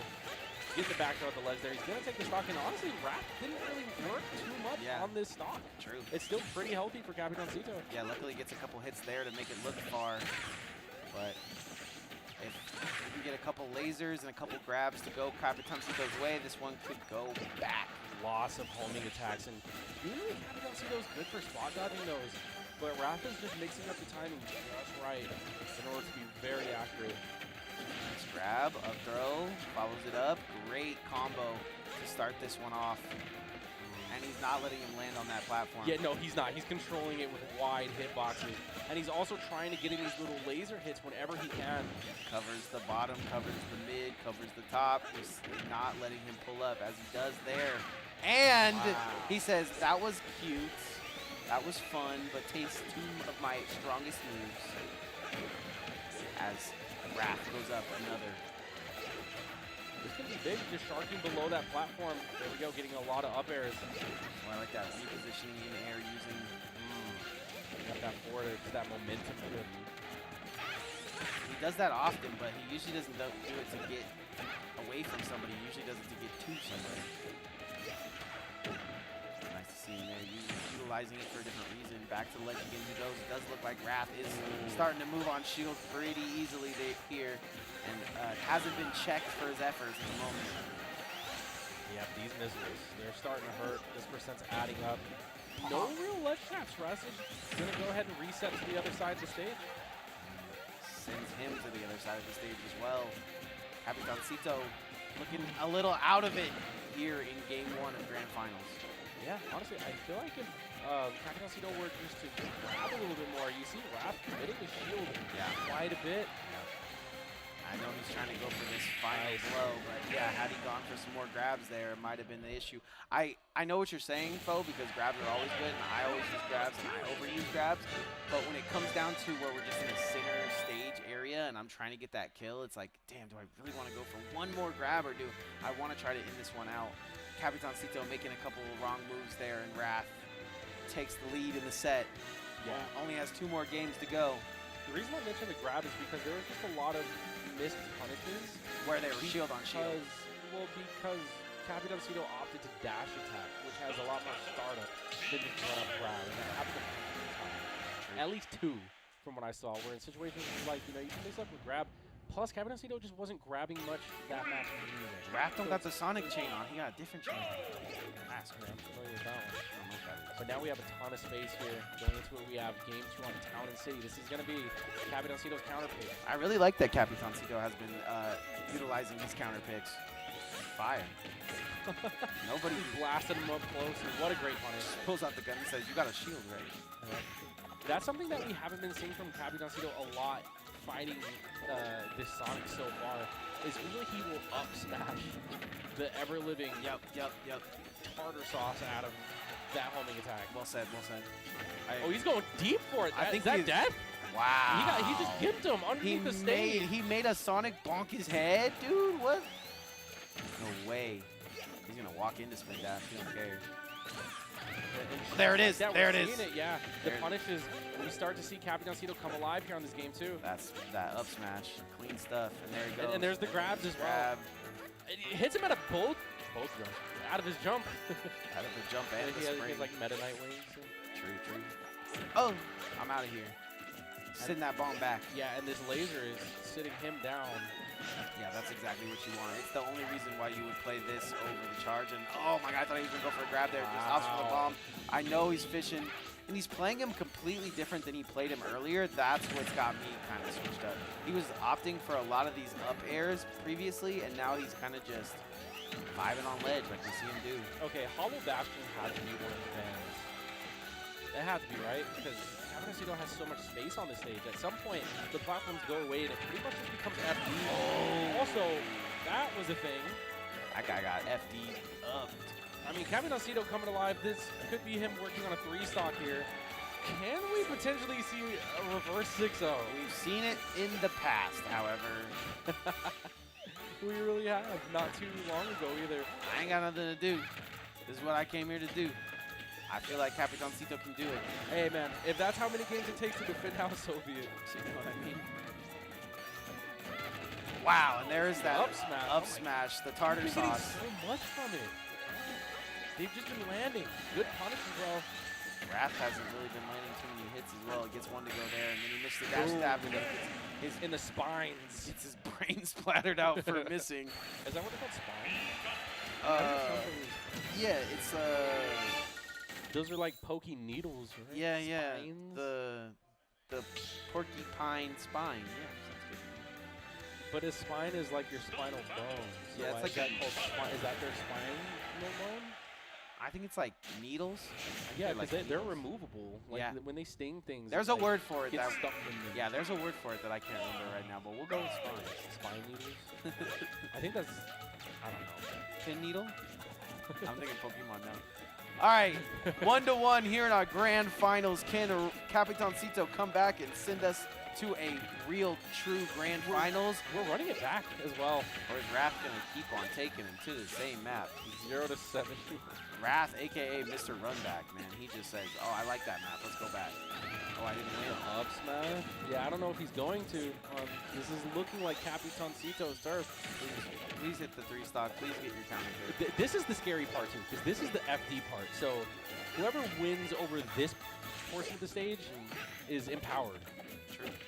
Extra 10 damage. Oh, my God, yeah. 20 damage. Going high, we have no jump. Man, excellent. he is just barely missing, but hardly also any wiggle room, but he does manage to find a landing, just weaving. Yeah, Wrath dancing through that. But still 152. Wrath looking shaken up. Capitan's still like, wait, this isn't Sonics, I got this. I mean, even if it was Sonics, he got this. Wait, I got That's what he's here for. Wait, I'm the Sonic Killer. He's pest control. Be forgetting. Having these rodents are running around speed of sound. Having imposter syndrome. Yeah, imagine. Is a hedgehog a rodent? Absolutely. That's so rude. Got him. I feel like hedgehogs are way too cute to be rodents. Oh, and Wrath actually taking the first stock at 173. He's hanging in there. Wait, what? Yeah. Rage go crazy. Well, that was also a drag at the. This stage has very narrow side blast zones. Ooh. Bang. Okay, you give yourself a little bit of space on the screen, you actually end up hurting yourself a little bit later with those smaller blast zones. Right now it looks like evened up, but Wrath does seem to be in the lead of this match at the moment. I really want him to kind of prove himself here in this match if he's going to do it. Might as well be here on this run back map that you called out, not using the counter pick. That is just a crazy hitbox that works. Yeah. This character was designed to counter Sonic. It's designed to look like me. Oh, gets away. Nice movement from Capitancito. Wrath gonna put on some big damage here. Knows he only has a small window to do it. Oh, Nice. yeah, he's definitely putting on the pressure on this side, though. Has an opportunity to go for some sort of ledge trap, and that platform might actually be good for him. Get some bullets through the side of the stage there. Wow. Hit it. I don't know where that invincibility came from, but the bomb's gonna hit. He's gonna try to walk up to him and grab, not gonna get it. Yep, in the meantime, he's just doing this extra damage from a distance. That's why we have those green lasers. Back to ledge again. He's gonna get Yo! hit. That's not gonna kill, but What? it looks so detrimental to his health. And Nothing's killing. nothing's killing. He even gets a free platform to come hang out on.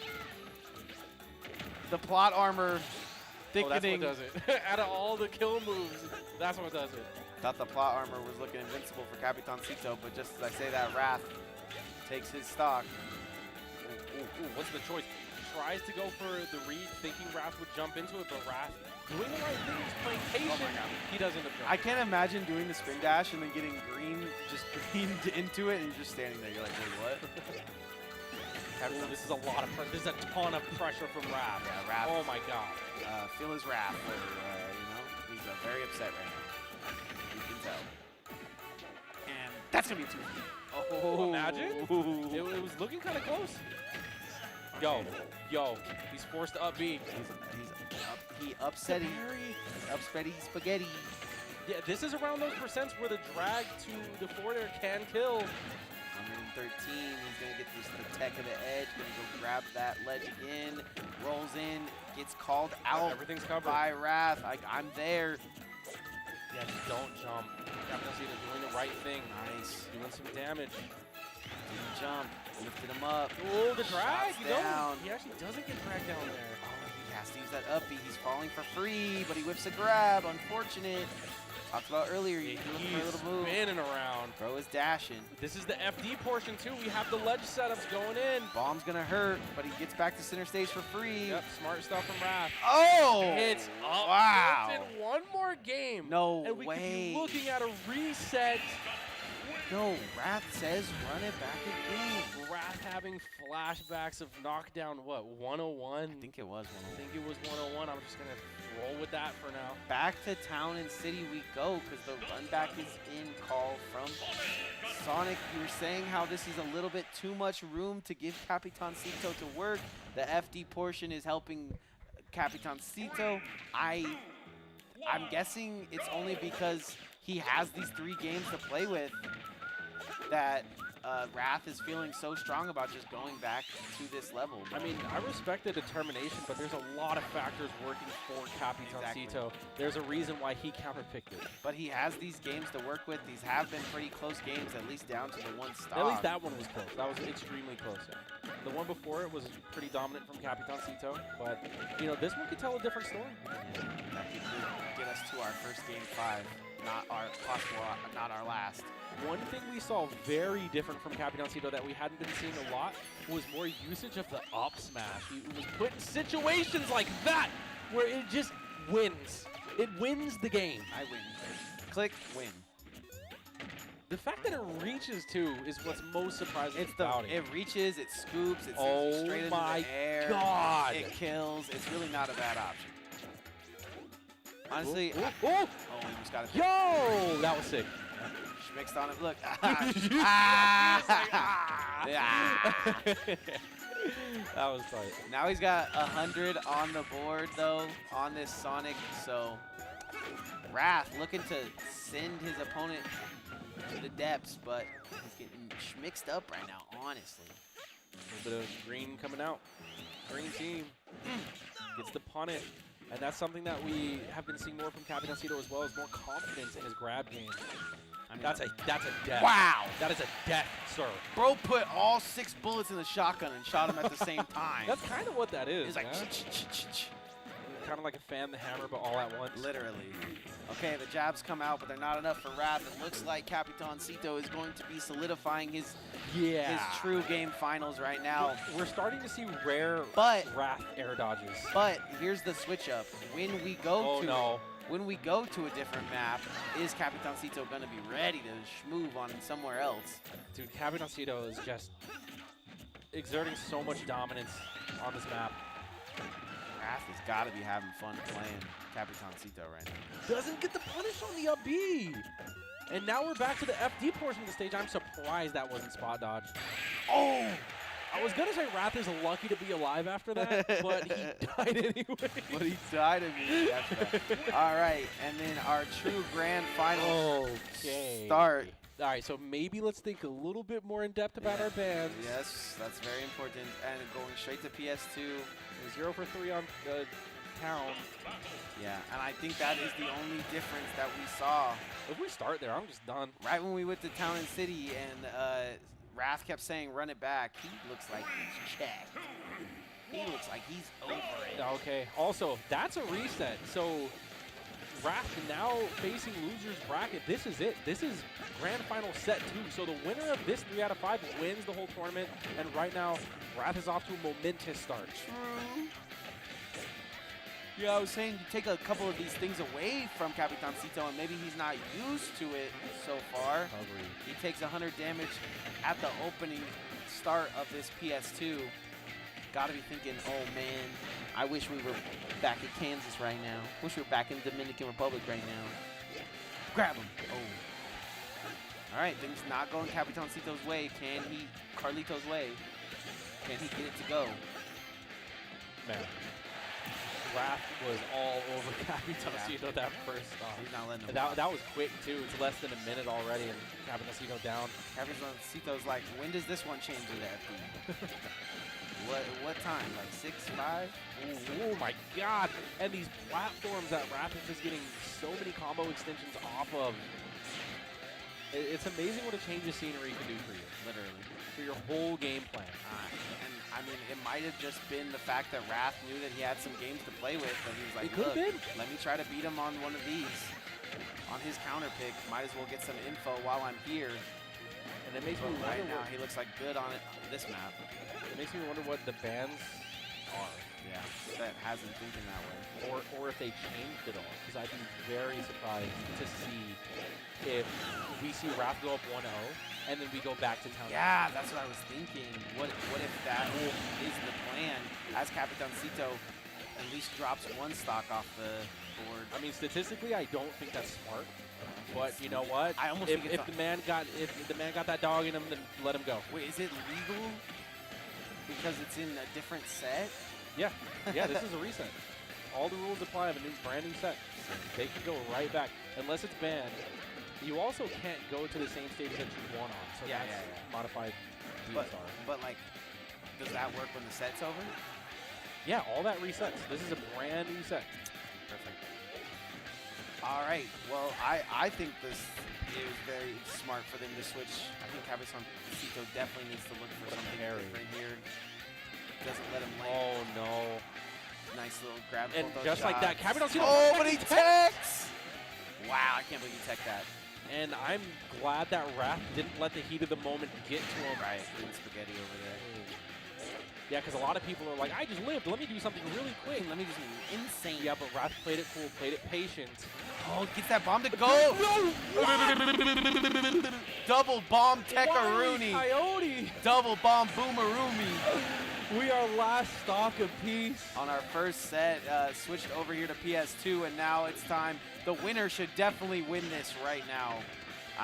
What? The winner of the whole set should definitely win this stock right here. If you win this game, you win the set. I would let that happen, and we can go. What time? I think we're making great time. We're actually. great time. 34. An amazing tournament It's not tonight, midnight. must say.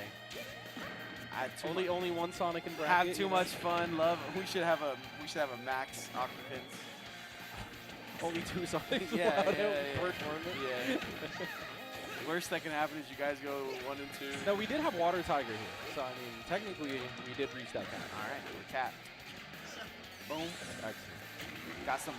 Once again, got some big tournaments coming up. Make sure you guys follow HyperX Arena and stay locked in so you can find out when more tournaments like this are on the way right now, though. Wrath is playing extremely dangerous. He's at up smash percent. He do be zooming, though. Yeah, and he's playing very, like, above Capitancito. That is not where you want to be. Where you want to if be. you don't There wanna he die. is. He's playing with fire. But, I mean, he is doing a good job putting on pressure. In the meantime, oh boy. Oh, he tried to shuffle on him. Wrath is getting impatient. He wants to scramble. But the grab, the dash grab is so crazy. Yo, taking a staircase he's doing it again. of lasers. Oh, I thought he was going to do the double bomb again. He doesn't get it.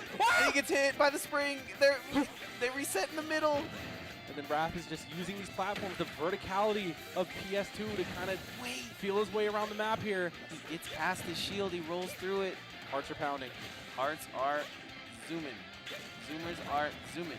Oh my god, anything will kill. Anything will kill. A back throw? Not yet. Nothing will kill. So close. Oh no, that'll kill. Oh No, my it god. won't. Oh my god. Oh my god. Oh my god. Oh my god. We got Zeus DI. Back. Oh, bro. He rolls.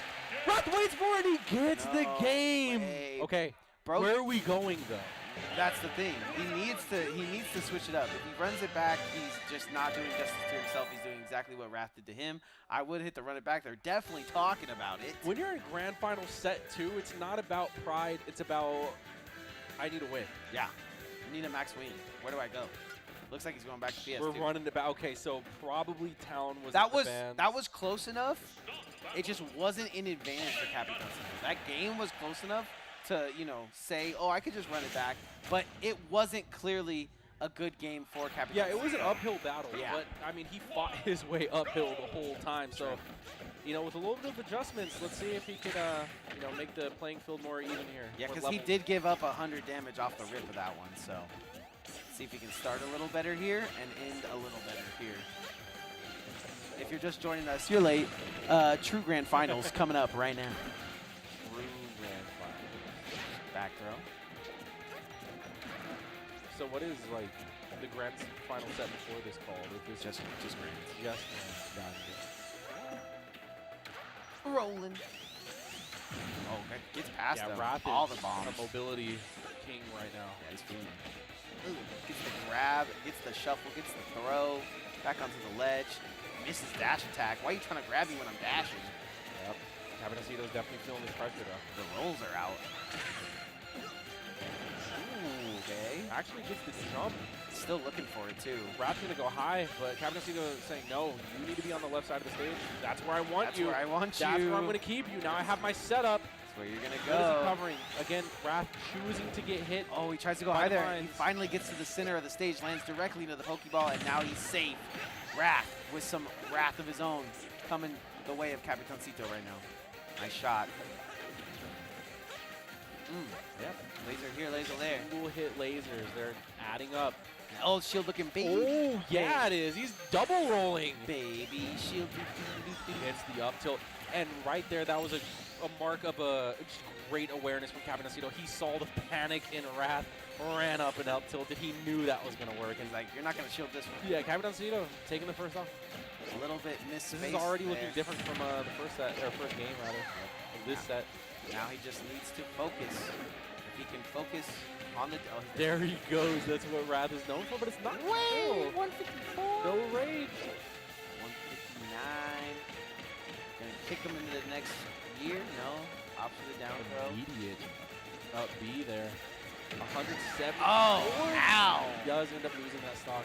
Not much extra credit to his name. Oh, and I finally get why he always jumps on the thing. Yeah, it's just like an angel platform counterplay kind of thing. Well, no, like, he always does spring, and Cabitancito jumps on it a couple extra times to get rid of the extra jumps so that Wrath can use it. Does it work like that? I'm pretty sure you can infinitely jump on it. The reason why Wrath went through it is because he immediately air dodged down. Infinite is crazy. Back throw, couple lasers for your It's not like troubles. Pac-Man where it has like 3 uses. Right. As long as it's on the ground, anyone can jump on it. But when does it go away? It just has duration. It's on a timer. Oh, okay. Okay, Wrath sends him. You guys learned so much, and it's because of me. I want you guys to know that. Wow. You guys learned so much because of how stupid I am. Gotta get the expert analysis from Foe. Thank God. Okay, Wrath. Back to it. Man. Doesn't get a He single really one. wants Cabinacito to jump. He caught that walk though. Caught him while he was walking. Oh, he does give it to him now. No jump for Cabitancito. Extra credit, please. A hit, a rocket, a laser. Oh my God. Yeah, Wrath putting on the pressure here. Ooh, the roll. He can't roll. What's the choice? He couldn't roll, he couldn't jump, he couldn't do anything. Back to 0-0. And we have a very similar situation that we had earlier, and that is one stock apiece sitting in grand finals. And I wouldn't have it any other way in grand finals, to be honest. Yep. Cabitancito looking for first though. If he can't beat this Sonic, how can he say that he can Oh beat my the other God. one? That's insane. Got him. This is insane shift of momentum right here. Yep, he just caught him in the air. Finally gets out of the combo. Bro determined to mash B through all those lasers. That is the MO. Ooh, ooh. Interesting tech gets scooted off by Wrath just running. That's my MO attitude to that. Going high, him. gets caught. We are 1-1. This is a 2 out of 3 set. 2 out of 3 set. Here we go. Wrath goes down game 1. Or, yeah, goes down game 1. Wins game 2. And we find ourselves game 3. Looking pretty good. Game 4 on the way. You got anything you would say to young Wrath right now? I was just saying it looks like he was about to fall asleep. That's what I said. Bro looked disinterested in his W right there. That's what I was saying off the rip. All right, here we go. Game 3. All right, the deep breath is out. He didn't get, yep, game 3. Ooh, and what a way to start to just extending combos off the platform. I mean, both of them got it. Yeah. Both of them do. But only one of them has a green laser. Only one of them's Dominican. Actually? I don't know. I don't know where Wrath is. Actually, wait. Could be, not might sure. have to 23 and me that. Oh. Okay. Rolls past him, tries to get that. Goes a little quick to the center of the stage. Sends back the bomb, not scared of nothing. Wrath is pressing a lot of buttons. As to where uncharacteristically. Capitan Cito's pressing shield and bomb. Yeah, no, Capitan Cito's like standing in one spot. Okay, now starting to get a little bit of pressure going on here. No jump for Capitan Cito. Wrath knows that this is a big moment here. Back to the ledge. He says, get that missile out of here. Fight missiles. You brought a missile to a gunfight. Punches it. All right, we find ourselves in the stage. He's swinging. Capitan Cito just seems so much more calm, but it's not really helping him right now. Okay. I mean, if he can't punch the Cito, he's going to punch something. There's the airs, missiles. Whatever. He's got his fists need to make contact. Cuffs, back throw, not going to kill. 152 has that bomb not in the right spot. That keeps happening. He keeps lasering the wrong way. That was a misinput. I'm pretty sure he just tried to up smash there. It's like the third misinput we've seen. As he get back on the ledge, he sends him to the wayside, sends him to the blast zone. Here comes a rocket. Oh boy, this is huge. This first stock right here is so big for the rest of the set. Now, we talked about it earlier, but this is basically just a 2 out of 3 set. Dude, that's so big. Dude, he was firing those right in his face. I'm firing my laser. I'm firing my rocket. I'm firing what just happened? I'm firing my bomb. 4 projectiles. That's going to be the kill, right? No rage. No rage. That back throw is useless without rage. But the F-tilt's going to cover a lot. All right. F-tilt got a can game. handle it. This is pretty much what they've been doing for the majority of the set.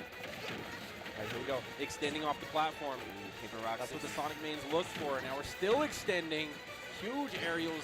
Capitan Cito needs to reset some kind of neutral. He's at a huge disadvantage. Now he's at the ledge. Reset, reset, reset. What a grab from Wrath here. Oh, and a parry too, just keeping him on the right side of the stage. Parry, back throw. Got back to stage easily. Gets kicked, first troubles. Oh, that stock was almost perfectly played. Unfortunate. Huge percent route from Capitan Cito, but now he's kind of firing back, getting these big hits. Back to the ledge again we go. Oh, wow. Snap back right there. All right, and you were talking about how important this particular game is. I'd say this one goes to Raph right now, but... I mean, it could. It's looking like it. But I wouldn't count Capitan Cito out. I mean, he's only at 40%. Ooh, what a scoop up. Oh, well, you're not going to punish me. That tilt comes out so fast. Simmer down. Shut it down, open up shop. He wants to hit that bomb back, but he's just not in the range. He doesn't even, he can't even think about it right now. This isn't 2 other bad. bullets Oh my right god. now. Now, if Capitan Cito can close this one out. Dude, this is an even game. This is an even game. This 69% means nothing. Okay, being on the side of the stage means everything. Yeah, that could have been 2 frame and all over. But he's back with another breath of fresh air. Smells like blue in here. Just a few hits from Capitan Cito can bring this back. He keeps jumping. Why? Sends him the correct direction with the down smash as well. That's a move you never see. Why? It looks so awkward. He just keeps jumping. Yeah, I know. The slow-mo of it was even worse. Like, bro was just... It's like, look at this animation. Bro was just full still, just like, yes. Yeah, we just made him do the splits, and that's all we did. What does Fox do? Yeah, they can do that. Yeah, true. All right, game 4. Yeah, this is Wrath's tournament game. I mean, this is technically a revenge match as well. Yeah, I mean, this is for Capitan Cito's back-to-back knockdown titles versus Wrath getting his revenge, and he's 1 game away from doing it. Yeah, this is win and get revenge, or win and win again. We're on. See the stage? You peep the map? This is important. This is important. This is very important. I'm so surprised that we're sticking here already, not off to the best start. I'm not saying that this really matters much. What I can say is that if he wins here, he's not going to run it back. Even though we've seen You don't know that. I know. that too the first We've 3 times. seen it before, but I just feel like when it's game 5, I feel like you have to think a little ahead. You feel like ideally? Yeah, yes. yeah. In a perfect in reality? Will he? We'll in see. practice? Will he though? Mike liked this match. I'm sure he does, but Capitan Cito likes it too. Okay, trying to find him. Catches him on that ledge again.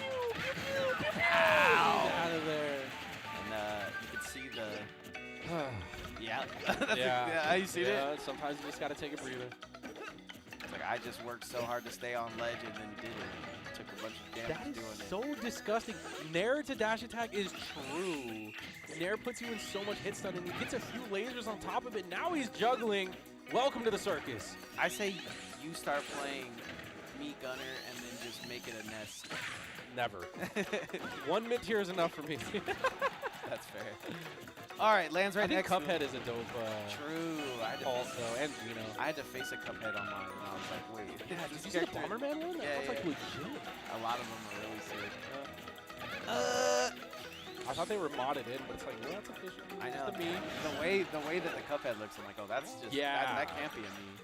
Oh, lifts him up. Doesn't get the kill though. Uh-oh. This is just why. Okay. Yep. Why you choose your bear. Back air is going to seal the second stock. This game looks all but over. Captain is getting so much mileage from this neutral air alone. Oh, wow. Okay, coast to coast. Wait, he just got sent to the ride. Sent to the left, sent to the right. Going on vacation. No tri-state shuffle there. Tries to go for it, though. He's very close. He's been very close to closing out this stock multiple times. Oh, and that hasn't worked once. He's been in that situation a lot, too. He's got to find a different way out of it. Neutral, back air. That's going to do it. Skittle looking little. 30. Skittle looking good. 33% on the board only. And cook. Wrath is cooking, for sure. It looked like, I think he gets guarantees out of that. He doesn't have a jump. Oh, but the bomb is not set up. The spacing is incorrect. Yeah, it's different map, different feels. I mean, not that it matters. Capitano still managing to find these hits. Oh, trying to grab him out of midair. Huge hits. This has to be that's a game That's a great space bomb right there. Absolutely. Absolutely going to a game 5 and so excited. I mean, Wrath believers. Wrath believers, you don't want to see a run it back right here. You don't want to see it. I mean, will he though? Well, let's see. Let's see it. I don't know. I was like, was I the only one that? Oh, it looks like a small battlefield is on the way. I think this is actually really good for Wrath. Nowhere to run, nowhere to hide for either competitor. Small battlefield is what's going to end us tonight, ladies and gentlemen. This is your last game of Knockdown number 102. If you had fun, tip your bar. Tip your bar. Scoop. Wow. Scoop. No, this is a great counter pick for Wrath. However, Capitano just having a winner's mindset right now. Huge extensions coming out from Capitano or from Wrath, but he drops the combo. Both of them just scooping each other, doing up throws. He rolls into it. Bomb into back air. Oh, no. Bomb into back air. Oh. Wrath is playing so aggressive right now. He's kind of just, I don't know, man. He's starting to find some footing, though. Goes both ways for sure. And this back throw is going to hit all three of the lasers into bomb. He's got his spacing correct for the bombs now. He knows where to be. Hits all two lasers, bro. Looks like 3, 2, 1, let's go. Dude, I thought you had the timer. Like, I was like 3, 2, 1, boom. Oh, yeah. That would have been crazy. Next time. Here's the setup, and he just shoots him point blank. Oh, we saw that. We knew that was coming. Right out the level.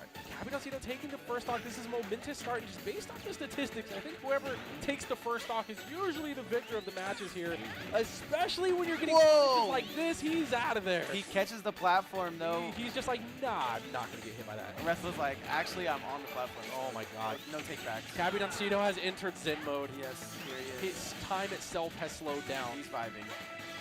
The vibes are immaculate in the arena.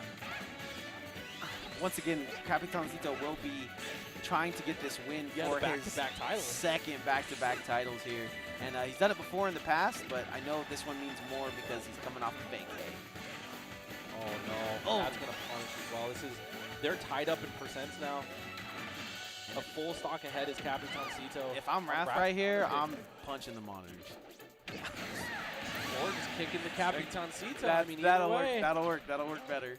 And there's the spring. See, just air dodges right past it. Oh Smash. my Anyway, God. Capitancito is one stock away from being a back-to-back knockdown winner, and he has so much momentum on his side. He gets the read. He gets the bullets. Will it stop? Will it stop? It won't. Oh my God! It will not. He almost hit the deck into the rockets. It will not.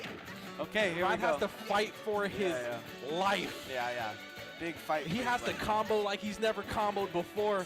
Edge guard like he's never edge guarded before. He's moving and grooving. He's not facing the right way, though. I mean, you don't really think about it because he's down a stock. Oh my God. Wrath fit 100%. He could. Victor of No, today. it's very possible. This is still anyone's game. There's still so much life and so much smash here, but unfortunately, time is running out. Yeah, the life force is draining after every hit that Capitancito lands on this headshot. Okay, tries to go for the spring catch. Doesn't get it. Great shielding. Ooh. Isn't able to follow up because he's just that scared. Ooh, it's Tough City now. We're throwing out the max smashes, trying to find some sort of equalizer. Oh! But doesn't matter. It does not. Capitancito is your back-to-back knockdown champion. I think the venue heard me. I don't know if the stream did, but I was definitely loud enough to be heard through the venue. Congratulations to Capitancito. Can't say enough of how strong of a competitor he is. Able to go back-to-back 6-0s is what it really feels like. I think it was like 6-1 in the week before. It was like 6-2, it was yeah. 6-0, reverse 6-0, yes. Yeah. This time they were just like trading games, but still coming back from the reset once again, making his losers bracket run. You could just never count out this Dominican warrior. Facts. I want to give a huge shout out to Frog, who was playing out of his mind, but Capitancito was just... He's the winner for a reason, man. Too strong. Back-to-back winner. Back-to-back. Well, guys, that concludes Knockdown 102. Don't forget to follow the channel if you had fun. We do this. Special shout out to Grandmaster. Love seeing Grandmaster in the venue. Absolutely. Special shout out to production, who does amazing every week. If you guys like this, they make me look good. It's probably one of the hardest things to do in the entire world. So big shout out to them. Yeah, and I guess you can give us a follow too if you found us entertaining. Those are ats down there. With that being said, do you have anything you want to say? That's it. Big shout out to all the community for coming out to these events, man. We need you guys. Appreciate you for showing up every weekend. Yep. Come out next week to Knockdown 103. Till next time, guys. Peace.